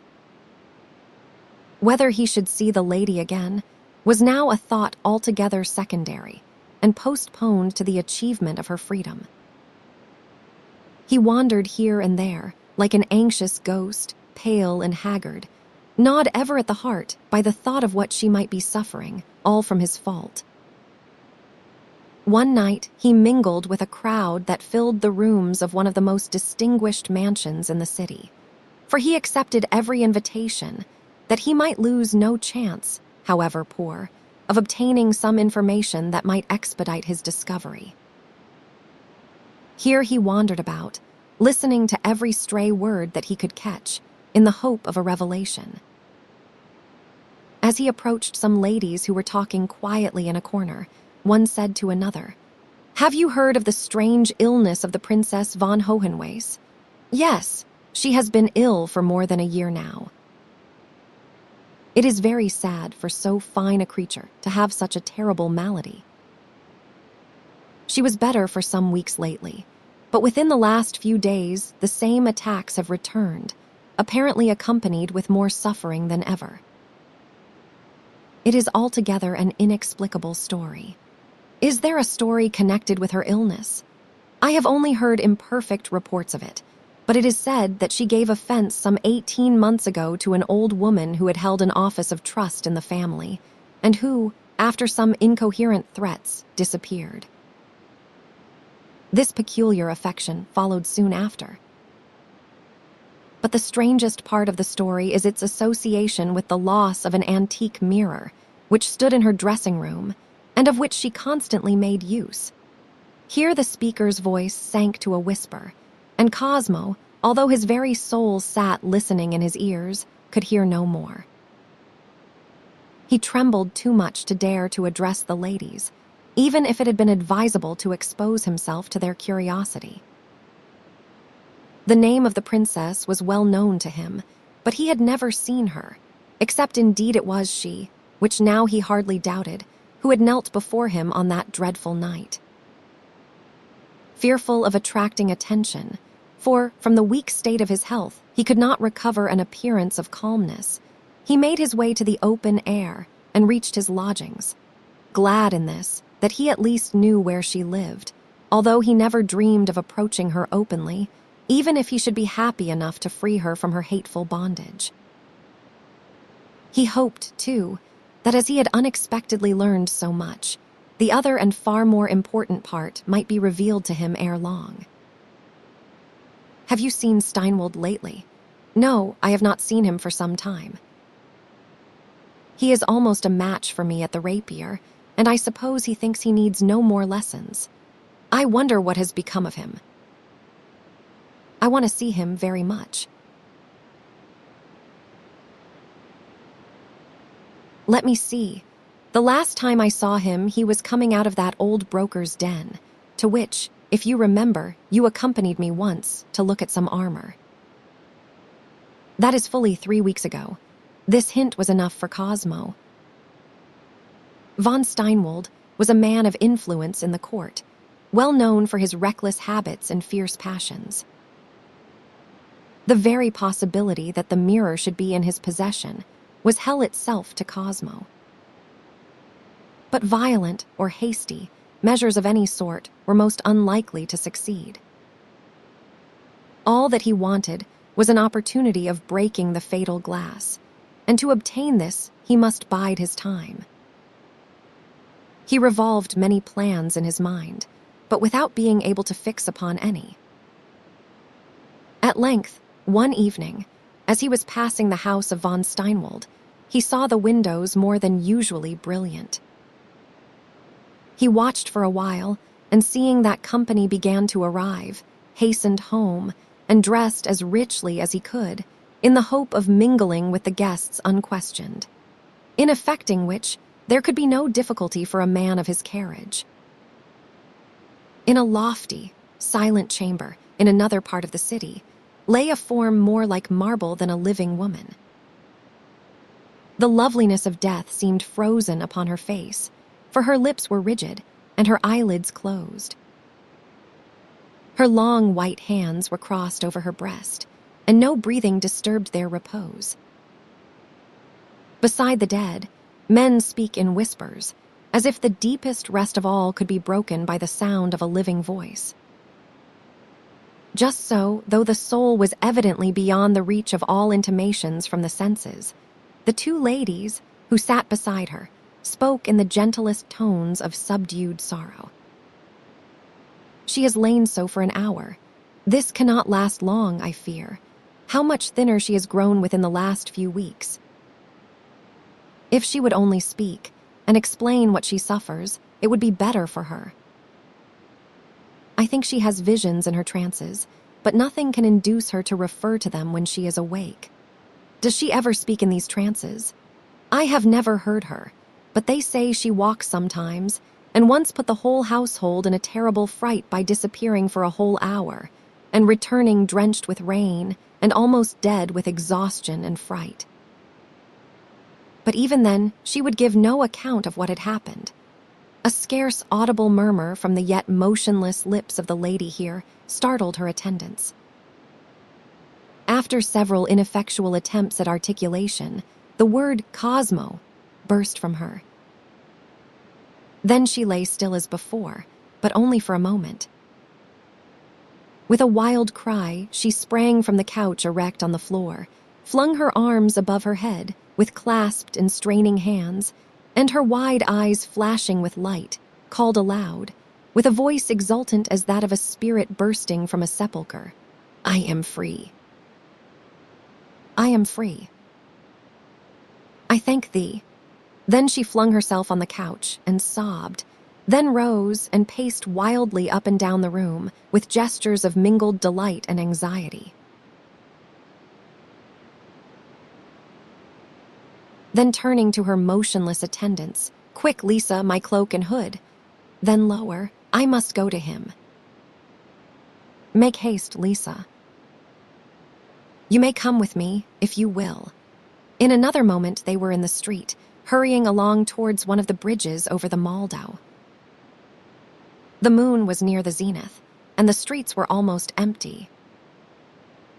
The princess soon outstripped her attendant, and was halfway over the bridge before the other reached it. "Are you free, lady?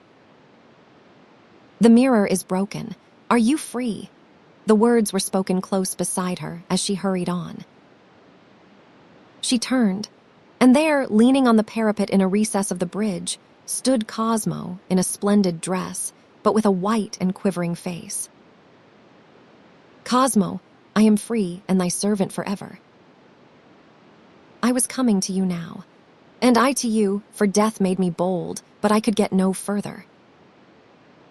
Have I atoned at all? Do I love you a little truly? Ah, I know now that you love me, my Cosmo, but what do you say about death?" He did not reply. His hand was pressed against his side. She looked more closely. The blood was welling from between the fingers. She flung her arms around him with a faint, bitter wail. When Lisa came up, she found her mistress kneeling above a wan, dead face, which smiled on in the spectral moonbeams. And now I will say no more about these wondrous volumes, though I could tell many a tale out of them, and could, perhaps, vaguely represent some entrancing thoughts of a deeper kind, which I found within them. From many a sultry noon till twilight did I sit in that grand hall, buried and risen again in these old books. And I trust I have carried away in my soul some of the exhalations of their undying leaves.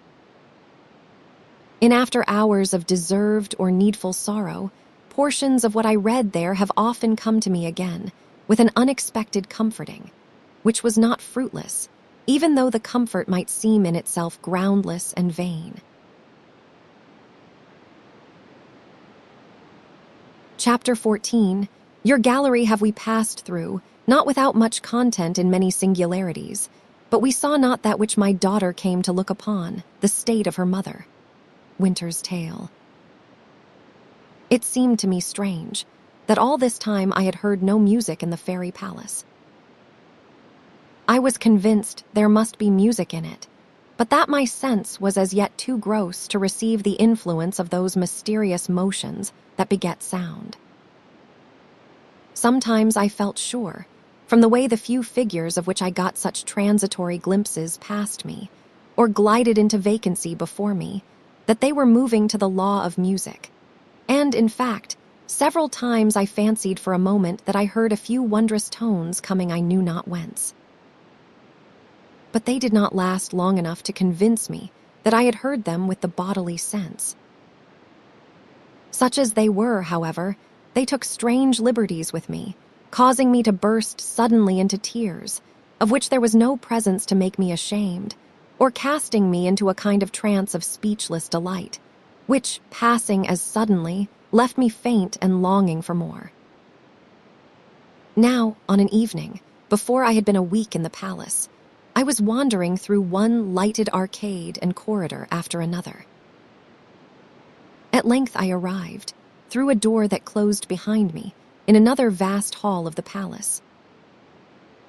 It was filled with a subdued crimson light, by which I saw that slender pillars of black, built close to walls of white marble, rose to a great height, and then, dividing into innumerable divergent arches, supported a roof, like the walls of white marble, upon which the arches intersected intricately, forming a fretting of black upon the white, like the network of a skeleton leaf. The floor was black. Between several pairs of the pillars upon every side, the place of the wall behind was occupied by a crimson curtain of thick silk, hanging in heavy and rich folds. Behind each of these curtains burned a powerful light, and these were the sources of the glow that filled the hall. A peculiar, delicious odor pervaded the place. As soon as I entered, the old inspiration seemed to return to me, for I felt a strong impulse to sing. Or rather, it seemed as if someone else was singing a song in my soul, which wanted to come forth at my lips, embodied in my breath. But I kept silence, and feeling somewhat overcome by the red light and the perfume, as well as by the emotion within me, and seeing at one end of the hall a great crimson chair, more like a throne than a chair, beside a table of white marble, I went to it, and throwing myself in it, gave myself up to a succession of images of bewildering beauty, which passed before my inward eye in a long and occasionally crowded train. Here I sat for hours, I suppose, till, returning somewhat to myself, I saw that the red light had paled away and felt a cool, gentle breath gliding over my forehead. I rose and left the hall with unsteady steps, finding my way with some difficulty to my own chamber, and faintly remembering as I went that only in the marble cave, before I found the sleeping statue, had I ever had a similar experience. After this, I repaired every morning to the same hall, where I sometimes sat in the chair and dreamed deliciously, and sometimes walked up and down over the black floor. Sometimes I acted within myself a whole drama during one of these perambulations, sometimes walked deliberately through the whole epic of a tale, sometimes ventured to sing a song, though with a shrinking fear of I knew not what. I was astonished at the beauty of my own voice as it rang through the place, or rather crept undulating, like a serpent of sound, along the walls and roof of this superb music hall. Entrancing verses arose within me as of their own accord, chanting themselves to their own melodies, and requiring no addition of music to satisfy the inward sense. But ever in the pauses of these, when the singing mood was upon me, I seemed to hear something like the distant sound of multitudes of dancers, and felt as if it was the unheard music, moving their rhythmic motion, that within me blossomed in verse and song. I felt, too, that could I but see the dance, I should, from the harmony of complicated movements, not of the dancers in relation to each other merely, but of each dancer individually in the manifested plastic power that moved the consenting harmonious form, understand the whole of the music on the billows of which they floated and swung. At length, one night, suddenly, when this feeling of dancing came upon me, I bethought me of lifting one of the crimson curtains and looking if, perchance, behind it there might not be hid some other mystery, which might at least remove a step further the bewilderment of the present one. Nor was I altogether disappointed. I walked to one of the magnificent draperies, lifted a corner, and peeped in. There burned a great, crimson, globe-shaped light, high in the cubical center of another hall, which might be larger or less than that in which I stood, for its dimensions were not easily perceived, seeing that floor and roof and walls were entirely of black marble. The roof was supported by the same arrangement of pillars radiating in arches as that of the first hall, only here the pillars and arches were of dark red. But what absorbed my delighted gaze was an innumerable assembly of white marble statues, of every form and in multitudinous posture, filling the hall throughout. These stood, in the ruddy glow of the great lamp, upon pedestals of jet black. Around the lamp shone in golden letters, plainly legible from where I stood, the two words, "Touch not." There was in all this, however, no solution to the sound of dancing, and now I was aware that the influence on my mind had ceased.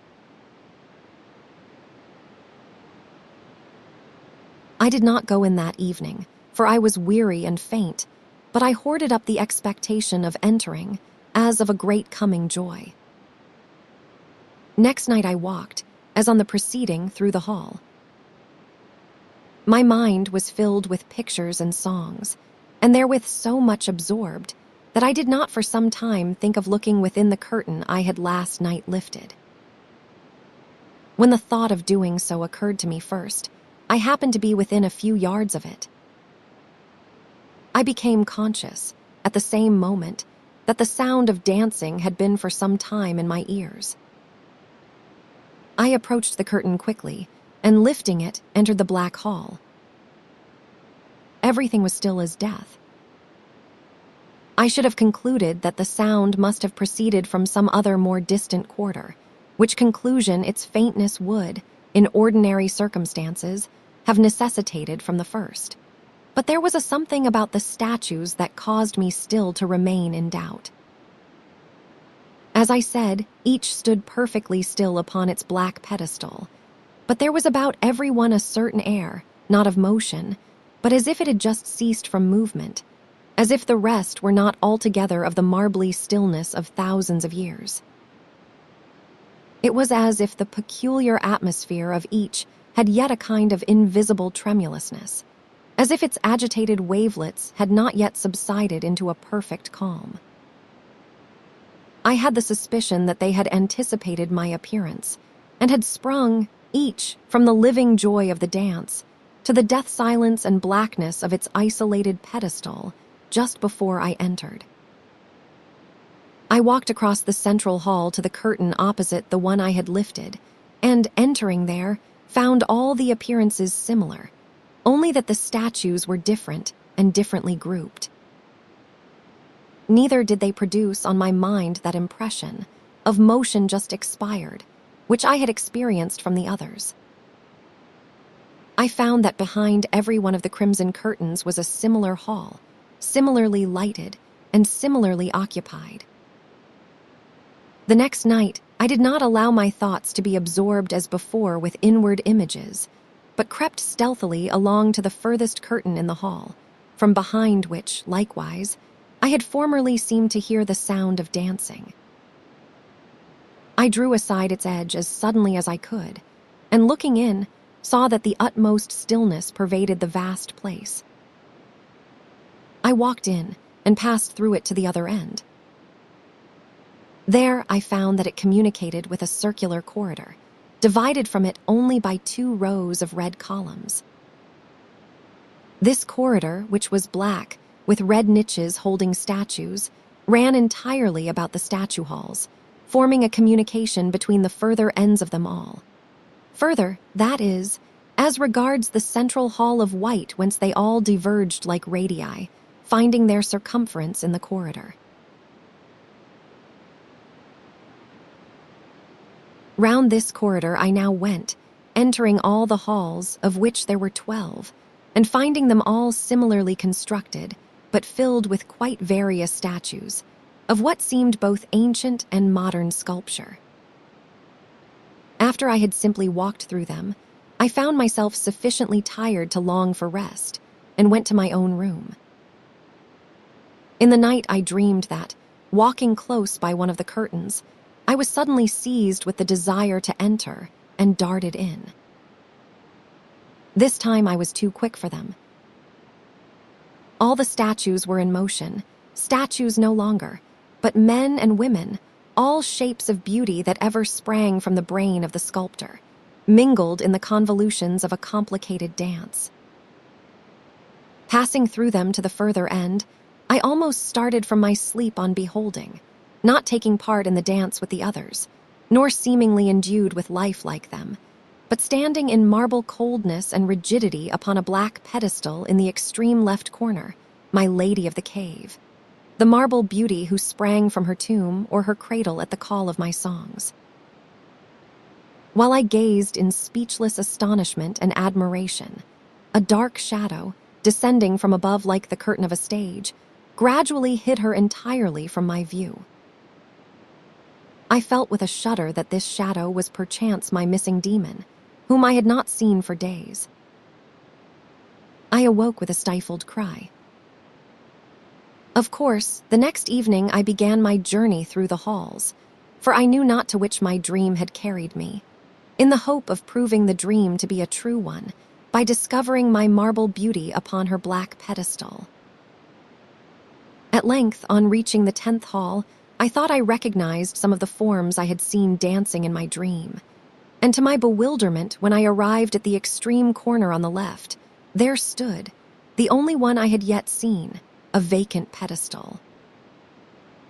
It was exactly in the position occupied, in my dream, by the pedestal on which the White Lady stood. Hope beat violently in my heart. Now, said I to myself, if yet another part of the dream would but come true, and I should succeed in surprising these forms in their nightly dance, it might be the rest would follow, and I should see on the pedestal my marble queen.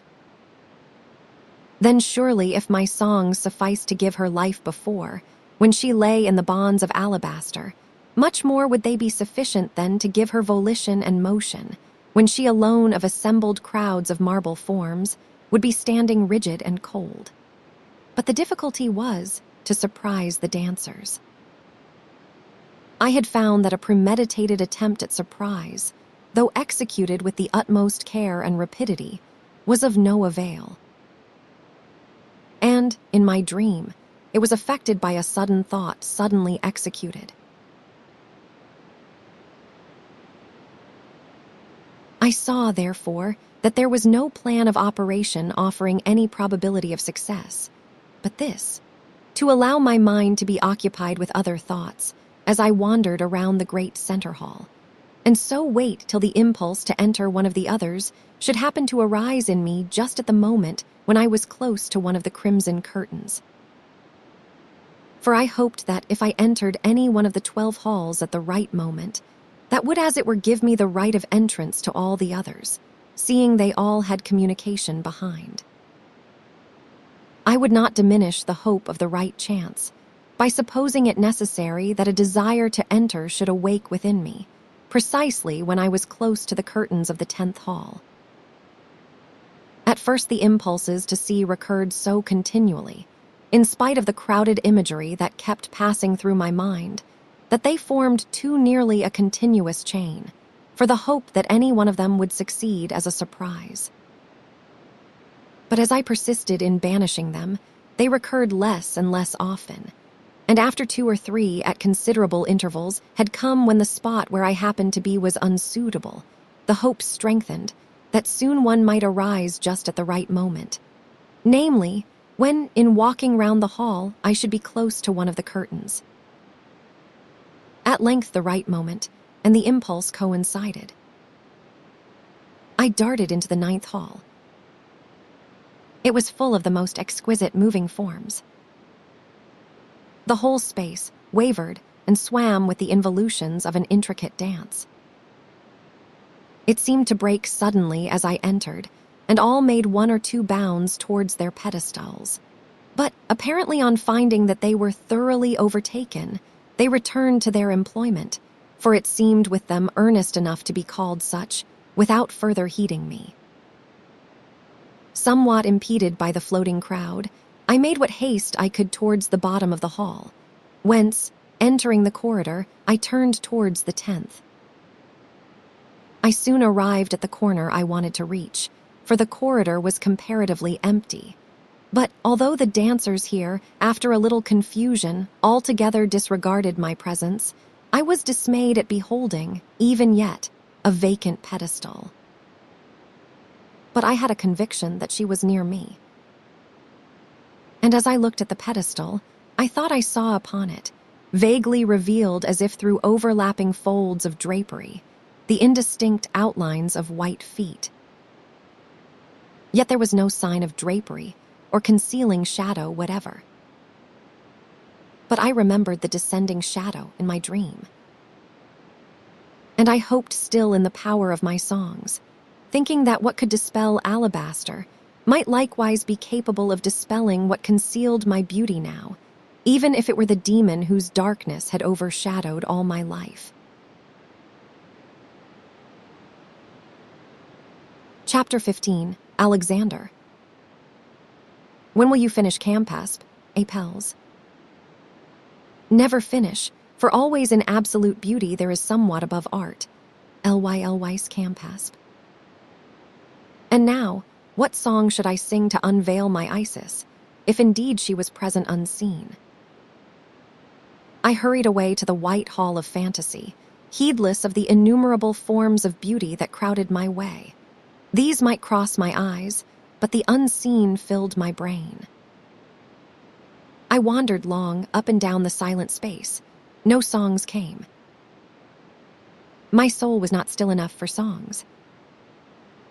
Only in the silence and darkness of the soul's night do those stars of the inward firmament sink to its lower surface from the singing realms beyond, and shine upon the conscious spirit.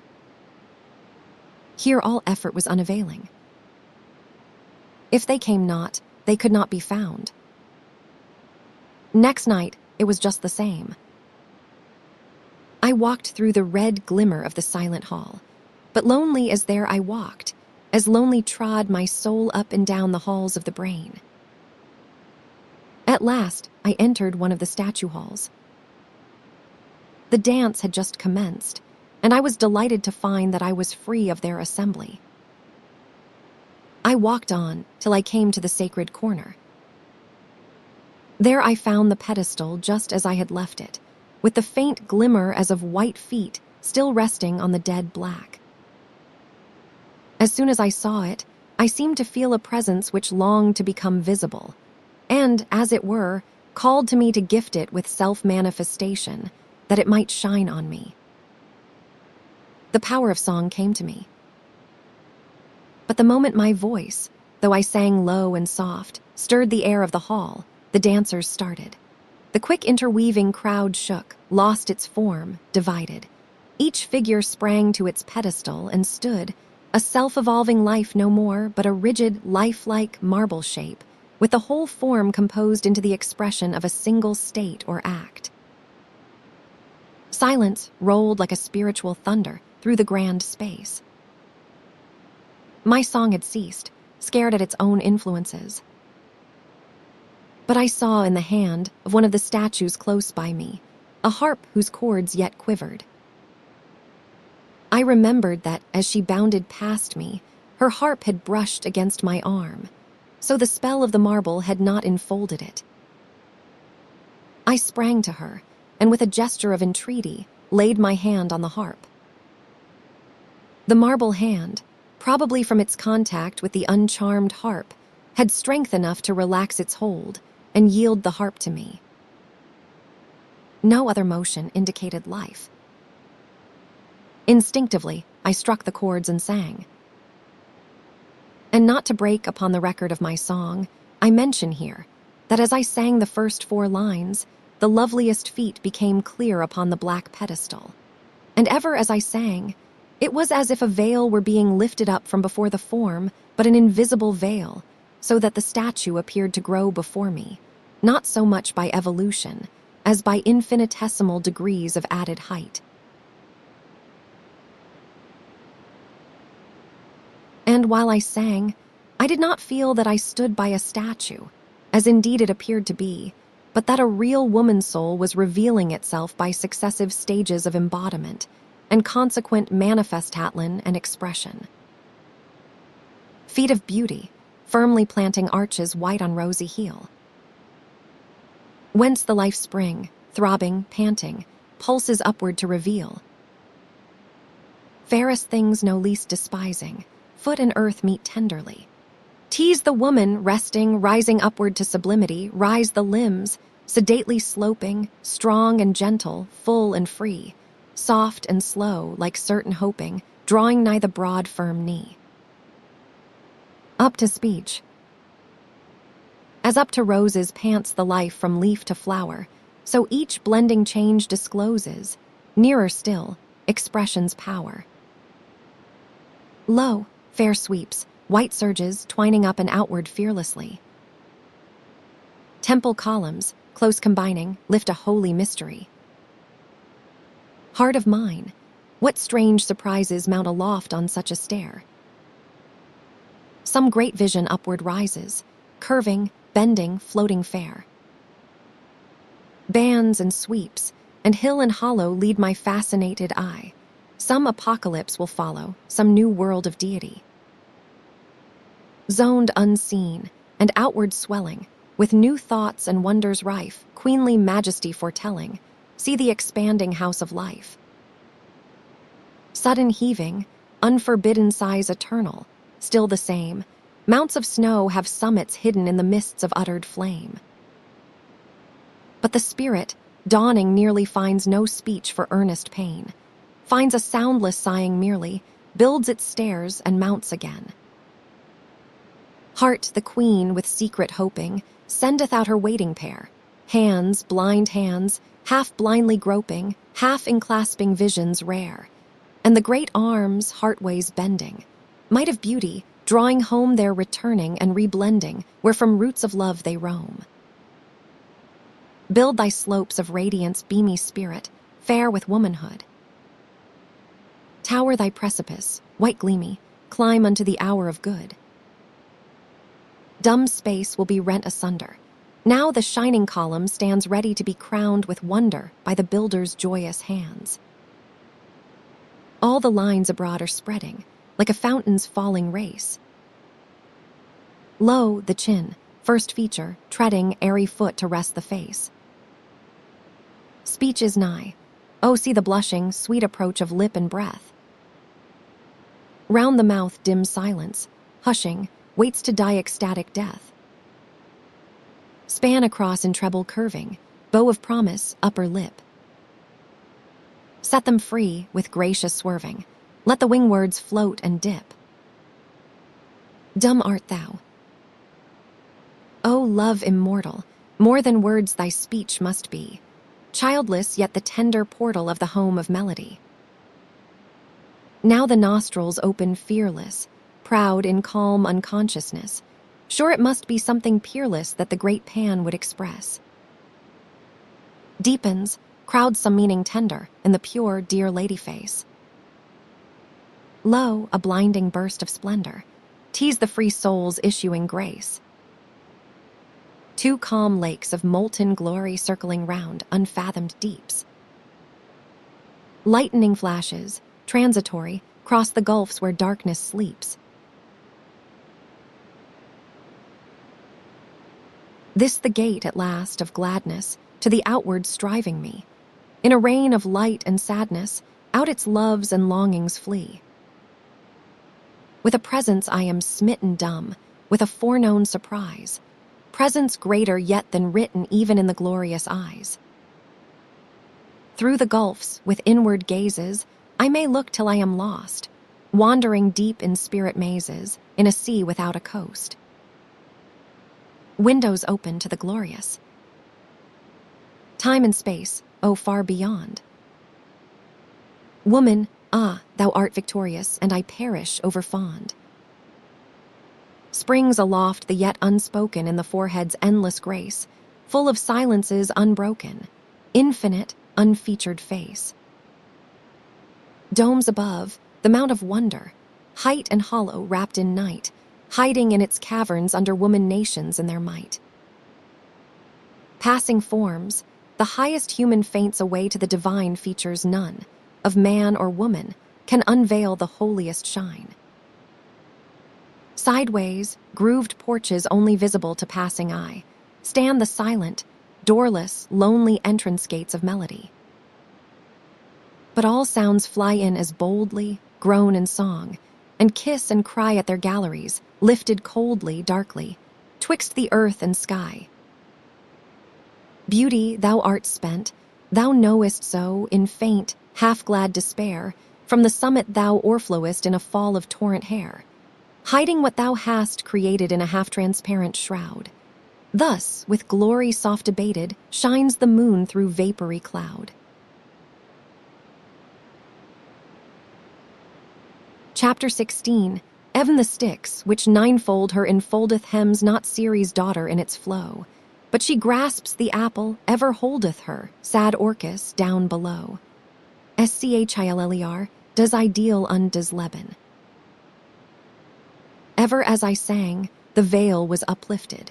Ever as I sang, the signs of life grew, till when the eyes dawned upon me, it was with that sunrise of splendor which my feeble song attempted to re-embody. The wonder is that I was not altogether overcome, but was able to complete my song as the unseen veil continued to rise. This ability came solely from the state of mental elevation in which I found myself. Only because, uplifted in song, was I able to endure the blaze of the dawn. But I cannot tell whether she looked more of statue or more of woman. She seemed removed into that region of fantasy where all is intensely vivid, but nothing clearly defined. At last, as I sang of her descending hair, the glow of soul faded away, like a dying sunset. A lamp within had been extinguished, and the house of life shone blank in a winter morn. She was a statue once more, but visible, and that was much gained. Yet the revulsion from hope and fruition was such that, unable to restrain myself, I sprang to her, and, in defiance of the law of the place, flung my arms around her, as if I would tear her from the grasp of a visible death, and lifted her from the pedestal down to my heart. But no sooner had her feet ceased to be in contact with the black pedestal than she shuddered and trembled all over. Then, writhing from my arms before I could tighten their hold, she sprang into the corridor with the reproachful cry, "You should not have touched me," darted behind one of the exterior pillars of the circle, and disappeared. I followed almost as fast, but ere I could reach the pillar, the sound of a closing door, the saddest of all sounds sometimes, fell on my ear, and arriving at the spot where she had vanished, I saw, lighted by a pale yellow lamp which hung above it, a heavy, rough door altogether unlike any others I had seen in the palace, for they were all of ebony or ivory, or covered with silver plates, or of some odorous wood, and very ornate, whereas this seemed of old oak with heavy nails and iron studs. Notwithstanding the precipitation of my pursuit, I could not help reading, in silver letters beneath the lamp, "No one enters here without the leave of the Queen." But what was the Queen to me when I followed my white lady? I dashed the door to the wall and sprang through. Lo! I stood on a waste, windy hill. Great stones like tombstones stood all about me.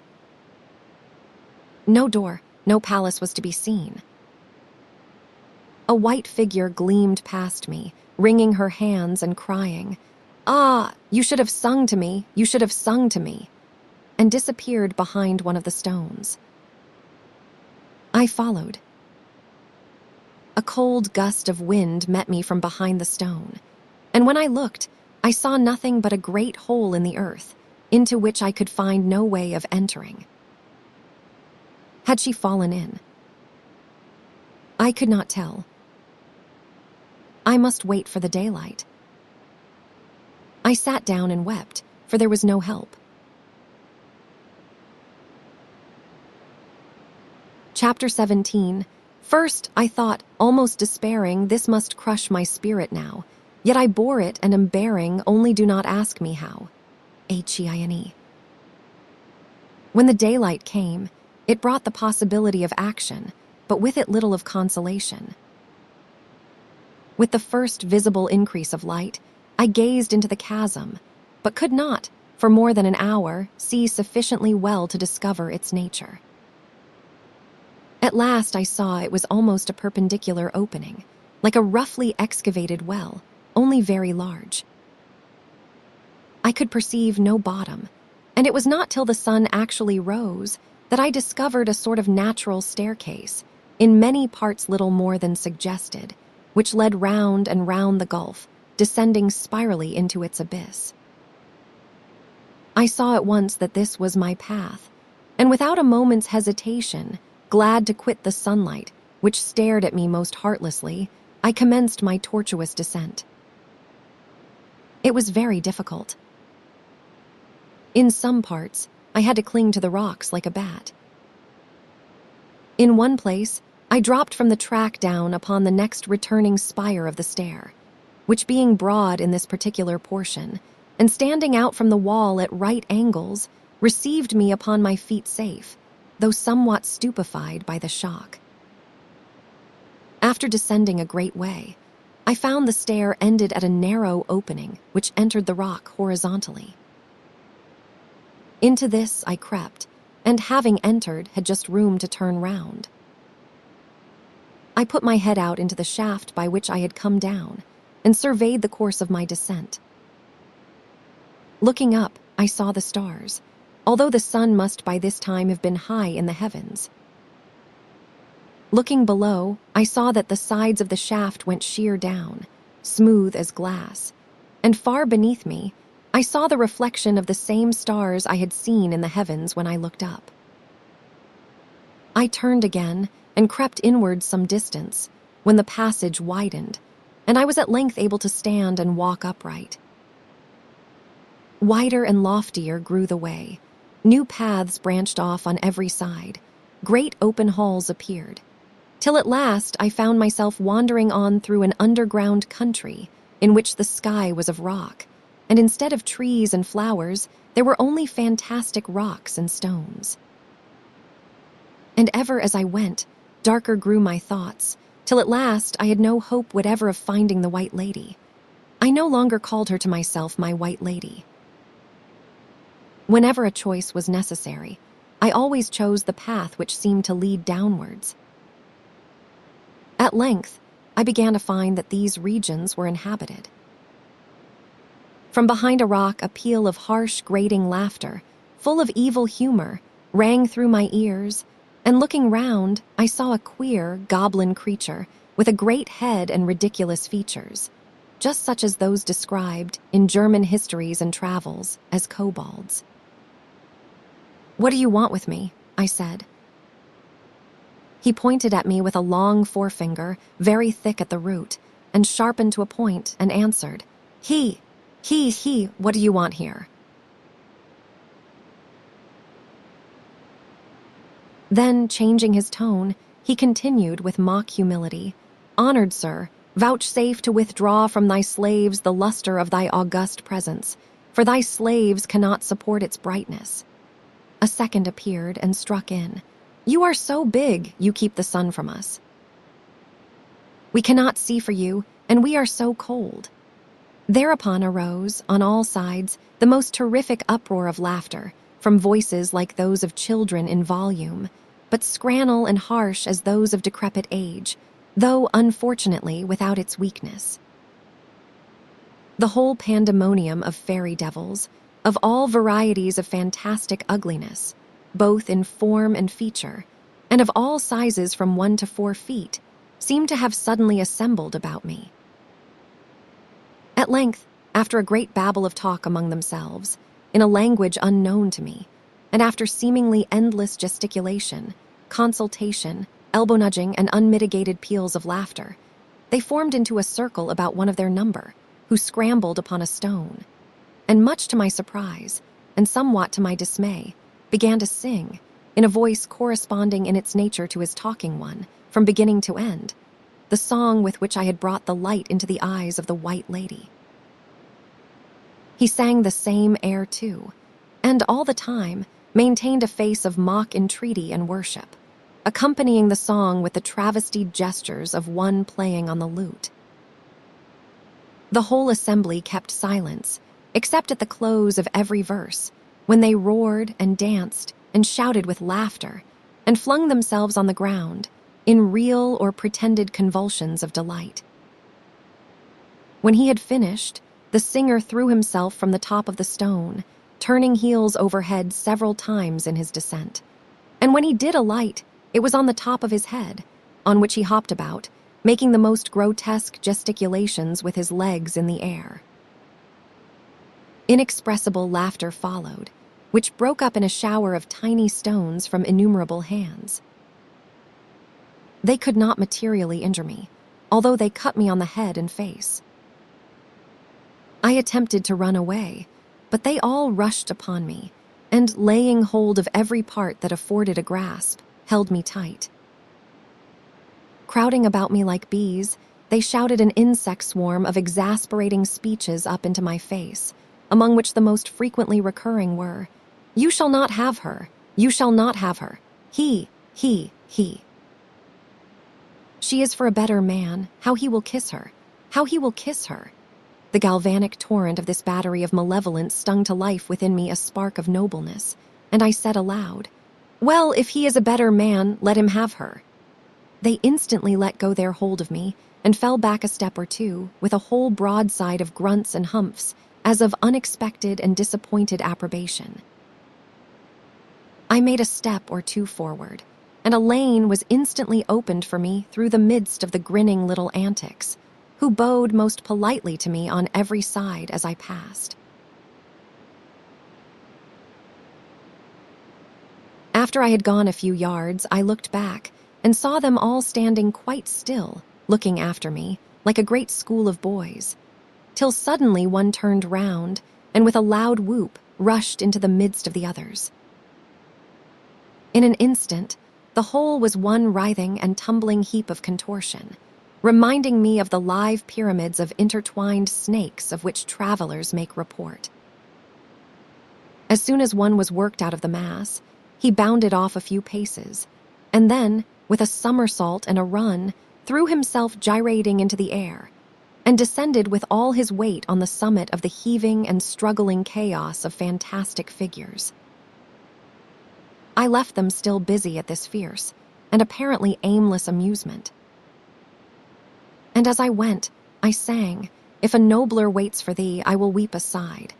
It is well that thou shouldst be of the nobler bride."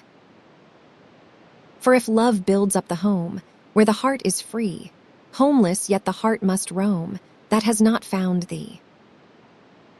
One must suffer. I for her yield and her my part take her, thou art worthier, still I be still my heart. Gift ungotten, large as high of a frustrate will. But to yield it, lovingly, is a something still.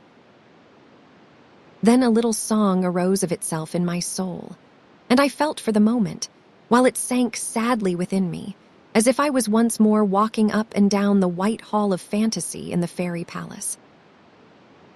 But this lasted no longer than the song, as will be seen.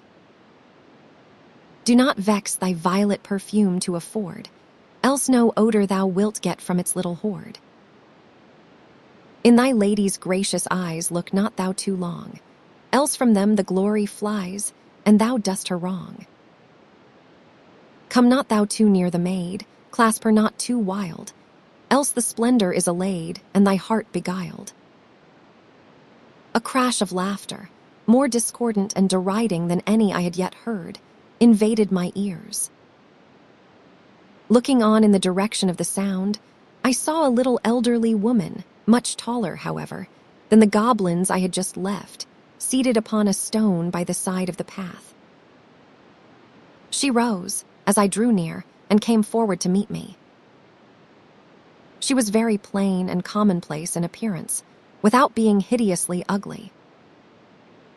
Looking up in my face with a stupid sneer, she said, "Is not it a pity you have not a pretty girl to walk all alone with you through this sweet country?" How different everything would look, would not it? Strange that one can never have what one would like best. How the roses would bloom and all that, even in this infernal hole. Would not they, Anodos? Her eyes would light up the old cave, would not they? That depends on who the pretty girl should be, replied I. Not so very much matter that, she answered. Look here. I had turned to go away as I gave my reply, but now I stopped and looked at her. As a rough, unsightly bud might suddenly blossom into the most lovely flower, or rather, as a sunbeam bursts through a shapeless cloud and transfigures the earth, so burst a face of resplendent beauty, as it were through the unsightly visage of the woman, destroying it with light as it dawned through it. A summer sky rose above me, gray with heat. Across a shining, slumberous landscape, looked from afar the peaks of snow-capped mountains, and down from a great rock beside me fell a sheet of water mad with its own delight. "Stay with me," she said, lifting up her exquisite face and looking full in mine. I drew back. Again the infernal laugh grated upon my ears. Again the rocks closed in around me, and the ugly woman looked at me with wicked, mocking hazel eyes.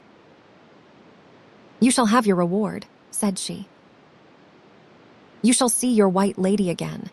That lies not with you," I replied, and turned and left her. She followed me with shriek upon shriek of laughter as I went on my way. I may mention here that although there was always light enough to see my path and a few yards on every side of me, I never could find out the source of this sad sepulchral illumination. Chapter 18, in the wind's uproar, the seas raging grim, and the sighs that are born in him. Hine. From dreams of bliss shall men awake one day, but not to weep. The dreams remain, they only break the mirror of the sleep. Jean Paul Hesperus. How I got through this dreary part of my travels, I do not know. I do not think I was upheld by the hope that any moment the light might break in upon me, for I scarcely thought about that. I went on with a dull endurance, varied by moments of uncontrollable sadness, for more and more the conviction grew upon me that I should never see the White Lady again. It may seem strange that one with whom I had held so little communion should have so engrossed my thoughts, but benefits conferred awaken love in some minds, as surely as benefits received in others.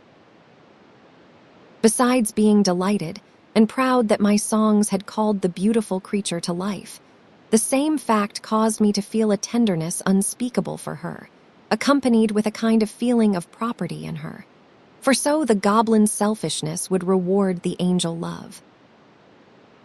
When to all this is added an overpowering sense of her beauty and an unquestioning conviction that this was a true index to inward loveliness, it may be understood how it came to pass that my imagination filled my whole soul with the play of its own multitudinous colors and harmonies around the form which yet stood, a gracious marble radiance, in the midst of its white hall of fantasy. The time passed by unheeded, for my thoughts were busy. Perhaps this was also in part the cause of my needing no food, and never thinking how I should find any during this subterraneous part of my travels. How long they endured I could not tell, for I had no means of measuring time. And when I looked back, there was such a discrepancy between the decisions of my imagination and my judgment as to the length of time that had passed that I was bewildered and gave up all attempts to arrive at any conclusion on the point. A gray mist continually gathered behind me. When I looked back towards the past, this mist was the medium through which my eyes had to strain for a vision of what had gone by, and the form of the White Lady had receded into an unknown region. At length the country of rock began to close again around me, gradually and slowly narrowing, till I found myself walking in a gallery of rock once more, both sides of which I could touch with my outstretched hands.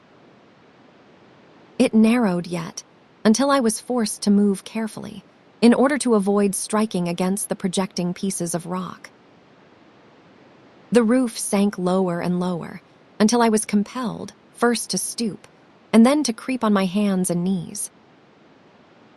It recalled terrible dreams of childhood, but I was not much afraid, because I felt sure that this was my path, and my only hope of leaving fairyland, of which I was now almost weary. At length, on getting past an abrupt turn in the passage, through which I had to force myself, I saw, a few yards ahead of me, the long-forgotten daylight shining through a small opening, to which the path, if path it could now be called, led me. With great difficulty, I accomplished these last few yards, and came forth to the day. I stood on the shore of a wintry sea, with a wintry sun just a few feet above its horizon edge. It was bare and waste and gray.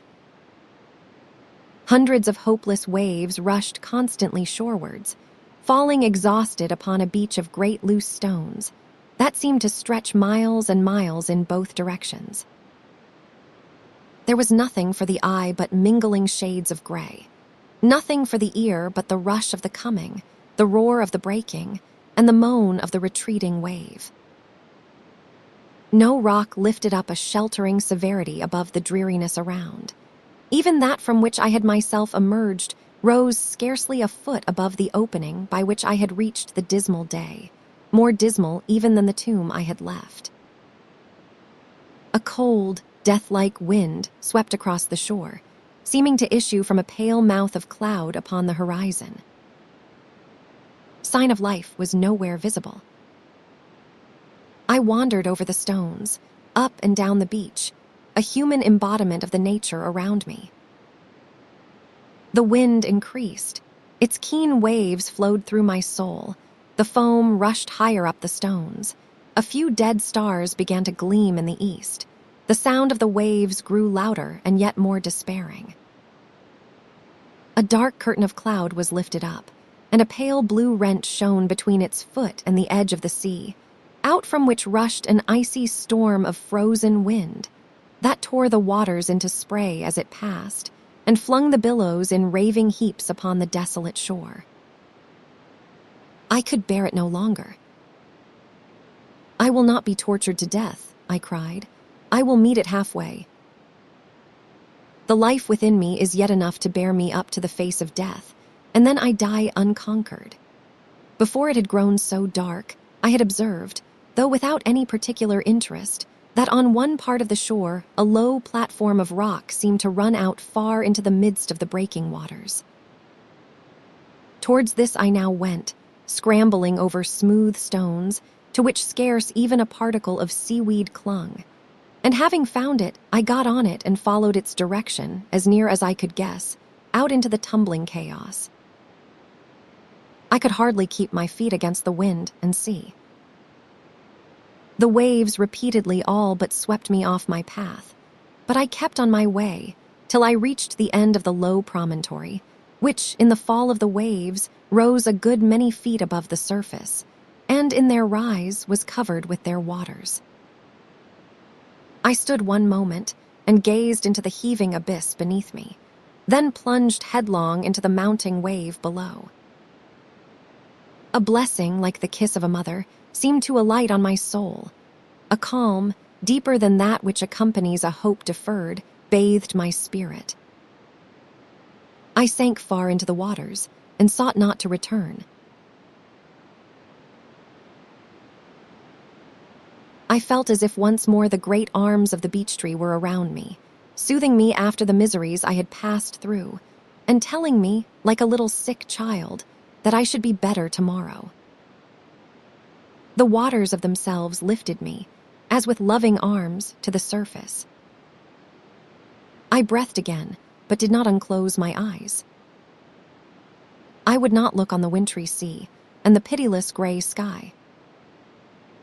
Thus I floated, till something gently touched me. It was a little boat floating beside me. How it came there I could not tell, but it rose and sank on the waters and kept touching me in its fall, as if with a human will to let me know that help was by me. It was a little gay-colored boat, seemingly covered with glistering scales like those of a fish, all of brilliant rainbow hues. I scrambled into it and lay down in the bottom with a sense of exquisite repose. Then I drew over me a rich, heavy, purple cloth that was beside me, and lying still, knew by the sound of the waters that my little bark was fleeting rapidly onwards. Finding, however, none of that stormy motion which the sea had manifested when I beheld it from the shore, I opened my eyes, and looking first up, saw above me the deep violet sky of a warm southern night, and then, lifting my head, saw that I was sailing fast upon a summer sea in the last border of a southern twilight. The aureole of the sun yet shot the extreme faint tips of its longest rays above the horizon waves, and withdrew them not. It was a perpetual twilight. The stars, great and earnest, like children's eyes, bent down lovingly towards the waters, and the reflected stars within seemed to float up, as if longing to meet their embraces. But when I looked down, a new wonder met my view. For, vaguely revealed beneath the wave, I floated above my whole past. The fields of my childhood flitted by, the halls of my youthful labors, the streets of great cities where I had dwelt, and the assemblies of men and women wherein I had wearied myself seeking for rest. But so indistinct were the visions that sometimes I thought I was sailing on a shallow sea, and that strange rocks and forests of sea plants beguiled my eye, sufficiently to be transformed, by the magic of the fantasy, into well-known objects and regions. Yet at times, a beloved form seemed to lie close beneath me in sleep, and the eyelids would tremble as if about to forsake the conscious eye, and the arms would heave upwards, as if in dreams they sought for a satisfying presence. But these motions might come only from the heaving of the waters between those forms and me. Soon I fell asleep, overcome with fatigue and delight. In dreams of unspeakable joy, of restored friendships, of revived embraces, of love which said it had never died, of faces that had vanished long ago, yet said with smiling lips that they knew nothing of the grave, of pardons implored and granted with such bursting floods of love that I was almost glad I had sinned. Thus I passed through this wondrous twilight. I awoke with the feeling that I had been kissed and loved to my heart's content, and found that my boat was floating motionless by the grassy shore of a little island. Chapter 19. In still rest, in changeless simplicity, I bear, uninterrupted, the consciousness of the whole of humanity within me. SCHLEIRMACHER, monologen. Such a sweetness, such a grace, in all thy speech appear, that what to THA a beauteous face, that thy tongue is to the ear. COWLEY. The water was deep to the very edge, and I sprang from the little boat upon a soft, grassy turf. The island seemed rich, with a profusion of all grasses and low flowers. All delicate lowly things were most plentiful, but no trees rose skywards, not even a bush overtopped the tall grasses, except in one place near the cottage I am about to describe, where a few plants of the gum cistus, which drops every night all the blossoms that the day brings forth, formed a kind of natural arbor. The whole island lay open to the sky and sea. It rose nowhere more than a few feet above the level of the waters, which flowed deep all around its border. Here there seemed to be neither tide nor storm. A sense of persistent calm and fullness arose in the mind at the sight of the slow, pulse-like rise and fall of the deep, clear, unrippled waters against the bank of the island. For sure it could hardly be called, being so much more like the edge of a full, solemn river. As I walked over the grass towards the cottage, which stood at a little distance from the bank, all the flowers of childhood looked at me with perfect child eyes out of the grass. My heart, softened by the dreams through which it had passed, overflowed in a sad, tender love towards them. They looked to me like children impregnably fortified in a helpless confidence. The sun stood halfway down the western sky, shining very soft and golden, and there grew a second world of shadows amidst the world of grasses and wild flowers. The cottage was square, with low walls, and a high pyramidal roof thatched with long reeds, of which the withered blossoms hung over all the eaves. It is noticeable that most of the buildings I saw in fairyland were cottages. There was no path to a door, nor, indeed, was there any track worn by footsteps in the island. The cottage rose right out of the smooth turf. It had no windows that I could see, but there was a door in the center of the side facing me, up to which I went. I knocked, and the sweetest voice I had ever heard said, "Come in." I entered. A bright fire was burning on a hearth in the center of the earthen floor, and the smoke found its way out at an opening in the center of the pyramidal roof. Over the fire hung a little pot, and over the pot bent a woman face, the most wonderful, I thought, that I had ever beheld. For it was older than any countenance I had ever looked upon. There was not a spot in which a wrinkle could lie, where a wrinkle lay not.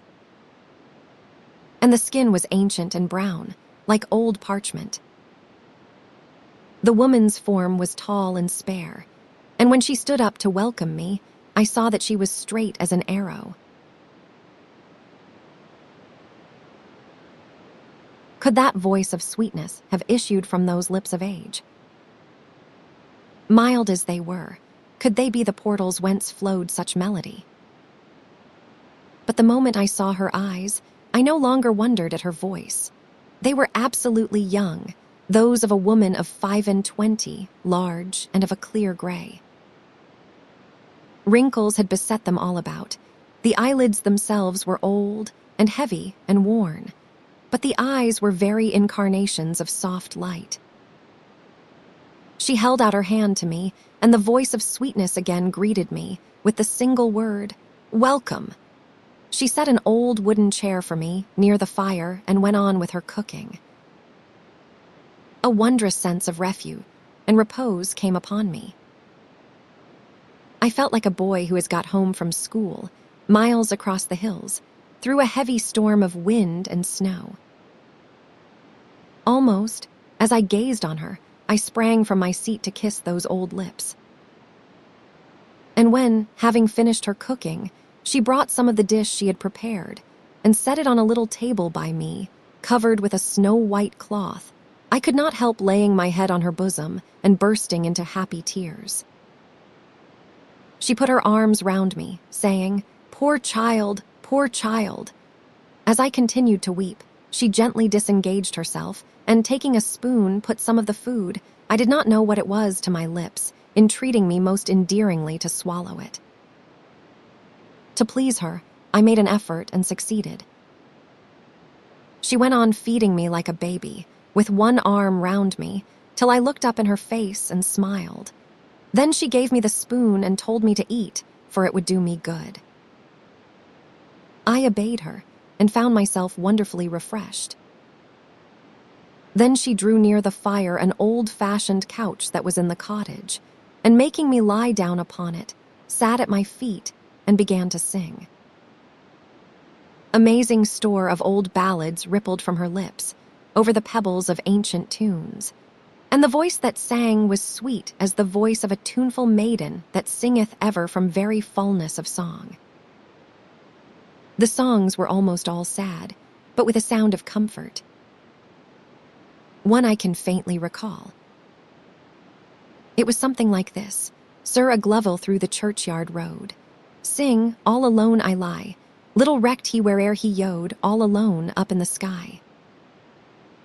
Swerved his courser, and plunged with fear, all alone I lie. His cry might have wakened the dead men near, all alone up in the sky. The very dead that lay at his feet, lapped in the moldy winding sheet. But he curbed him and spurred him, until he stood still in his place, like a horse of wood, with nostrils uplift and eyes wide and wan. But the sweat in streams from his fetlocks ran. A ghost grew out of the shadowy air, and sat in the midst of her moony hair. In her gleamy hair she sat and wept. In the dreamful moon they lay and slept. The shadows above and the bodies below lay and slept in the moonbeams slow. And she sang, like the moan of an autumn wind over the stubble left behind. Alas, how easily things go wrong. A sigh too much, or a kiss too long, and there follows a mist and a weeping rain, and life is never the same again. Alas, how hardly things go right. 'Tis hard to watch on a summer night, for the sigh will come and the kiss will stay, and the summer night is a winter day. Oh, lovely ghosts, my heart is woes to see thee weeping and wailing so.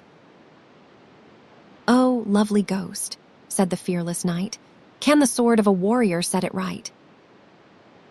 Or prayer of bedesman, praying mild, as a cup of water a feverish child, sooth thee at last, in dreamless mood to sleep the sleep a dead lady should.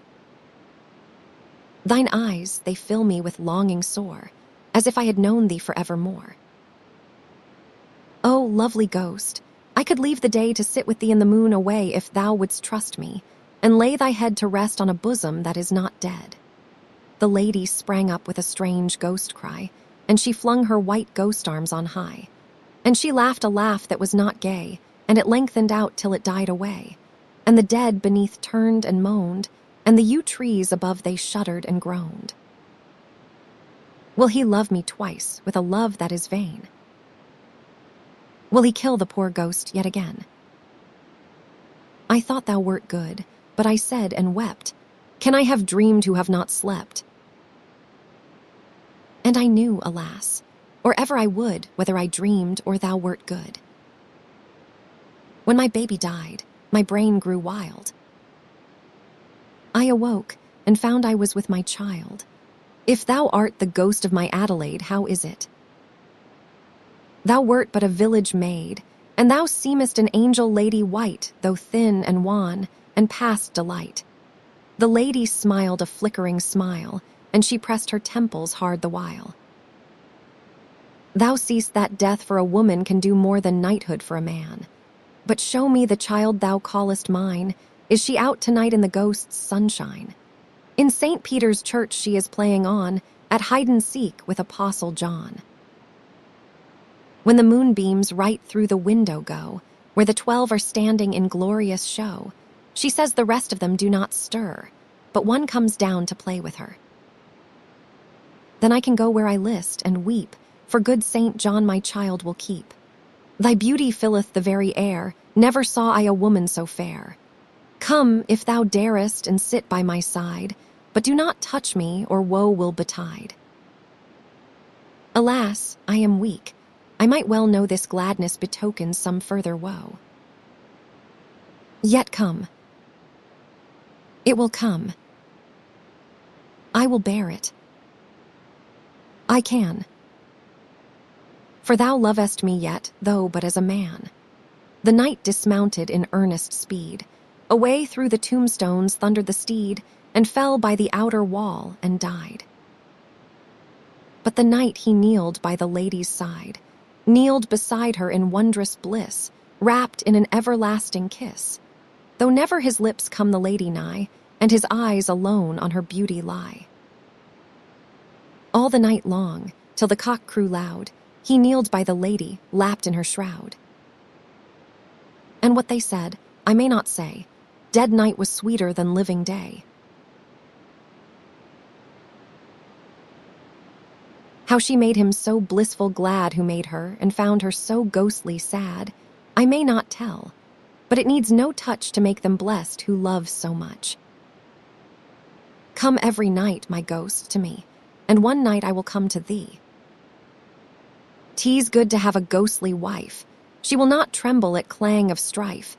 She will only hearken amid the din behind the door if he cometh in. And this is how Sir Agloville often walked in the moonlight pale. And oft when the crescent but thinned the gloom, full-orbed moonlight filled his room, and through beneath his chamber door fell a ghostly gleam on the outer floor. And they that passed, in fear averred that murmured words they often heard. 'Twas then that the eastern crescent shone through the chancel window, and good St. John played with the ghost child all the night, and the mother was free till the morning light, and sped through the dawning night to stay with Agloville till the break of day.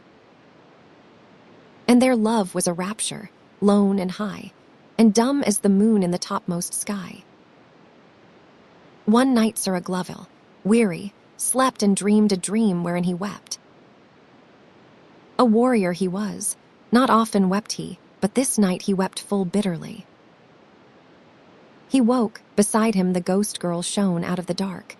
'Twas the eve of St. John. He had dreamed a dream of a still, dark wood, where the maiden of old beside him stood. But a mist came down and caught her away, and he sought her in vain through the pathless day, till he wept with the grief that can do no more, and thought he had dreamt the dream before. From bursting heart the weeping flowed on, and lo, beside him the ghost girl shone like the light on a harbor's breast, over the sea of his dreams' unrest. Shone like the wondrous, nameless boon that the heart seeks ever night or noon. Warnings forgotten when needed most, he clasped to his bosom the radiant ghost. She wailed aloud, and faded and sank. With upturned white face, cold and blank, in his arms lay the corpse of the maiden pale, and she came no more to Sir Agloville. Only a voice, when winds were wild, sobbed and wailed like a chidden child. Alas, how easily things go wrong. A sigh too much, or a kiss too long, and there follows a mist and a weeping rain, and life is never the same again. This was one of the simplest of her songs, which, perhaps, is the cause of my being able to remember it better than most of the others. While she sung, I was in Elysium, with the sense of a rich soul upholding, embracing, and overhanging mine, full of all plenty and bounty. I felt as if she could give me everything I wanted, as if I should never wish to leave her, but would be content to be sung to and fed by her, day after day, as years rolled by. At last I fell asleep while she sang. When I awoke, I knew not whether it was night or day. The fire had sunk to a few red embers, which just gave light enough to show me the woman standing a few feet from me, with her back towards me, facing the door by which I had entered. She was weeping, but very gently and plentifully. The tears seemed to come freely from her heart. Thus she stood for a few minutes. Then, slowly turning at right angles to her former position, she faced another of the four sides of the cottage. I now observed, for the first time, that here was a door likewise, and that, indeed, there was one in the center of every side of the cottage. When she looked towards the second door, her tears ceased to flow, but sighs took their place. She often closed her eyes as she stood, and every time she closed her eyes, A gentle sigh seemed to be born in her heart and to escape at her lips. But when her eyes were open, her sighs were deep and very sad and shook her whole frame. Then she turned towards the third door, and a cry as of fear or suppressed pain broke from her. But she seemed to hearten herself against the dismay and to front it steadily. For, although I often heard a slight cry and sometimes a moan, yet she never moved or bent her head, and I felt sure that her eyes never closed. Then she turned to the fourth door, and I saw her shudder and then stand still as a statue, till at last she turned towards me and approached the fire. I saw that her face was white as death. But she gave one look upwards and smiled the sweetest, most child-innocent smile, then heaped fresh wood on the fire, and sitting down by the blaze, drew her wheel near her and began to spin. While she spun, she murmured a low, strange song, to which the hum of the wheel made a kind of infinite symphony. At length she paused in her spinning and singing, and glanced towards me, like a mother who looks whether or not her child gives signs of waking. She smiled when she saw that my eyes were open. I asked her whether it was day yet. She answered, "It is always day here, so long as I keep my fire burning." I felt wonderfully refreshed, and a great desire to see more of the island awoke within me. I rose, and saying that I wished to look about me, went towards the door by which I had entered. "Stay a moment," said my hostess, with some trepidation in her voice. "Listen to me. You will not see what you expect when you go out of that door. Only remember this: whenever you wish to come back to me, enter wherever you see this mark." She held up her left hand between me and the fire. Upon the palm, which appeared almost transparent, I saw, in dark red, a mark like this, which I took care to fix in my mind. She then kissed me, and bade me goodbye with a solemnity that awed me, and bewildered me too, seeing I was only going out for a little ramble in an island, which I did not believe larger than could easily be compassed in a few hours' walk at most. As I went, she resumed her spinning. I opened the door and stepped out. The moment my foot touched the smooth sward, I seemed to issue from the door of an old barn on my father's estate, where, in the hot afternoons, I used to go and lie amongst the straw and read. It seemed to me now that I had been asleep there. At a little distance in the field, I saw two of my brothers at play. The moment they caught sight of me, they called out to me to come and join them, which I did, and we played together as we had done years ago, till the red sun went down in the west, and the gray fog began to rise from the river. Then we went home together with a strange happiness. As we went, we heard the continually renewed larum of a landrill in the long grass. One of my brothers and I separated to a little distance, and each commenced running towards the part whence the sound appeared to come, in the hope of approaching the spot where the bird was, and so getting at least a sight of it, if we should not be able to capture the little creature. My father's voice recalled us from trampling down the rich long grass, soon to be cut down and laid aside for the winter. I had quite forgotten all about fairyland, and the wonderful old woman, and the curious red mark. My favorite brother and I shared the same bed.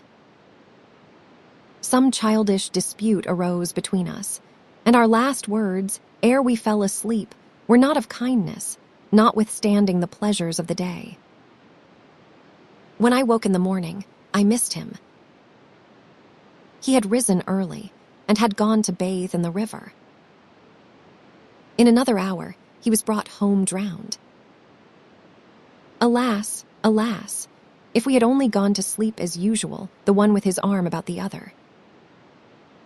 Amidst the horror of the moment, a strange conviction flashed across my mind that I had gone through the very same once before. I rushed out of the house, I knew not why, sobbing and crying bitterly. I ran through the fields in aimless distress, till, passing the old barn, I caught sight of a red mark on the door. The merest trifles sometimes rivet the attention in the deepest misery. The intellect has so little to do with grief. I went up to look at this mark, which I did not remember ever to have seen before. As I looked at it, I thought I would go in and lie down amongst the straw, for I was very weary with running about and weeping.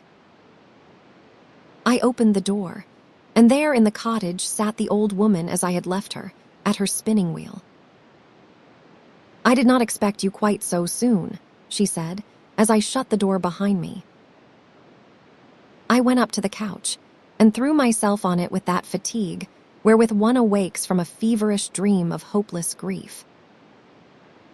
The old woman sang, "The great sun, benighted, may faint from the sky, but love, once uplighted, will never more die. Form, with its brightness, from eyes will depart. It walketh in whiteness the halls of the heart." Ere she had ceased singing, my courage had returned. I started from the couch, and, without taking leave of the old woman, opened the door of sighs, and sprang into what should appear.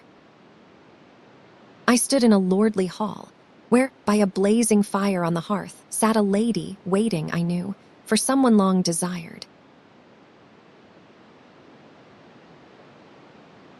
A mirror was near me, but I saw that my form had no place within its depths, so I feared not that I should be seen.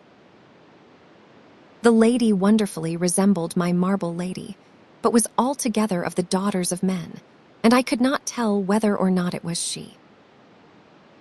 It was not for me she waited. The tramp of a great horse rang through the court without. It ceased, and the clang of armor told that his rider alighted, and the sound of his ringing heels approached the hall. The door opened, but the lady waited, for she would meet her lord alone.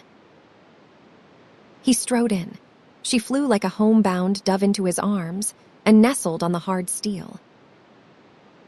It was the knight of the soiled armor. But now the armor shone like polished glass, and strange to tell, though the mirror reflected not my form, I saw a dim shadow of myself in the shining steel. "O my beloved, thou art come, and I am blessed." Her soft fingers speedily overcame the hard clasp of his helmet. One by one she undid the buckles of his armor, and she twirled under the weight of the mail as she would carry it aside. Then she unclasped his greaves and unbuckled his spurs, and once more she sprang into his arms and laid her head where she could now feel the beating of his heart. Then she disengaged herself from his embrace, and, moving back a step or two, gazed at him. He stood there a mighty form, crowned with a noble head, where all sadness had disappeared, or had been absorbed in solemn purpose.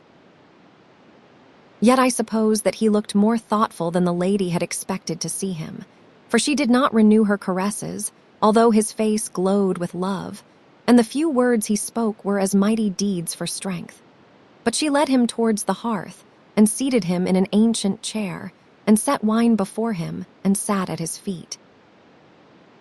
"I am sad," he said, "when I think of the youth whom I met twice in the forests of fairyland, and who, you say, twice with his songs roused you from the death sleep of an evil enchantment. There was something noble in him, but it was a nobleness of thought, and not of deed. He may yet perish of vile fear." "Ah," returned the lady, "you saved him once, and for that I thank you, for may I not say that I somewhat loved him? But tell me how you fared, when you struck your battle-axe into the ash tree, and he came and found you, for so much of the story you had told me when the beggar child came and took you away." "As soon as I saw him," rejoined the knight, "I knew that earthly arms availed not against such as he, and that my soul must meet him in its naked strength. So I unclasped my helm and flung it on the ground, and holding my good axe yet in my hand, gazed at him with steady eyes. On he came, a horror indeed, but I did not flinch. Endurance must conquer, where force could not reach. He came nearer and nearer, till the ghastly face was close to mine. A shudder as of death ran through me, but I think I did not move, for he seemed to quail and retreated. As soon as he gave back, I struck one more sturdy blow on the stem of his tree, that the forest rang, and then looked at him again. He writhed and grinned with rage and apparent pain, and again approached me, but retreated sooner than before. I heeded him no more, but hewed with a will at the tree, till the trunk creaked, and the head bowed, and with a crash it fell to the earth. Then I looked up from my labor, and lo, the spectre had vanished, and I saw him no more, nor ever in my wanderings have I heard of him again. "Well struck, well withstood, my hero," said the lady. "But," said the knight, somewhat troubled, "dost thou love the youth still?" "Ah," she replied, "how can I help it? He woke me from worse than death. He loved me. I had never been for thee, if he had not sought me first.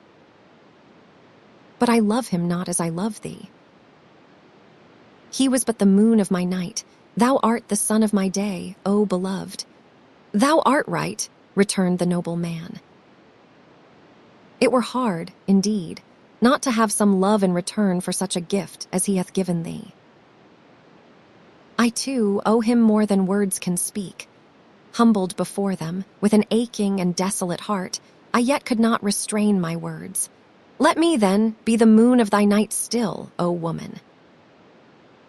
And when thy day is beclouded, as the fairest days will be, let some song of mine comfort thee, as an old, withered, half-forgotten thing, that belongs to an ancient, mournful hour of uncompleted birth, which yet was beautiful in its time." They sat silent, and I almost thought they were listening. The color of the lady's eyes grew deeper and deeper. The slow tears grew, and filled them and overflowed. They rose and passed, hand in hand, close to where I stood, and each looked towards me in passing. Then they disappeared through a door which closed behind them.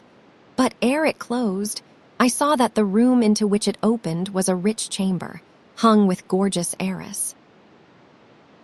I stood with an ocean of sighs frozen in my bosom. I could remain no longer. She was near me, and I could not see her. Near me in the arms of one loved better than I, and I would not see her, and I would not be by her. But how to escape from the nearness of the best beloved? I had not this time forgotten the mark, for the fact that I could not enter the sphere of these living beings kept me aware that, for me, I moved in a vision while they moved in life. I looked all about for the mark, but could see it nowhere, for I avoided looking just where it was. There the dull red cipher glowed, on the very door of their secret chamber. Struck with agony, I dashed it open, and fell at the feet of the ancient woman who still spun on, the whole dissolved ocean of my sighs bursting from me in a storm of tearless sobs.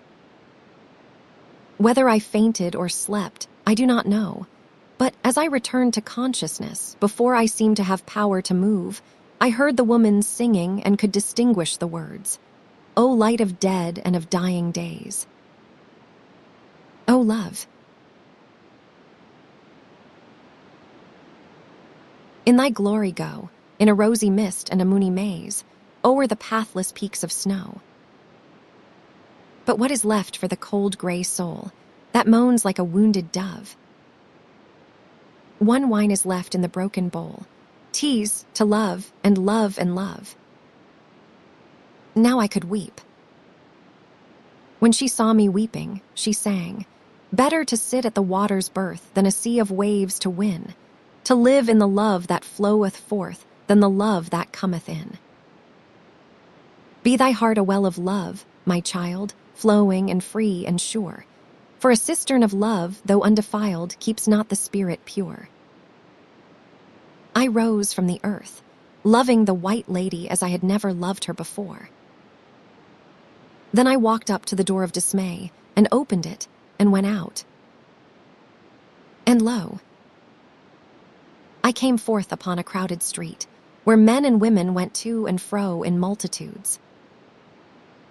I knew it well, and turning to one hand, walked sadly along the pavement. Suddenly I saw approaching me, a little way off, a form well known to me, well known. Alas, how weak the word. In the years when I thought my boyhood was left behind, and shortly before I entered the realm of fairyland. Wrong and sorrow had gone together, hand in hand as it is well they do. Unchangeably dear was that face. It lay in my heart as a child lies in its own white bed, but I could not meet her. "Anything but that," I said, and turning aside sprang up the steps to a door on which I fancied I saw the mystic sign. I entered, not the mysterious cottage, but her home. I rushed wildly on and stood by the door of her room. "She is out," I said. "I will see the old room once more." I opened the door gently and stood in a great solemn church. A deep-toned bell, whose sounds throbbed and echoed and swam through the empty building, struck the hour of midnight. The moon shone through the windows of the clerestory, and enough of the ghostly radiance was diffused through the church to let me see, walking with a stately yet somewhat trailing and stumbling step, down the opposite aisle. For I stood in one of the transepts, a figure dressed in a white robe, whether for the night, or for that longer night which lies too deep for the day, I could not tell. Was it she, and was this her chamber? I crossed the church and followed. The figure stopped, seemed to ascend as it were a high bed, and lay down. I reached the place where it lay, glimmering white. The bed was a tomb. The light was too ghostly to see clearly, but I passed my hand over the face and the hands and the feet, which were all bare.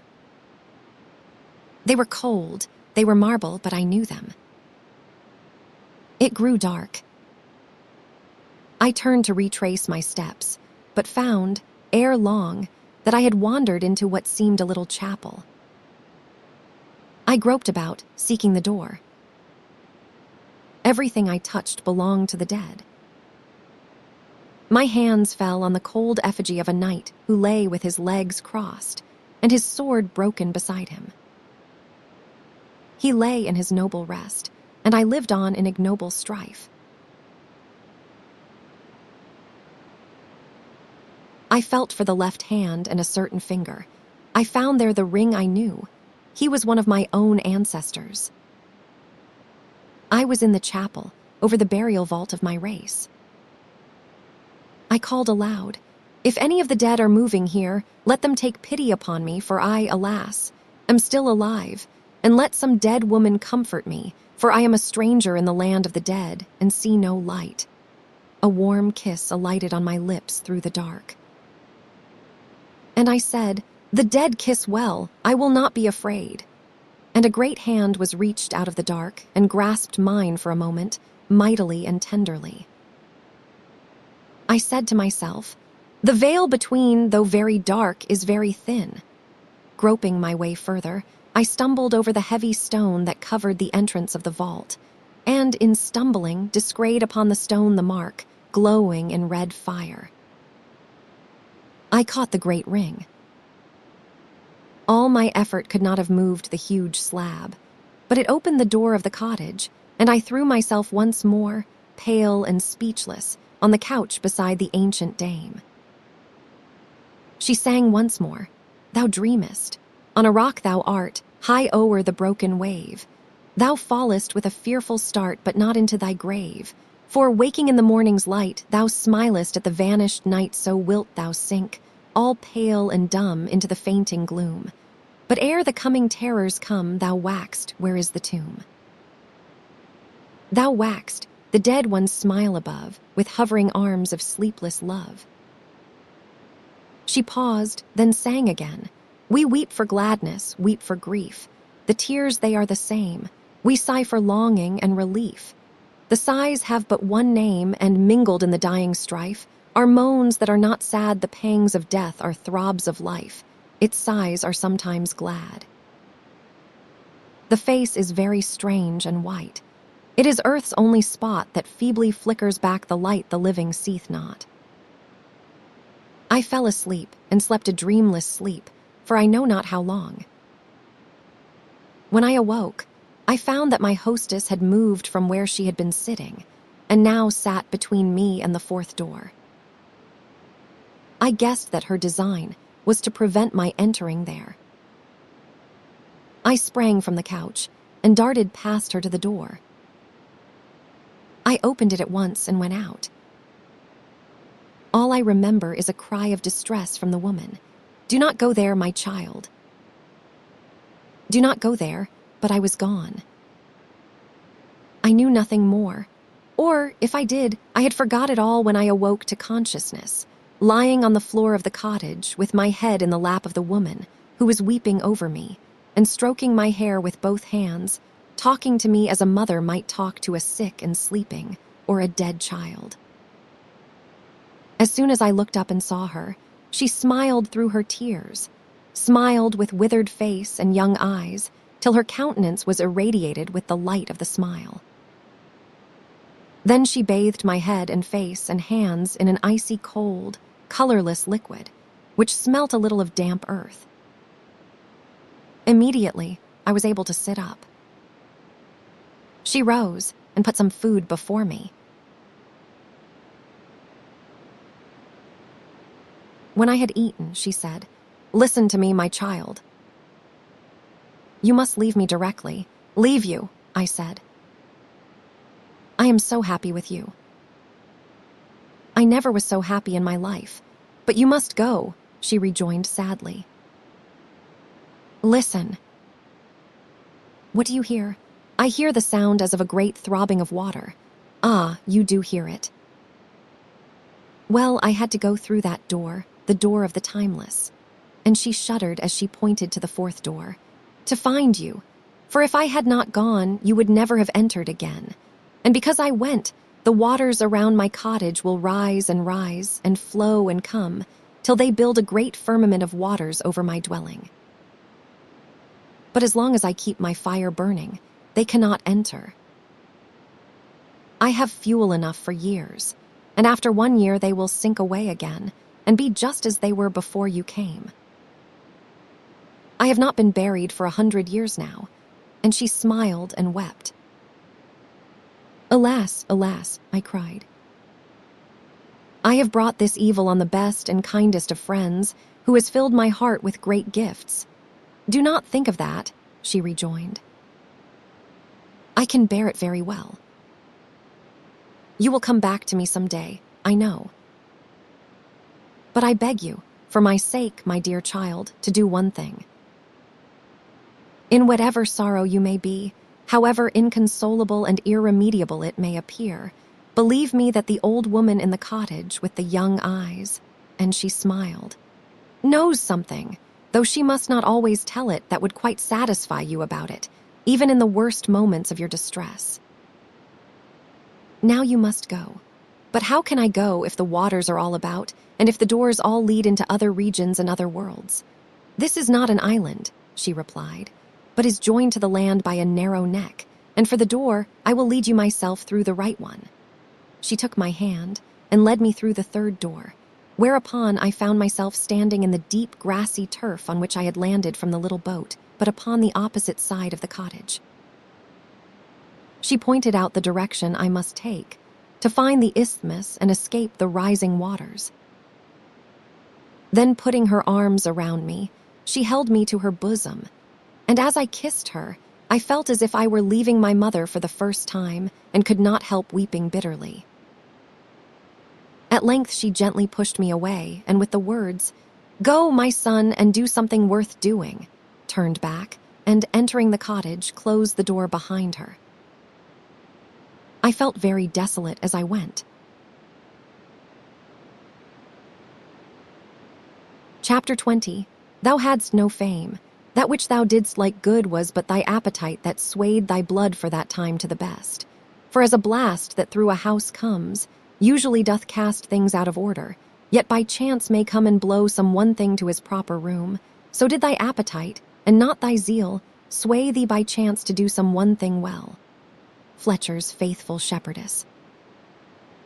The noble heart that harbors virtuous thought, and is with child of glorious great intent, can never rest, until it forth have brought eternal brood of glory excellent. SBENSER, the Fairy Queen. I had not gone very far before I felt that the turf beneath my feet was soaked with the rising waters. But I reached the isthmus in safety. It was rocky, and so much higher than the level of the peninsula that I had plenty of time to cross. I saw on each side of me the water rising rapidly, altogether without wind or violent motion or broken waves, but as if a slow, strong fire were glowing beneath it. Ascending a steep acclivity, I found myself at last in an open, rocky country. After traveling for some hours, as nearly in a straight line as I could, I arrived at a lonely tower, built on the top of a little hill, which overlooked the whole neighboring country. As I approached, I heard the clang of an anvil, and so rapid were the blows that I despaired of making myself heard till a pause in the work should ensue. It was some minutes before a cessation took place, but when it did, I knocked loudly and had not long to wait. For a moment after, the door was partly opened by a noble-looking youth, half undressed, glowing with heat, and begrimed with the blackness of the forge. In one hand he held a sword, so lately from the furnace that it yet shone with a dull fire. As soon as he saw me, he threw the door wide open, and standing aside, invited me very cordially to enter. I did so, when he shut and bolted the door most carefully, and then led the way inwards. He brought me into a rude hall, which seemed to occupy almost the whole of the ground floor of the little tower, and which I saw was now being used as a workshop. A huge fire roared on the hearth, beside which was an anvil. By the anvil stood, in similar undress, and in a waiting attitude, hammer in hand, a second youth, tall as the former but far more slightly built. Reversing the usual course of perception in such meetings, I thought them, at first sight, very unlike, and at the second glance knew that they were brothers. The former, and apparently the elder, was muscular and dark, with curling hair and large hazel eyes, which sometimes grew wondrously soft. The second was slender and fair, yet with a countenance like an eagle, and an eye which, though pale blue, shone with an almost fierce expression. He stood erect, as if looking from a lofty mountain crag, over a vast plain outstretched below. As soon as we entered the hall, the elder turned to me, and I saw that a glow of satisfaction shone on both their faces. To my surprise and great pleasure, he addressed me thus: "Brother, will you sit by the fire and rest till we finish this part of our work?" I signified my assent, and resolved to await any disclosure they might be inclined to make, seated myself in silence near the hearth. The elder brother then laid the sword in the fire, covered it well over, and when it had attained a sufficient degree of heat, drew it out and laid it on the anvil, moving it carefully about, while the younger, with a succession of quick, smart blows, appeared either to be welding it, or hammering one part of it to a consenting shape with the rest. Having finished, they laid it carefully in the fire, and when it was very hot indeed, plunged it into a vessel full of some liquid, whence a blue flame sprang upwards, as the glowing steel entered.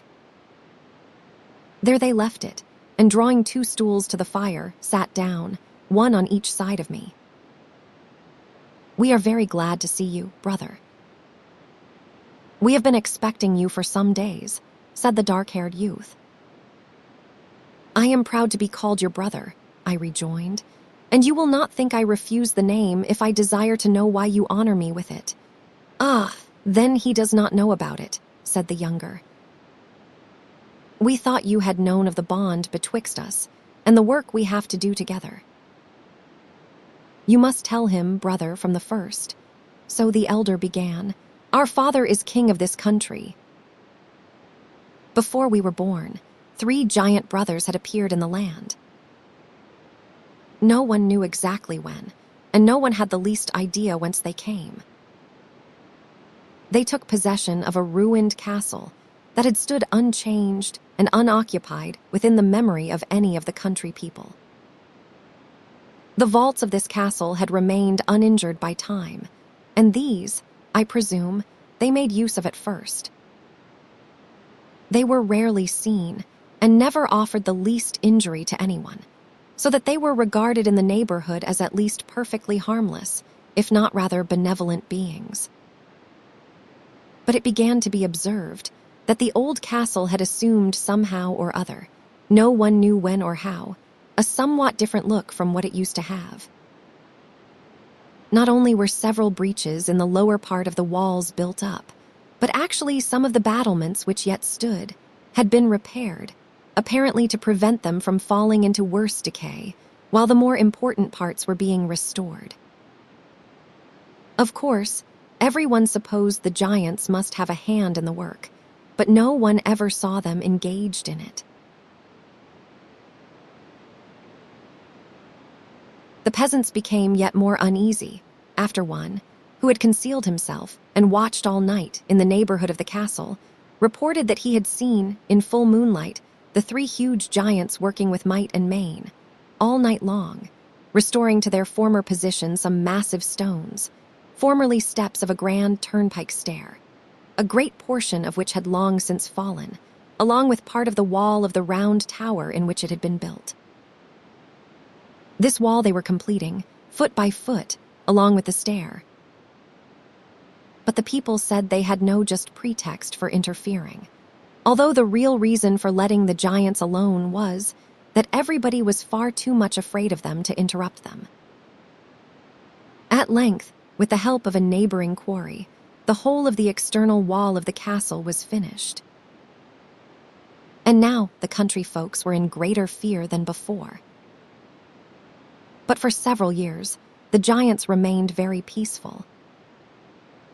The reason of this was afterwards supposed to be the fact that they were distantly related to several good people in the country, for, as long as these lived, they remained quiet. But as soon as they were all dead, the real nature of the giants broke out. Having completed the outside of their castle, they proceeded, by spoiling the country houses around them, to make a quiet, luxurious provision for their comfort within. Affairs reached such a pass that the news of their robberies came to my father's ears. But he, alas, was so crippled in his resources by a war he was carrying on with a neighboring prince that he could only spare a very few men to attempt the capture of their stronghold. Upon these, the giants issued in the night and slew every man of them. And now, grown bolder by success and impunity, they no longer confined their depredations to property, but began to seize the persons of their distinguished neighbors, knights and ladies, and hold them in durance, the misery of which was heightened by all manner of indignity, until they were redeemed by their friends at an exorbitant ransom. Many knights have adventured their overthrow, but to their own instead, for they have all been slain or captured or forced to make a hasty retreat.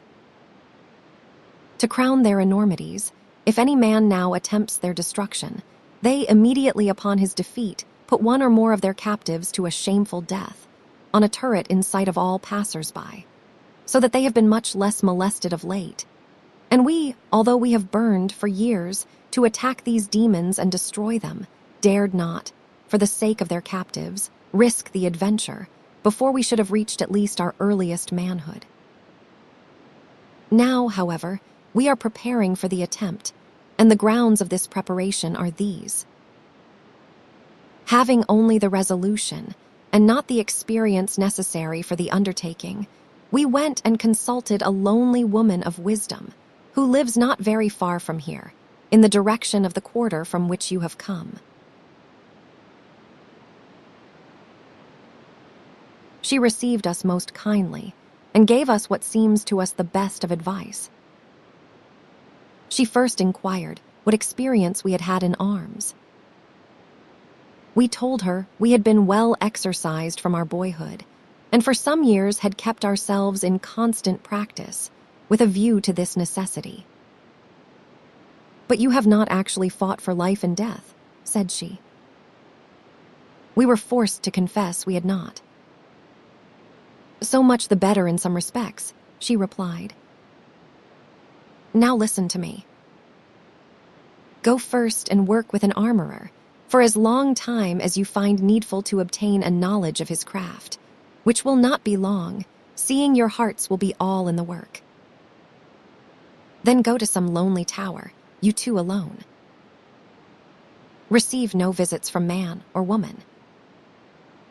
There forge for yourselves every piece of armor that you wish to wear, or to use, in your coming encounter. And keep up your exercises.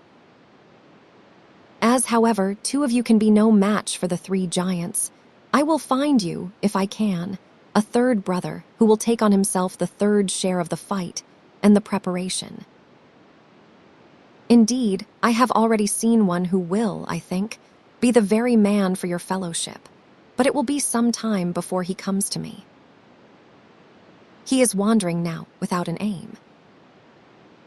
I will show him to you in a glass, and when he comes, you will know him at once.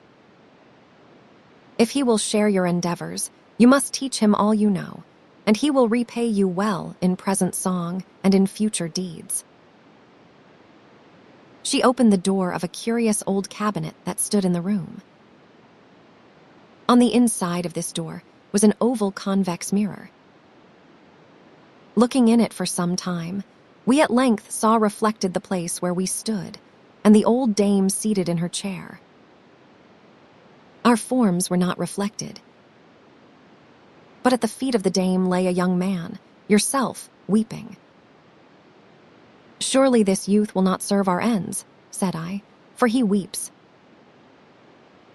The old woman smiled. "Past tears are present strength," said she. "Oh," said my brother, "I saw you weep once over an eagle you shot." "That was because it was so like you, brother," I replied. "But indeed, this youth may have better cause for tears than that. I was wrong." "Wait a while," said the woman. "If I mistake not, he will make you weep till your tears are dry forever. Tears are the only cure for weeping. And you may have need of the cure before you go forth to fight the giants. You must wait for him in your tower till he comes. Now, if you will join us, we will soon teach you to make your armor, and we will fight together and work together and love each other as never 3 loved before. And you will sing to us, will you not?" "That I will when I can," I answered, "but it is only at times that the power of song comes upon me. For that I must wait, but I have a feeling that if I work well, song will not be far off to enliven the labor." This was all the compact made. The brothers required nothing more, and I did not think of giving anything more. I rose and threw off my upper garments. I know the uses of the sword. I said, "I am ashamed of my white hands beside yours so nobly soiled and hard, but that shame will soon be wiped away. No, no, we will not work today. Rest is as needful as toil. Bring the wine, brother. It is your turn to serve today." The younger brother soon covered a table with rough viands, but good wine, and we ate and drank heartily beside our work. Before the meal was over, I had learned all their story. Each had something in his heart which made the conviction that he would victoriously perish in the coming conflict, a real sorrow to him. Otherwise, they thought they would have lived enough. The causes of their trouble were respectively these. While they wrought with an armorer, in a city famed for workmanship in steel and silver, the elder had fallen in love with a lady as far beneath him in real rank, as she was above the station he had as apprentice to an armorer. Nor did he seek to further his suit by discovering himself, but there was simply so much manhood about him that no one ever thought of rank when in his company. This is what his brother said about it. The lady could not help loving him in return. He told her when he left her that he had a perilous adventure before him, and that when it was achieved, she would either see him return to claim her, or hear that he had died with honor. The younger brother's grief arose from the fact that, if they were both slain, his old father, the king, would be childless. His love for his father was so exceeding that to one unable to sympathize with it, it would have appeared extravagant. Both loved him equally at heart, but the love of the younger had been more developed because his thoughts and anxieties had not been otherwise occupied. When at home, he had been his constant companion, and of late had ministered to the infirmities of his growing age. The youth was never weary of listening to the tales of his sire's youthful adventures, and had not yet in the smallest degree lost the conviction that his father was the greatest man in the world. The grandest triumph possible to his conception was to return to his father, laden with the spoils of one of the hated giants. But they both were in some dread, lest the thought of the loneliness of these two might occur to them, in the moment when decision was most necessary, and disturb, in some degree, the self-possession requisite for the success of their attempt. For, as I have said, they were yet untried in actual conflict. Now, thought I see to what the powers of my gift must minister. For my own part, I did not dread death, for I had nothing to care to live for, but I dreaded the encounter because of the responsibility connected with it. I resolved, however, to work hard, and thus grow cool and quick and forceful. The time passed away in work and song, in talk and ramble, in friendly fight and brotherly aid. I would not forge for myself armor of heavy mail like theirs, for I was not so powerful as they, and depended more for any success I might secure upon nimbleness of motion, certainty of eye, and ready response of hand. Therefore I began to make for myself a shirt of steel plates and rings, which work, while more troublesome, was better suited to me than the heavier labor. Much assistance did the brothers give me, even after, by their instructions, I was able to make some progress alone. Their work was in a moment abandoned, to render any required aid to mine. As the old woman had promised, I tried to repay them with song, and many were the tears they both shed over my ballads and dirges. The songs they liked best to hear were two which I made for them. They were not half so good as many others I knew, especially some I had learned from the wise woman in the cottage, but what comes nearest to our needs we like the best. The king sat on his throne glowing in gold and red. The crown in his right hand shone, and the gray hairs crowned his head. His only son walks in, and in walls of steel he stands. Make me, O Father, strong to win, with the blessing of holy hands. He knelt before his sire, who blessed him with feeble smile. His eyes shone out with a kingly fire, but his old lips quivered the while. Go to the fight, my son, bring back the giant's head, and the crown with which my brows have done shall glitter on thine instead. My father, I seek no crowns, but unspoken praise from thee. For thy people's good and thy renown, I will die to set them free. The king sat down and waited there, and rose not night nor day, till a sound of shouting filled the air and cries of a sore dismay. Then like a king he sat once more, with the crown upon his head, And up to the throne the people bore a mighty giant dead. And up to the throne the people bore a pale and lifeless boy. The king rose up like a prophet of yore, in a lofty, death-like joy. He put the crown on the chilly brow. Thou shouldst ye have reigned with me, but death is the king of both, and now I go to obey with thee. Surely some good in me there lay, to beget the noble one. The old man smiled like a winter day, and fell beside his son. Aye, O lady, thy lover is dead, they cried. He is dead, but hath slain the foe. He hath left his name to be magnified in a song of wonder and woe. Alas! I am well repaid, said she, with a pain that stings like joy, for I feared from his tenderness to me that he was but a feeble boy. Now I shall hold my head on high, the queen among my kind. If ye hear a sound, 'tis only a sigh for a glory left behind. The first 3 times I sang these songs they both wept passionately. But after the 3rd time, they wept no more. Their eyes shone, and their faces grew pale, but they never wept at any of my songs again. Chapter 21, I Put My Life in My Hands, the Book of Judges. At length, with much toil and equal delight, our armor was finished. We armed each other and tested the strength of the defense with many blows of loving force. I was inferior in strength to both my brothers, but a little more agile than either, and upon this agility, joined to precision in hitting with the point of my weapon, I grounded my hopes of success in the ensuing combat. I likewise labored to develop yet more the keenness of sight with which I was naturally gifted, and from the remarks of my companions, I soon learned that my endeavors were not in vain. The morning arrived on which we had determined to make the attempt, and succeed or perish, perhaps both.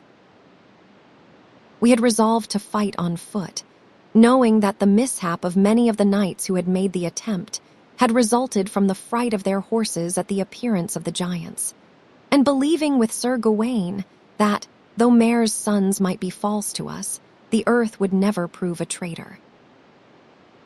But most of our preparations were, in their immediate aim at least, frustrated. We rose, that fatal morning, by daybreak. We had rested from all labor the day before, and now were fresh as the lark. We bathed in cold spring water and dressed ourselves in clean garments with a sense of preparation, as for a solemn festivity. When we had broken our fast, I took an old lyre, which I had found in the tower and had myself repaired, and sung for the last time the 2 ballads of which I have said so much already. I followed them with this for a closing song.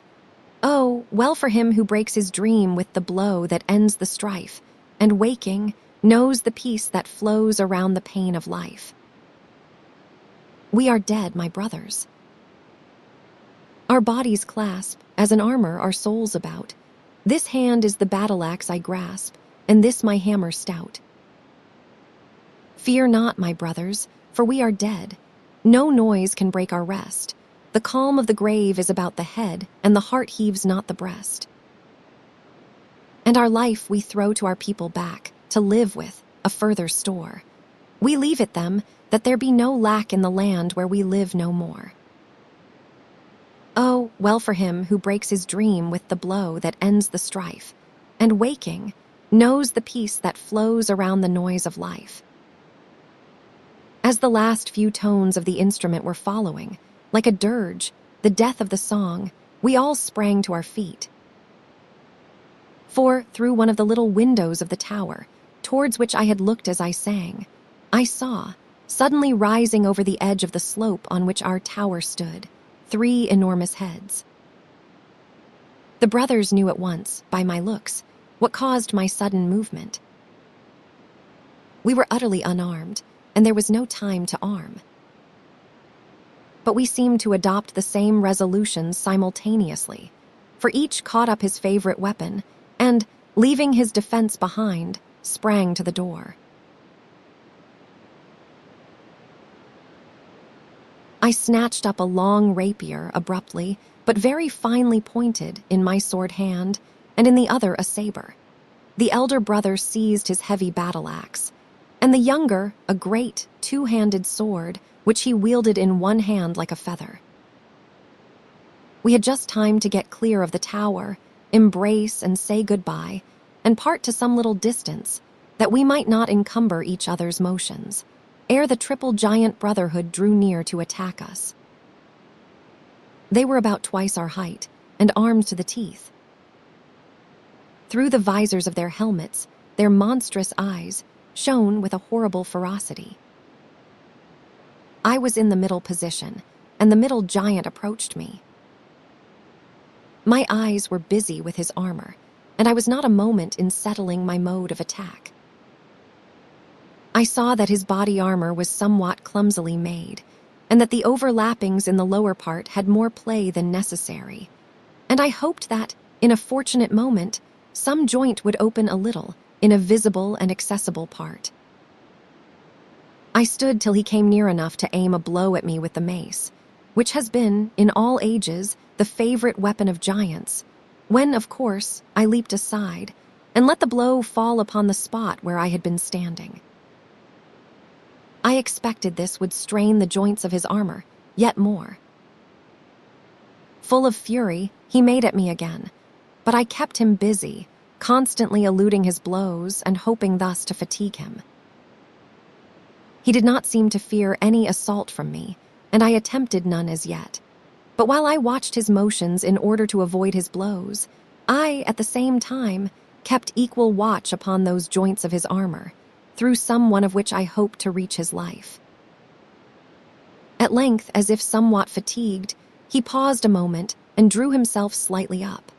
I bounded forward, foot and hand, ran my rapier right through to the armor of his back, let go the hilt, and passing under his right arm, turned as he fell and flew at him with my saber. At one happy blow, I divided the band of his helmet, which fell off, and allowed me, with a second cut across the eyes, to blind him quite, after which I clove his head and turned, uninjured, to see how my brothers had fared. Both the giants were down, but so were my brothers. I flew first to the one, and then to the other couple. Both pairs of combatants were dead, and yet locked together, as in the death struggle. The elder had buried his battle-axe in the body of his foe, and had fallen beneath him as he fell. The giant had strangled him in his own death agonies.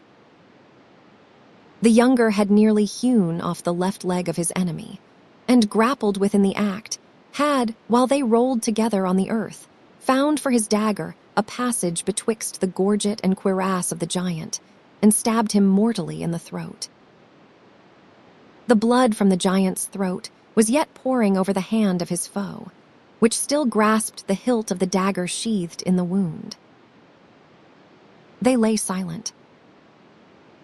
I, the least worthy, remained the sole survivor in the lists. As I stood exhausted amidst the dead, after the first worthy deed of my life, I suddenly looked behind me, and there lay the shadow, black in the sunshine. I went into the lonely tower, and there lay the useless armor of the noble youths, supine as they. Ah, how sad it looked. It was a glorious death, but it was death.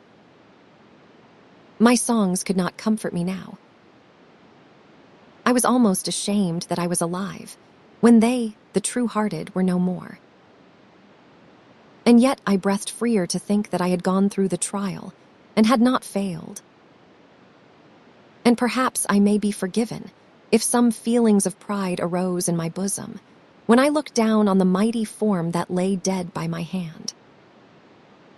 After all, however, I said to myself, and my heart sank, it was only skill. Your giant was but a blunderer. I left the bodies of friends and foes, peaceful enough when the death fight was over, and hastening to the country below, roused the peasants. They came with shouting and gladness, bringing wagons to carry the bodies. I resolved to take the princes home to their father, each as he lay in the arms of his country's foe. But first I searched the giants and found the keys of their castle, to which I repaired, followed by a great company of the people. It was a place of wonderful strength.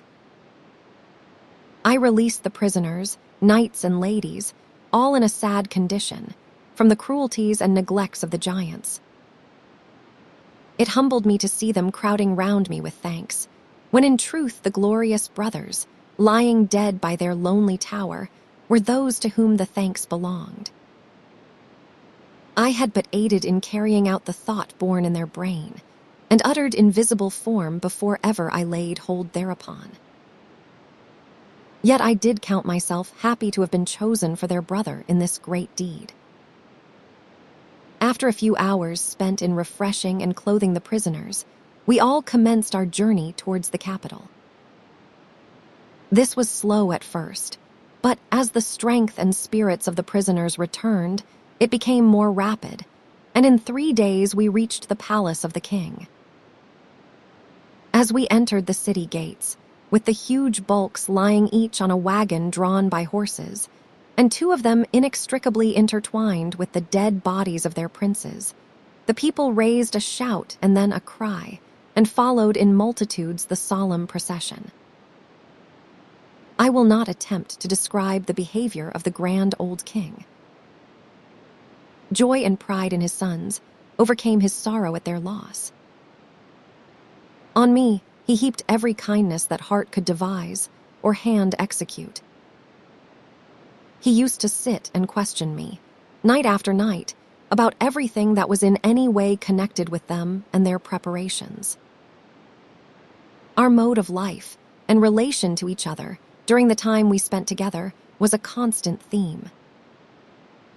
He entered into the minutest details of the construction of the armor, even to a peculiar mode of riveting some of the plates, with unwearying interest.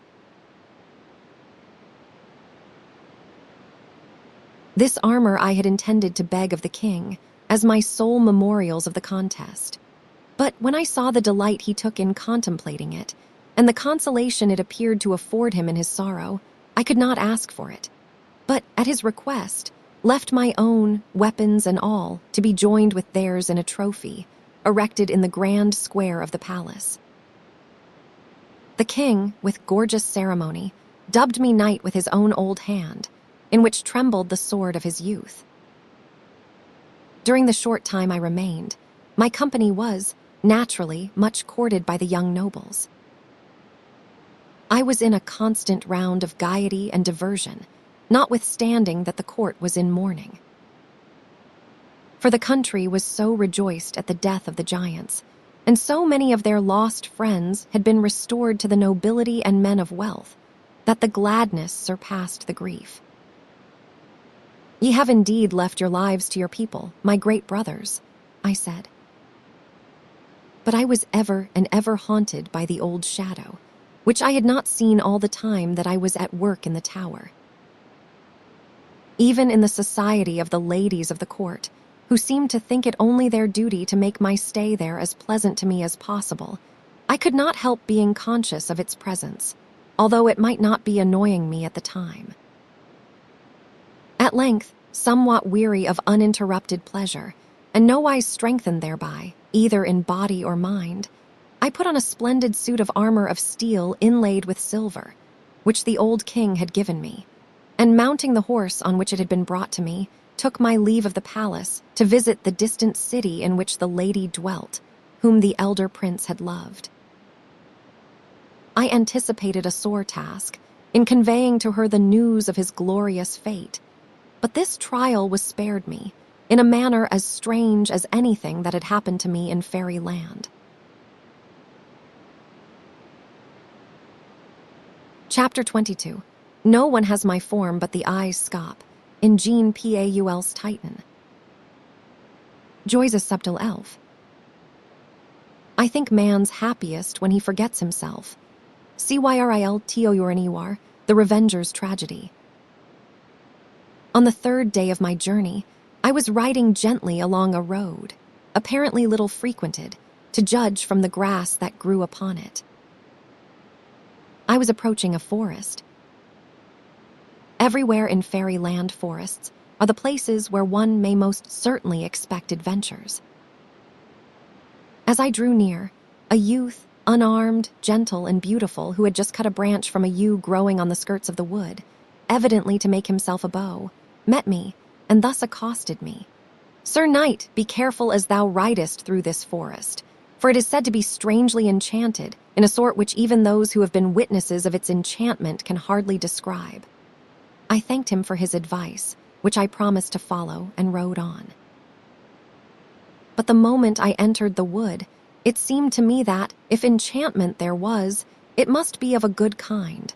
For the shadow, which had been more than usually dark and distressing, since I had set out on this journey, suddenly disappeared.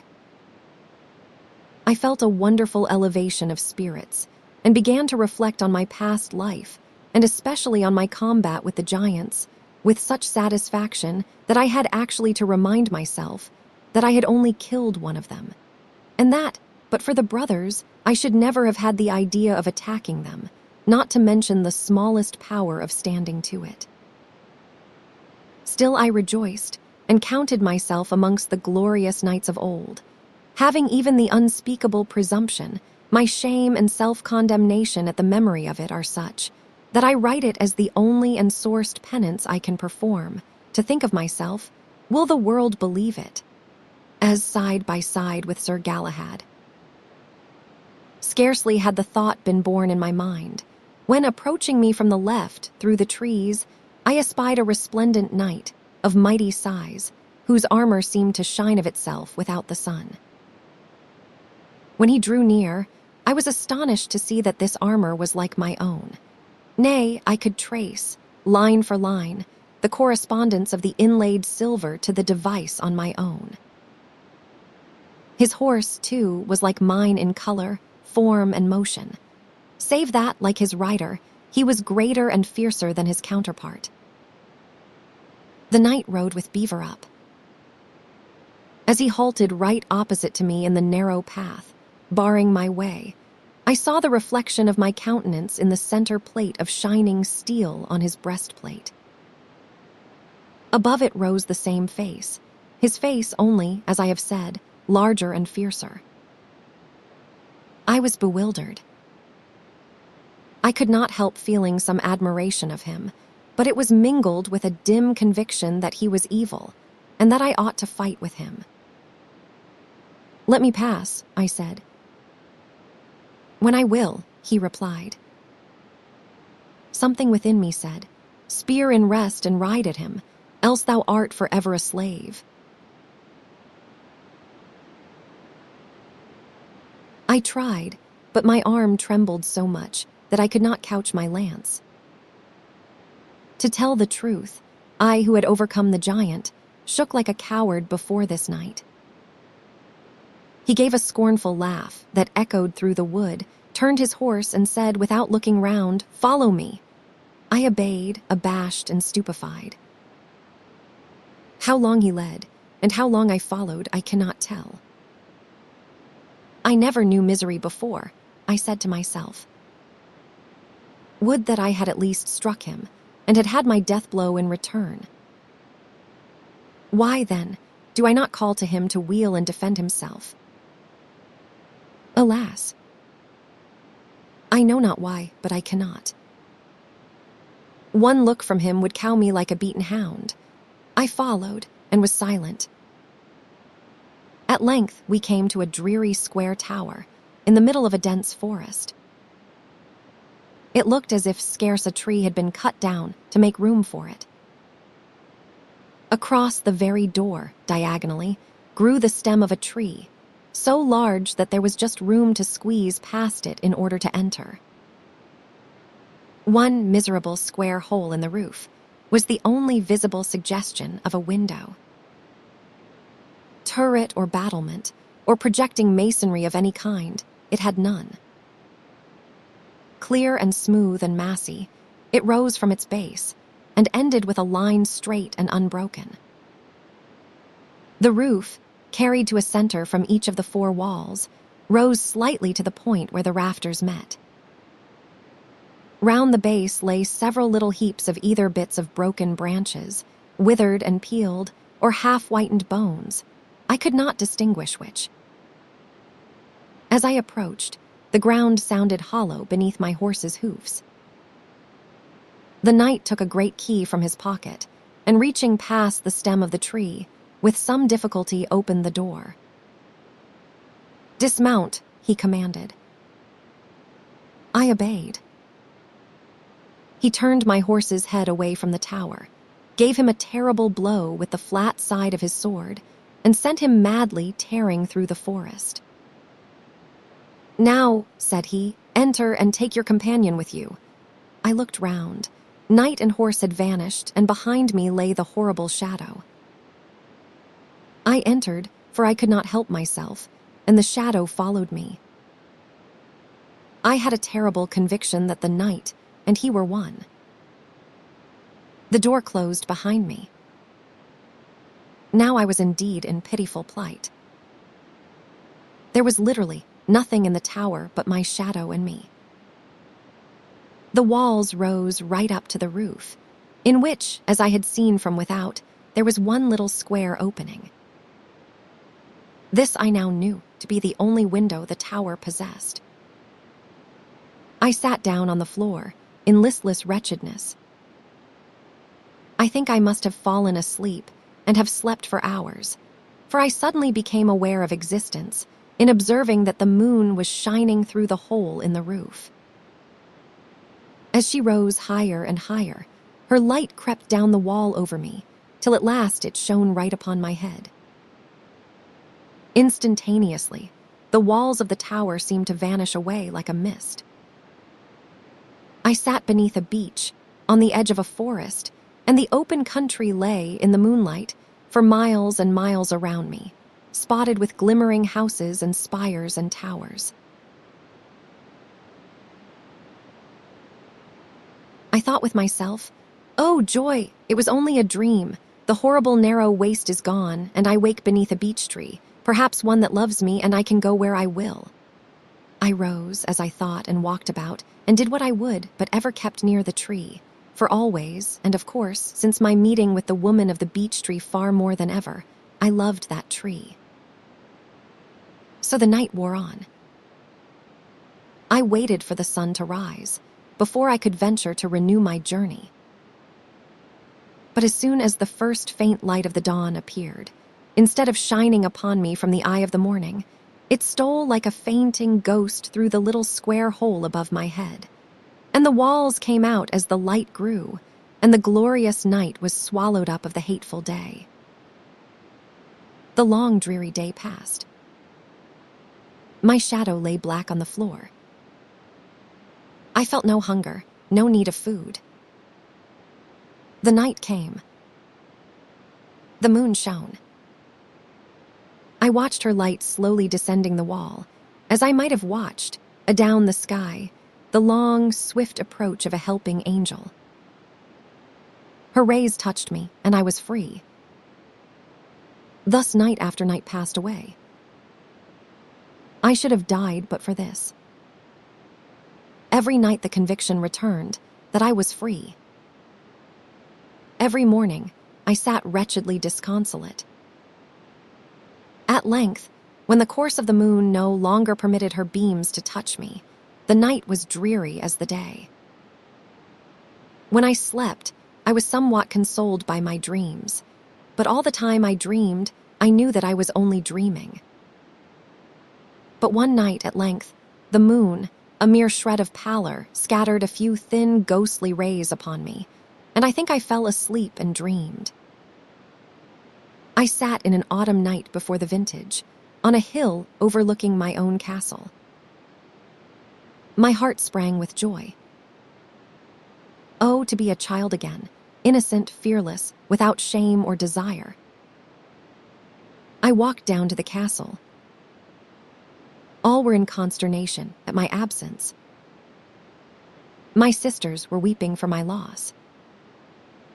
They sprang up and clung to me, with incoherent cries, as I entered. My old friends came flocking round me. A gray light shone on the roof of the hall. It was the light of the dawn, shining through the square window of my tower. More earnestly than ever, I longed for freedom after this dream. More drearily than ever, crept on the next wretched day.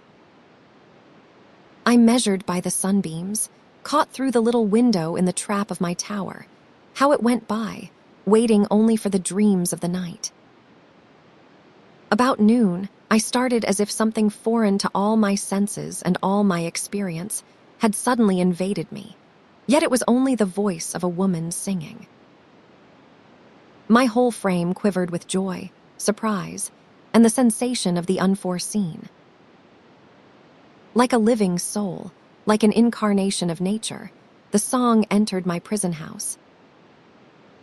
Each tone folded its wings and laid itself, like a caressing bird, upon my heart. It bathed me like a sea, enwrapped me like an odorous vapor, entered my soul like a long draught of clear spring water, shone upon me like essential sunlight, soothed me like a mother's voice and hand. Yet, as the clearest forest well tastes sometimes of the bitterness of decayed leaves, so to my weary, prisoned heart, its cheerfulness had a sting of cold, and its tenderness unmanned me with the faintness of long-departed joys. I wept half bitterly, half luxuriously, but not long. I dashed away the tears, ashamed of a weakness which I thought I had abandoned.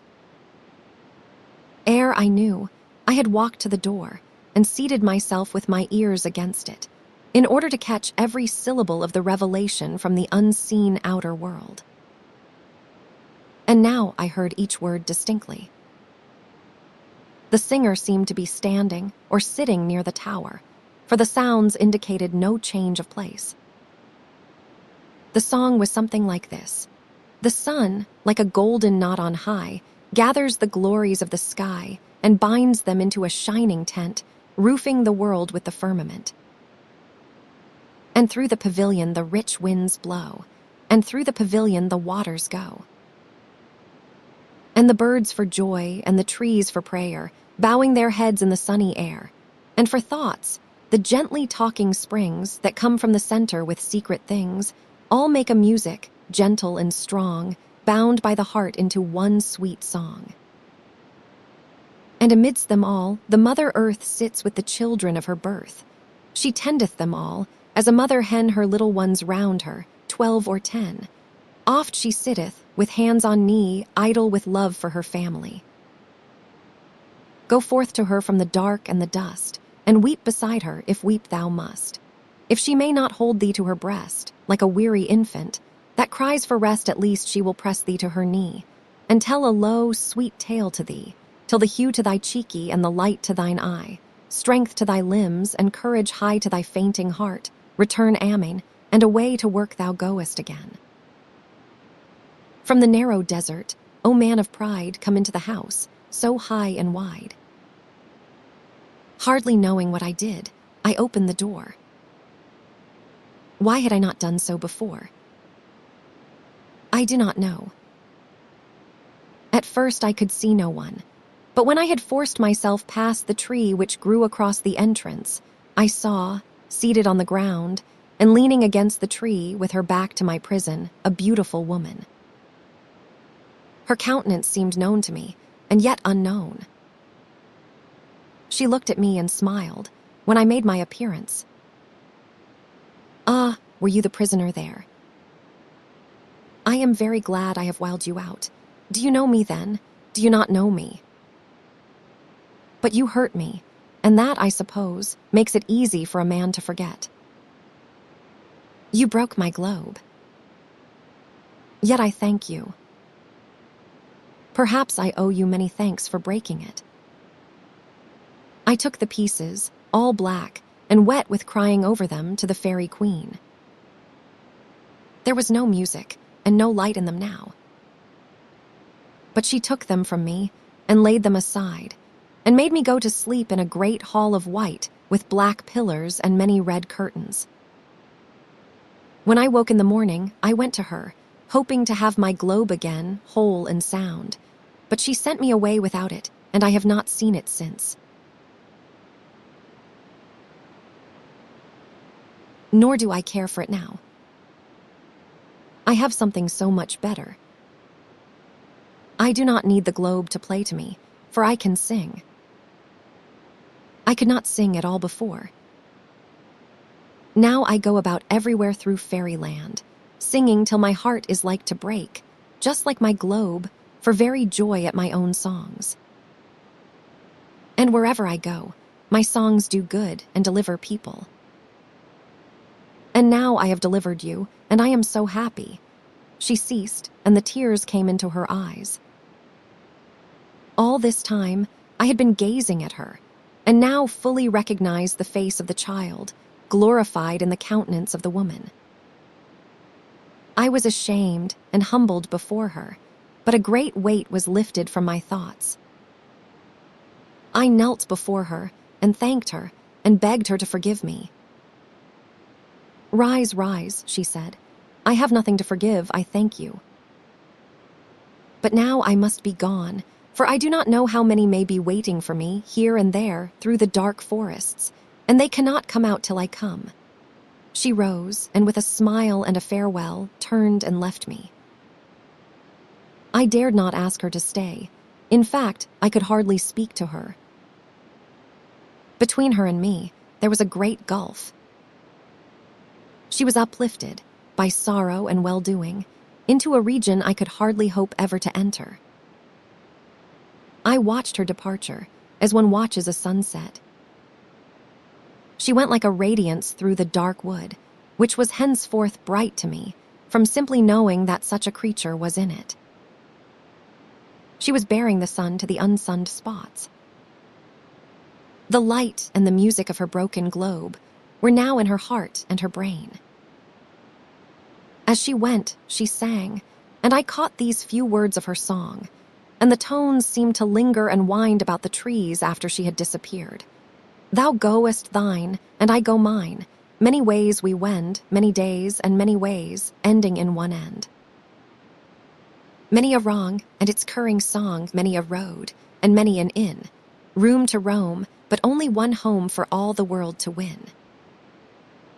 And so she vanished. With a sad heart, soothed by humility and the knowledge of her peace and gladness, I bethought me what now I should do. First, I must leave the tower far behind me, lest, in some evil moment, I might be once more caged within its horrible walls. But it was ill walking in my heavy armor, and besides I had now no right to the golden spurs and the resplendent mail, fitly dulled with long neglect. I might do for a squire, but I honored knighthood too highly to call myself any longer one of the noble brotherhood. I stripped off all my armor, piled it under the tree, just where the lady had been seated, and took my unknown way eastward through the woods. Of all my weapons, I carried only a short axe in my hand. Then first I knew the delight of being lowly, of saying to myself, "I am what I am, nothing more. I have failed," I said. "I have lost myself, would it had been my shadow." I looked round. The shadow was nowhere to be seen. Ere long, I learned that it was not myself, but only my shadow that I had lost. I learned that it is better, 1,000-fold, for a proud man to fall and be humbled, than to hold up his head in his pride and fancied innocence. I learned that he that will be a hero will barely be a man, that he that will be nothing but a doer of his work is sure of his manhood. In nothing was my ideal lowered, or dimmed, or grown less precious. I only saw it too plainly to set myself for a moment beside it.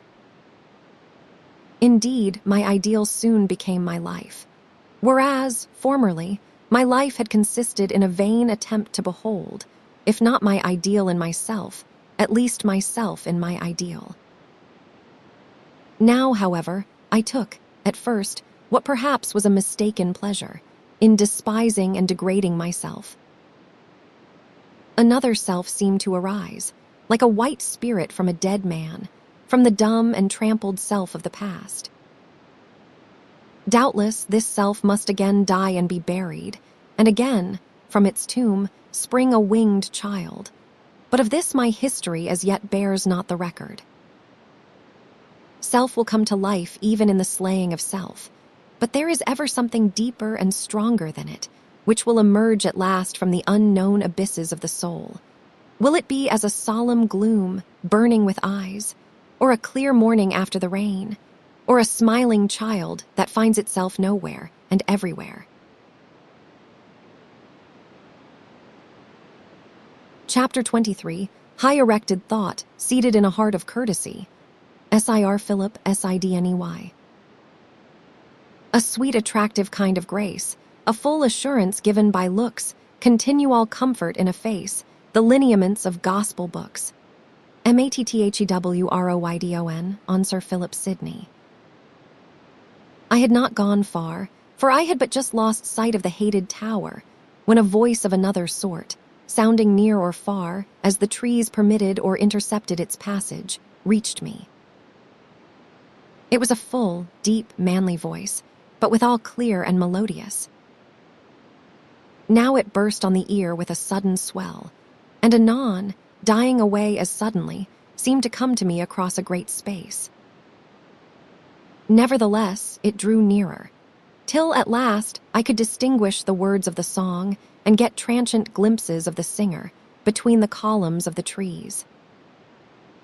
He came nearer, dawning upon me like a growing thought. He was a knight, armed from head to heel, mounted upon a strange-looking beast, whose form I could not understand. The words which I heard him sing were like these: "Heart be stout, and eye be true, good blade out, and ill shall rue. Courage, horse. Thou lackst no skill, well thy force hath matched my will. For the foe with fiery breath, at a blow, is still in death. Gently, horse. Tread fearlessly, tease his course that burdens thee. The sun's eye is fierce at noon, thou and I will rest full soon. And new strength new work will meet, till at length long rest is sweet." And now horse and rider had arrived near enough for me to see, fastened by the long neck to the hinder part of the saddle, and trailing its hideous length on the ground behind, the body of a great dragon. It was no wonder that, with such a drag at his heels, the horse could make but slow progress, notwithstanding his evident dismay. The horrid, serpent-like head with its black tongue, forked with red, hanging out of its jaws, dangled against the horse's side. Its neck was covered with long blue hair, its sides with scales of green and gold. Its back was of corrugated skin, of a purple hue. Its belly was similar in nature, but its color was leaden, dashed with blotches of livid blue. Its skinny, bat-like wings and its tail were of a dull gray. It was strange to see how so many gorgeous colors, so many curving lines, and such beautiful things as wings and hair and scales combined to form the horrible creature, intense in ugliness. The knight was passing me with a salutation, but as I walked towards him, he reined up and I stood by his stirrup. When I came near him, I saw to my surprise and pleasure likewise, although a sudden pain, like a birth of fire, sprang up in my heart, that it was the knight of the soiled armor, whom I knew before, and whom I had seen in the vision with the lady of the marble. But I could have thrown my arms around him, because she loved him. This discovery only strengthened the resolution I had formed, before I recognized him, of offering myself to the knight, to wait upon him as a squire, for he seemed to be unattended. I made my request in as few words as possible. He hesitated for a moment, and looked at me thoughtfully. I saw that he suspected who I was, but that he continued uncertain of his suspicion.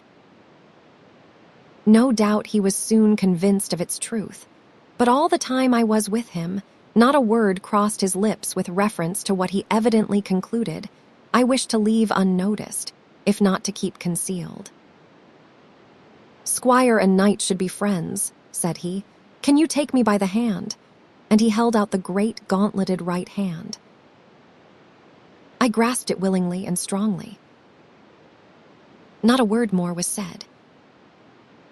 The knight gave the sign to his horse, which again began his slow march, and I walked beside and a little behind. We had not gone very far before we arrived at a little cottage, from which, as we drew near, a woman rushed out with the cry, my child, have you found my child?" "I have found her," replied the knight, "but she is sorely hurt." I was forced to leave her with the hermit, as I returned. "You will find her there, and I think she will get better. You see, I have brought you a present. This wretch will not hurt you again." And he undid the creature's neck and flung the frightful burden down by the cottage door. The woman was now almost out of sight in the wood, but the husband stood at the door, with speechless thanks in his face. "You must bury the monster," said the knight. If I had arrived a moment later, I should have been too late. But now you need not fear, for such a creature as this very rarely appears in the same part twice during a lifetime. "Will you not dismount and rest you, Sir Knight?" said the peasant, who had, by this time, recovered himself a little. "That I will, thankfully," said he, and dismounting, he gave the reins to me and told me to unbridle the horse and lead him into the shade. "You need not tie him up," he added. "He will not run away." When I returned, after obeying his orders, and entered the cottage, I saw the knight seated without his helmet and talking most familiarly with the simple host. I stood at the open door for a moment, and, gazing at him, inwardly justified the white lady in preferring him to me. A nobler countenance I never saw. Loving kindness beamed from every line of his face. It seemed as if he would repay himself for the late arduous combat by indulging in all the gentleness of a womanly heart. But when the talk ceased for a moment, he seemed to fall into a reverie. Then the exquisite curves of the upper lip vanished. The lip was lengthened and compressed at the same moment. You could have told that, within the lips, the teeth were firmly closed. The whole face grew stern and determined, all but fierce. Only the eyes burned on like a holy sacrifice, uplift on a granite rock. The woman entered, with her mangled child in her arms. She was pale as her little burden. She gazed, with a wild love and despairing tenderness, on the still, all but dead face, white and clear from loss of blood and terror. The knight rose. The light that had been confined to his eyes now shone from his whole countenance. He took the little thing in his arms, and with the mother's help undressed her and looked to her wounds. The tears flowed down his face as he did so. With tender hands he bound them up, kissed the pale cheek, and gave her back to her mother. When he went home, all his tale would be of the grief and joy of the parents, while to me, who had looked on, the gracious countenance of the armed man, beaming from the panoply of steel, over the seemingly dead child, while the powerful hands turned it and shifted it, and bound it, if possible even more gently than the mother's, formed the center of the story.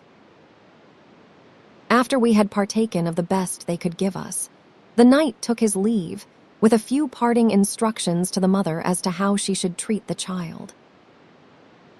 I brought the knight his steed, held the stirrup while he mounted, and then followed him through the wood. The horse, delighted to be free of his hideous load, bounded beneath the weight of man and armor, and could hardly be restrained from galloping on. But the knight made him time his powers to mine, and so we went on for an hour or two.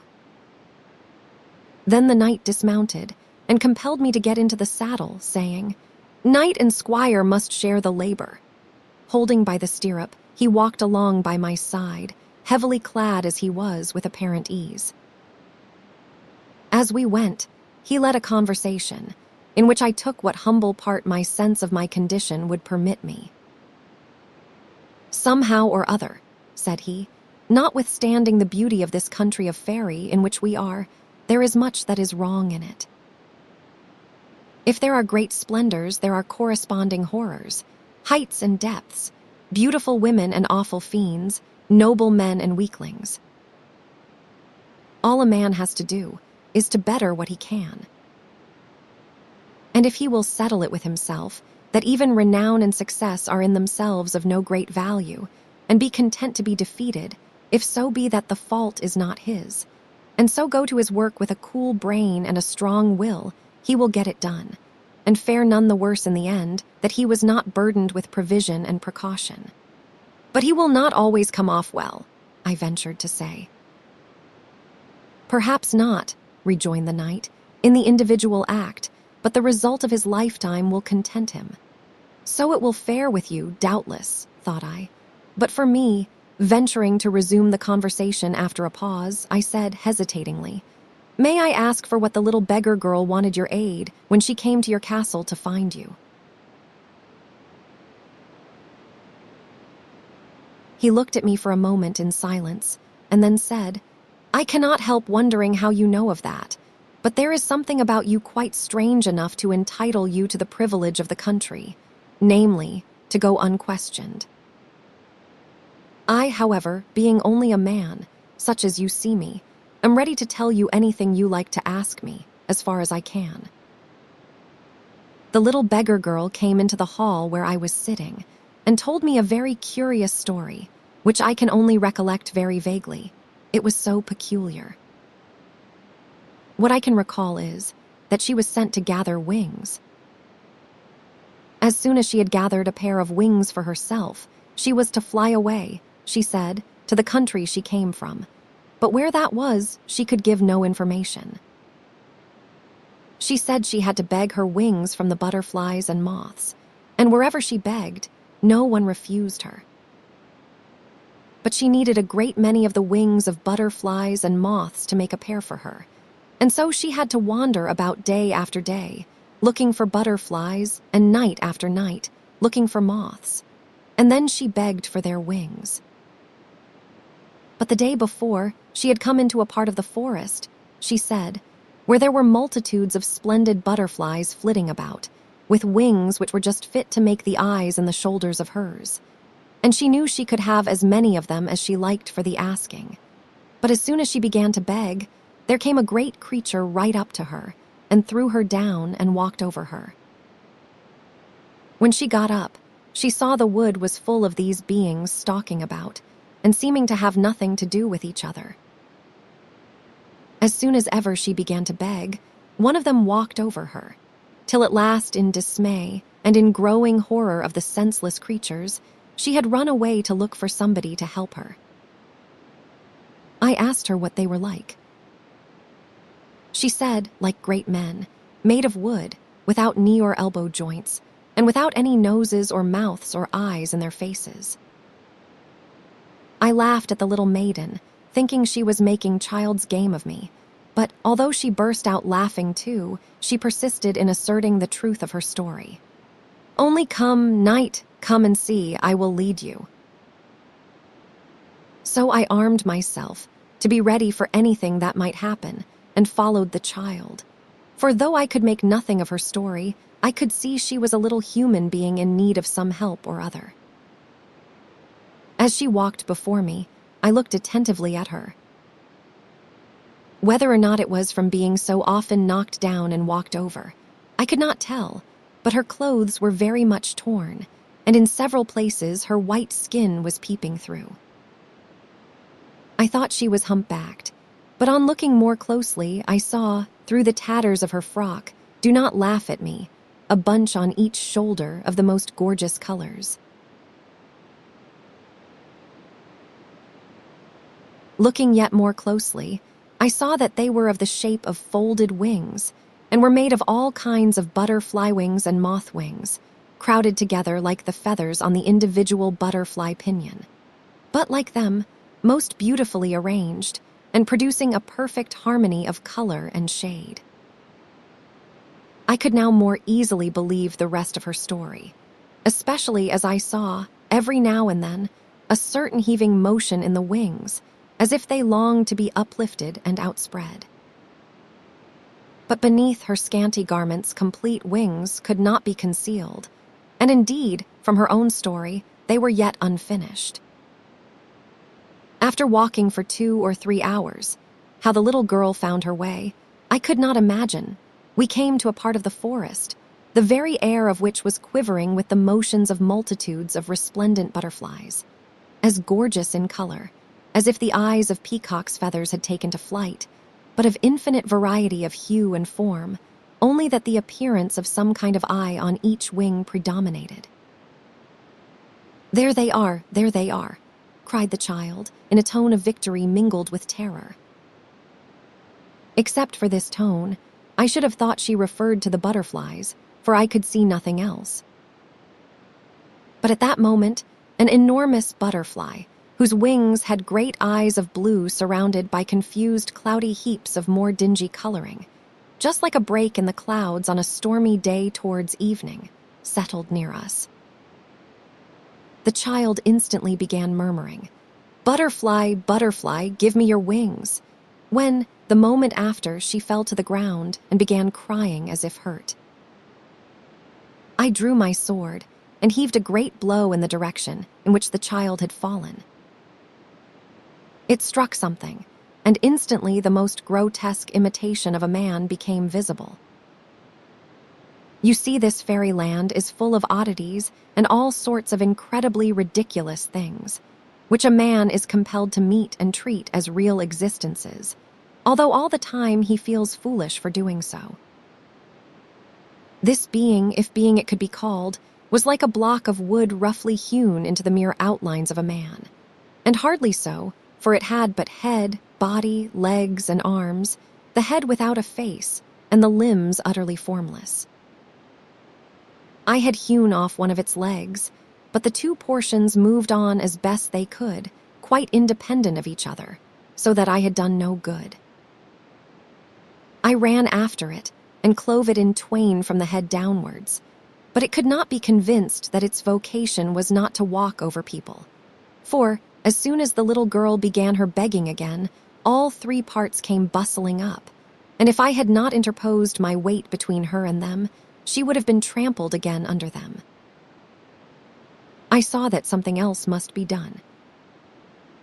If the wood was full of the creatures, it would be an endless work to chop them so small that they could do no injury. And then, besides, the parts would be so numerous that the butterflies would be in danger from the drift of flying chips. I served this one so, however, and then told the girl to beg again and point out the direction in which one was coming. I was glad to find, however, that I could now see him myself, and wondered how they could have been invisible before. I would not allow him to walk over the child, but while I kept him off and she began begging again, another appeared, and it was all I could do from the weight of my armor to protect her from the stupid, persevering efforts of the 2. But suddenly, the right plan occurred to me. I tripped one of them up, and, taking him by the legs, set him up on his head with his heels against a tree. I was delighted to find he could not move. Meantime, the poor child was walked over by the other, but it was for the last time.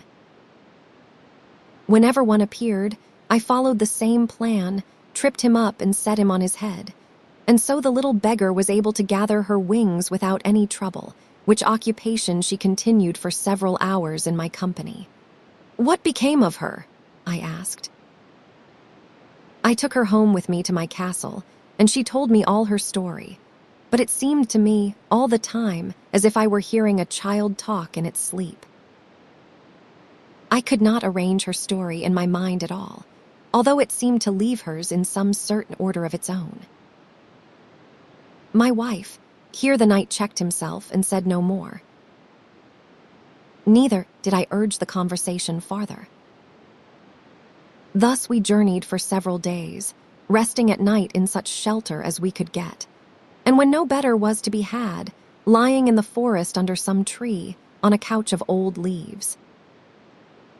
I loved the knight more and more.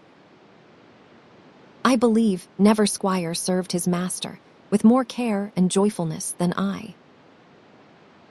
I tended his horse, I cleaned his armor. My skill in the craft enabled me to repair it when necessary. I watched his needs, and was well repaid for all by the love itself which I bore him. This, I said to myself, is a true man.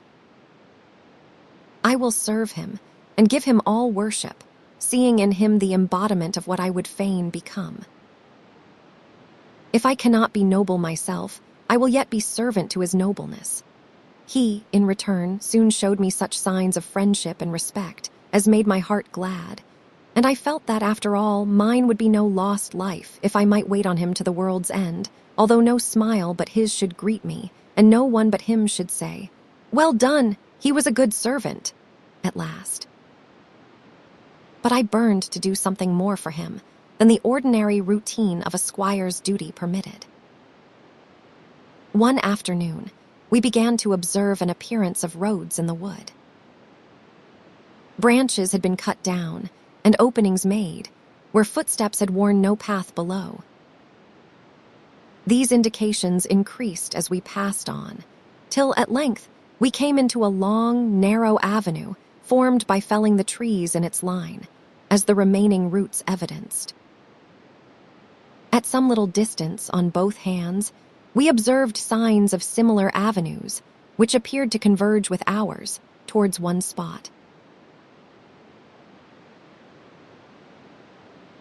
Along these we indistinctly saw several forms moving, which seemed, with ourselves, to approach the common center. Our path brought us, at last, up to a wall of yew trees, growing close together, and intertwining their branches so that nothing could be seen beyond it. An opening was cut in it like a door, and all the wall was trimmed smooth and perpendicular. The knight dismounted and waited till I had provided for his horse's comfort, upon which we entered the place together. It was a great space, bare of trees, and enclosed by 4 walls of yew, similar to that through which we had entered. These trees grew to a very great height, and did not divide from each other till close to the top, where their summits formed a row of conical battlements all around the walls. The space contained was a parallelogram of great length. Along each of the 2 longer sides of the interior were ranged 3 ranks of men, in white robes, standing silent and solemn, each with a sword by his side, although the rest of his costume and bearing was more priestly than soldierly. For some distance inwards, the space between these opposite rows was filled with a company of men and women and children, in holiday attire. The looks of all were directed inwards, towards the further end. Far beyond the crowd, in a long avenue, seeming to narrow in the distance, went the long rows of the white-robed men. On what the attention of the multitude was fixed, we could not tell, for the sun had set before we arrived, and it was growing dark within. It grew darker and darker. The multitude waited in silence. The stars began to shine down into the enclosure, and they grew brighter and larger every moment. A wind arose and swayed the pinnacles of the treetops, and made a strange sound, half like music, half like moaning, through the close branches and leaves of the tree walls. A young girl who stood beside me, clothed in the same dress as the priests, bowed her head and grew pale with awe. The night whispered to me, "How solemn it is. Surely they wait to hear the voice of a prophet. There is something good near." But I, though somewhat shaken by the feeling expressed by my master, yet had an unaccountable conviction that here was something bad. So I resolved to be keenly on the watch for what should follow. Suddenly a great star, like a sun, appeared high in the air over the temple, illuminating it throughout. And a great song arose from the men in white, which went rolling round and round the building, now receding to the end, and now approaching down the other side the place where we stood. For some of the singers were regularly ceasing, and the next to them as regularly taking up the song, so that it crept onwards with gradations produced by changes which could not themselves be detected, for only a few of those who were singing ceased at the same moment. The song paused, and I saw a company of 6 of the white-robed men walk up the center of the human avenue, surrounding a youth gorgeously attired beneath his robe of white and wearing a chaplet of flowers on his head. I followed them closely, with my keenest observation, and by accompanying their slow progress with my eyes, I was able to perceive more clearly what took place when they arrived at the other end. I knew that my sight was so much more keen than that of most people, that I had good reason to suppose I should see more than the rest could, at such a distance. At the farther end, a throne stood upon a platform, high above the heads of the surrounding priests. To this platform, I saw the company begin to ascend, apparently by an inclined plane or gentle slope. The throne itself was elevated again, on a kind of square pedestal, to the top of which led a flight of steps. On the throne sat a majestic-looking figure, whose posture seemed to indicate a mixture of pride and benignity, as he looked down on the multitude below. The company ascended to the foot of the throne, where they all kneeled for some minutes. Then they rose and passed round to the side of the pedestal upon which the throne stood. Here they crowded close behind the youth, putting him in the foremost place, and one of them opened a door in the pedestal for the youth to enter. I was sure I saw him shrink back, and those crowding behind pushed him in. Then, again, arose a burst of song from the multitude in white, which lasted some time. When it ceased, a new company of 7 commenced its march up the center. As they advanced, I looked up at my master. His noble countenance was full of reverence and awe.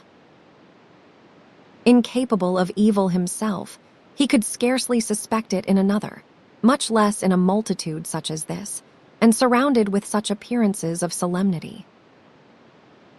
I was certain it was the really grand accompaniments that overcame him, that the stars overhead, the dark towering tops of the yew trees, and the wind that, like an unseen spirit, sighed through their branches, bowed his spirit to the belief that in all these ceremonies lay some great mystical meaning which, his humility told him, his ignorance prevented him from understanding.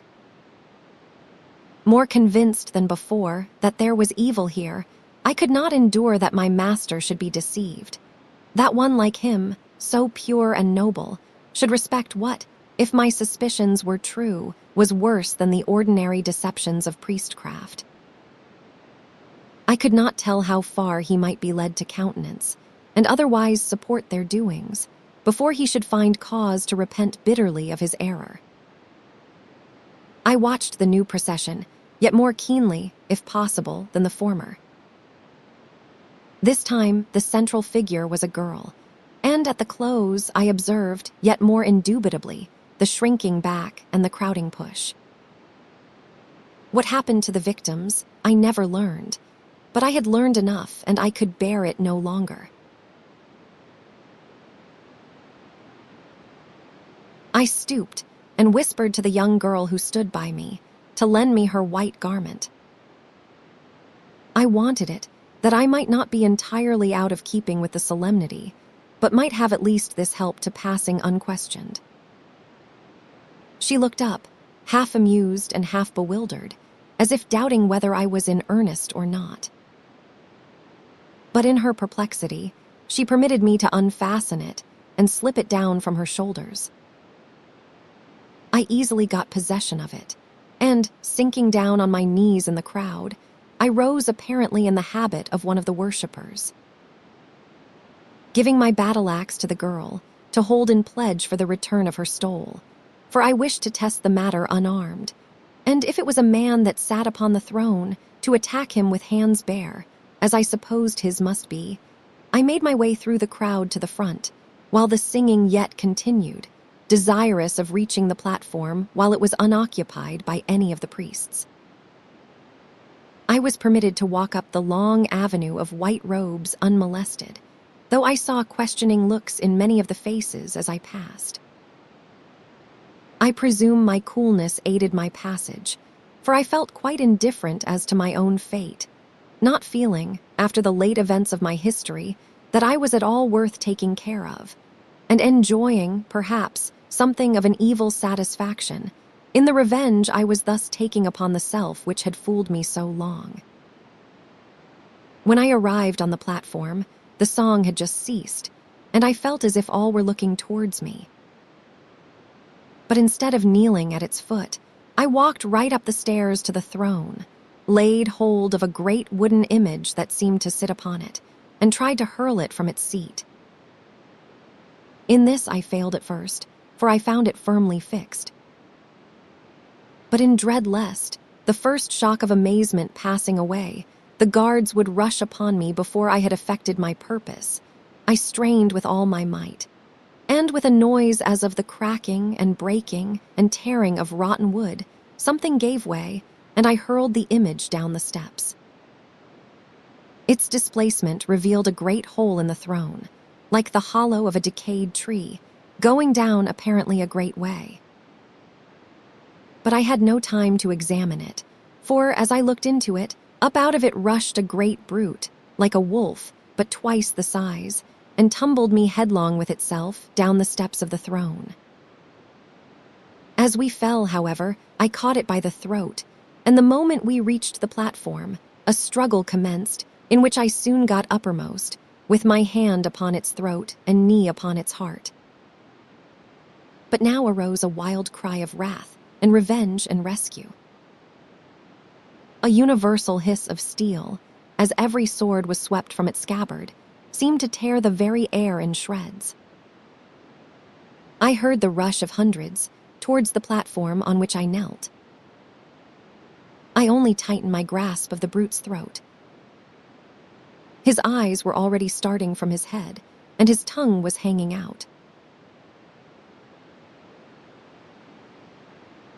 My anxious hope was that, even after they had killed me, they would be unable to undo my gripe of his throat before the monster was past breathing.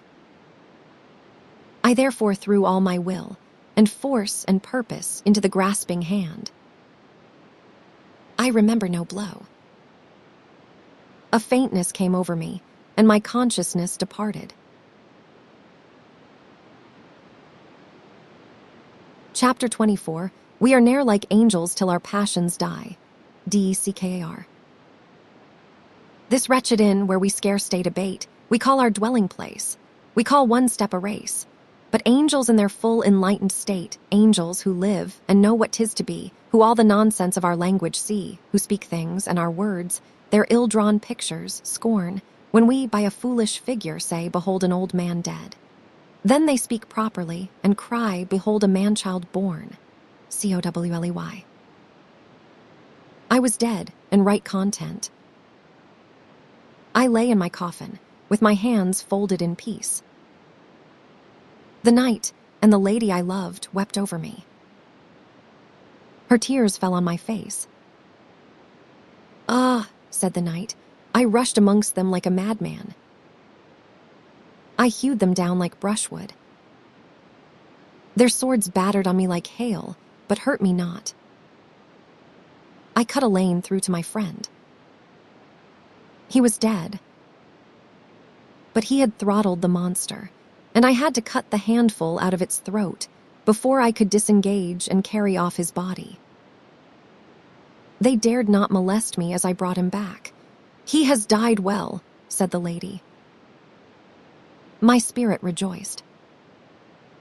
They left me to my repose. I felt as if a cool hand had been laid upon my heart and had stilled it. My soul was like a summer evening after a heavy fall of rain, when the drops are yet glistening on the trees in the last rays of the down-going sun, and the wind of the twilight has begun to blow. The hot fever of life had gone by, and I breathed the clear mountain air of the land of death. I had never dreamed of such blessedness. It was not that I had in any way ceased to be what I had been. The very fact that anything can die implies the existence of something that cannot die, which must either take to itself another form, as when the seed that is sown dies and arises again, or, in conscious existence, may, perhaps, continue to lead a purely spiritual life. If my passions were dead, the souls of the passions, those essential mysteries of the spirit which had embodied themselves in the passions, and had given to them all their glory and wonderment, yet lived, yet glowed, with a pure, undying fire.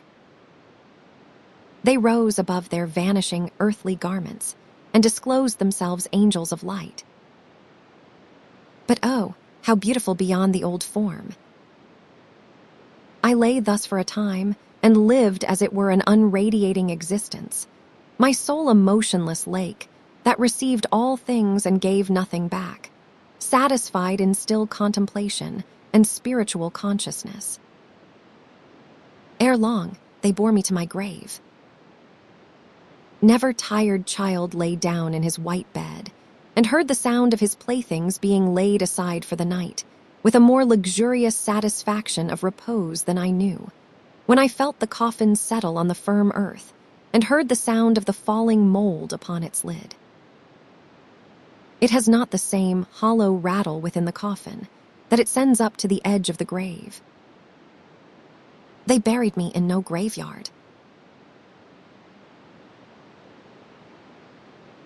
They loved me too much for that, I thank them, but they laid me in the grounds of their own castle, amid many trees, where, as it was springtime, were growing primroses and bluebells, and all the families of the woods now that I lay in her bosom, the whole earth, and each of her many births, was as a body to me, at my will. I seemed to feel the great heart of the mother beating into mine, and feeding me with her own life, her own essential being and nature. I heard the footsteps of my friends above, and they sent a thrill through my heart. I knew that the helpers had gone, and that the knight and the lady remained, and spoke low, gentle, tearful words of him who lay beneath the yet wounded sod. I rose into a single large primrose that grew by the edge of the grave, and from the window of its humble, trusting face, looked full in the countenance of the lady. I felt that I could manifest myself in the primrose, that it said a part of what I wanted to say, just as in the old time I had used to betake myself to a song for the same end. The flower caught her eye. She stooped and plucked it, saying, "Oh, you beautiful creature," and lightly kissing it, put it in her bosom. It was the first kiss she had ever given me. But the flower soon began to wither, and I forsook it. It was evening. The sun was below the horizon, but his rosy beams yet illuminated a feathery cloud that floated high above the world. I arose, I reached the cloud, and throwing myself upon it, floated with it in sight of the sinking sun. He sank, and the cloud grew gray, but the grayness touched not my heart. It carried its rose hue within, for now I could love without needing to be loved again. The moon came gliding up with all the past in her wan face. She changed my couch into a ghostly pallor, and threw all the earth below as to the bottom of a pale sea of dreams. But she could not make me sad. I knew now that it is by loving and not by being loved that one can come nearest the soul of another. Yea, that, where two love, it is the loving of each other, and not the being loved by each other, that originates and perfects and assures their blessedness. I knew that love gives to him that loveth, power over any soul beloved, even if that soul know him not, bringing him inwardly close to that spirit, a power that cannot be but for good. For in proportion as selfishness intrudes, the love ceases, and the power which springs therefrom dies. Yet all love will, one day, meet with its return. All true love will, one day, behold its own image in the eyes of the beloved, and be humbly glad. This is possible in the realms of lofty death. Ah, my friends, thought I, how I will tend you and wait upon you and haunt you with my love.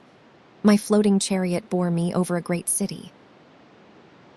Its faint, dull sound steamed up into the air, a sound how composed. How many hopeless cries.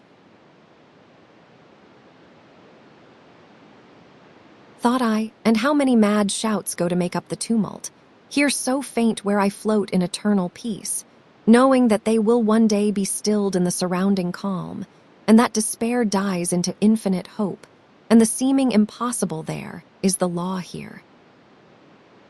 But, O pale-faced women and gloomy-browed men and forgotten children, how I will wait on you and minister to you, and putting my arms about you in the dark, think hope into your hearts, when you fancy no one is near.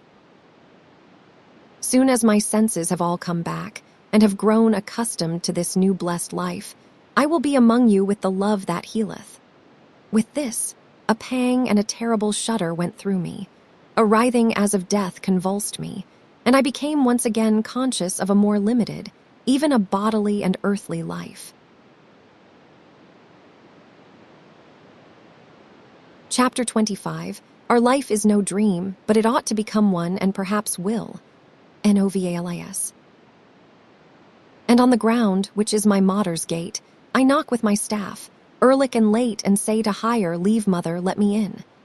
Chaucer, The Pardoner's Tale. Sinking from such a state of ideal bliss, into the world of shadows which again closed around and enfolded me, my first dread was, not unnaturally, that my own shadow had found me again, and that my torture had commenced anew. It was a sad revulsion of feeling. This, indeed, seemed to correspond to what we think death is before we die. Yet I felt within me a power of calm endurance to which I had hitherto been a stranger.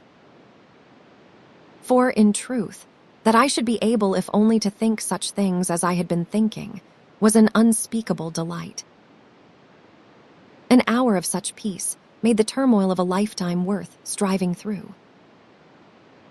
I found myself lying in the open air, in the early morning, before sunrise. Over me rose the summer heaven, expectant of the sun.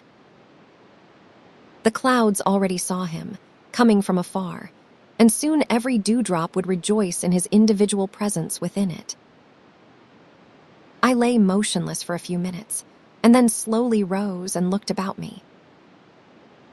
I was on the summit of a little hill, a valley lay beneath, and a range of mountains closed up the view upon that side. But to my horror, across the valley, and up the height of the opposing mountains, stretched from my very feet, a hugely expanding shade. There it lay, long and large, dark and mighty. I turned away with a sick despair, when lo, I beheld the sun just lifting his head above the eastern hill, and the shadow that fell from me lay only where his beams fell not. I danced for joy. It was only the natural shadow that goes with every man who walks in the sun.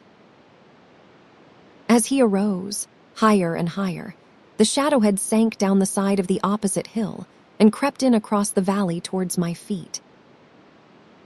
Now that I was so joyously delivered from this fear, I saw and recognized the country around me. In the valley below lay my own castle, and the haunts of my childhood were all about me hastened home. My sisters received me with unspeakable joy, but I suppose they observed some change in me, for a kind of respect, with a slight touch of awe in it, mingled with their joy and made me ashamed. They had been in great distress about me. On the morning of my disappearance, they had found the floor of my room flooded, and all that day, a wondrous and nearly impervious mist had hung about the castle and grounds. I had been gone, they told me, 21 days. To me, it seemed 21 years. Nor could I yet feel quite secure in my new experiences. When, at night, I lay down once more in my own bed, I did not feel at all sure that when I awoke, I should not find myself in some mysterious region of fairyland. My dreams were incessant and perturbed, but when I did awake, I saw clearly that I was in my own home. My mind soon grew calm, and I began the duties of my new position, somewhat instructed, I hoped, by the adventures that had befallen me in fairyland. Could I translate the experience of my travels there into common life? This was the question. Or must I live it all over again, and learn it all over again, in the other forms that belong to the world of men, whose experience yet runs parallel to that of fairyland? These questions I cannot answer yet. But I fear. Even yet, I find myself looking round sometimes with anxiety to see whether my shadow falls right away from the sun or no. I have never yet discovered any inclination to either side. And if I am not unfrequently sad, I yet cast no more of a shade on the earth than most men who have lived in it as long as I. I have a strange feeling sometimes that I am a ghost, sent into the world to minister to my fellow men, or rather, to repair the wrongs I have already done. May the world be brighter for me, at least in those portions of it where my darkness falls not. Thus I, who set out to find my ideal, came back rejoicing that I had lost my shadow. When the thought of the blessedness I experienced, after my death in fairyland, is too high for me to lay hold upon it and hope in it, I often think of the wise woman in the cottage, and of her solemn assurance that she knew something too good to be told. When I am oppressed by any sorrow or real perplexity, I often feel as if I had only left her cottage for a time, and would soon return out of the vision, into it again.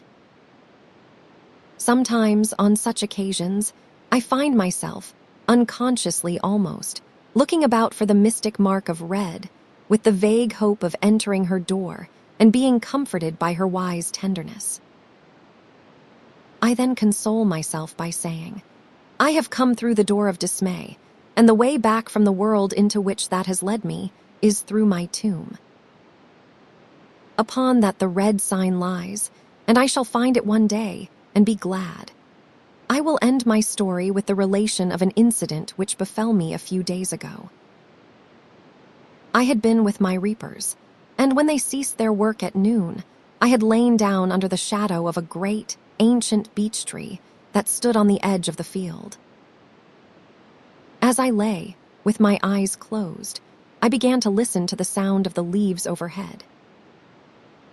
At first they made sweet, inarticulate music alone, but by and by the sound seemed to begin to take shape and to be gradually molding itself into words, till at last I seemed able to distinguish these, half dissolved in a little ocean of circumfluent tones. A great good is coming, is coming, is coming to thee, Anodos, and so over and over again.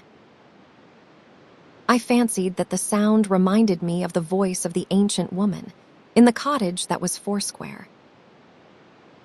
I opened my eyes, and for a moment almost believed that I saw her face, with its many wrinkles and its young eyes, looking at me from between two hoary branches of the beech overhead.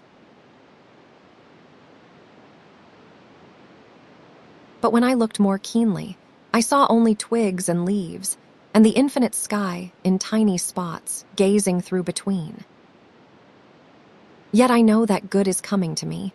That good is always coming, though few have at all times the simplicity and the courage to believe it.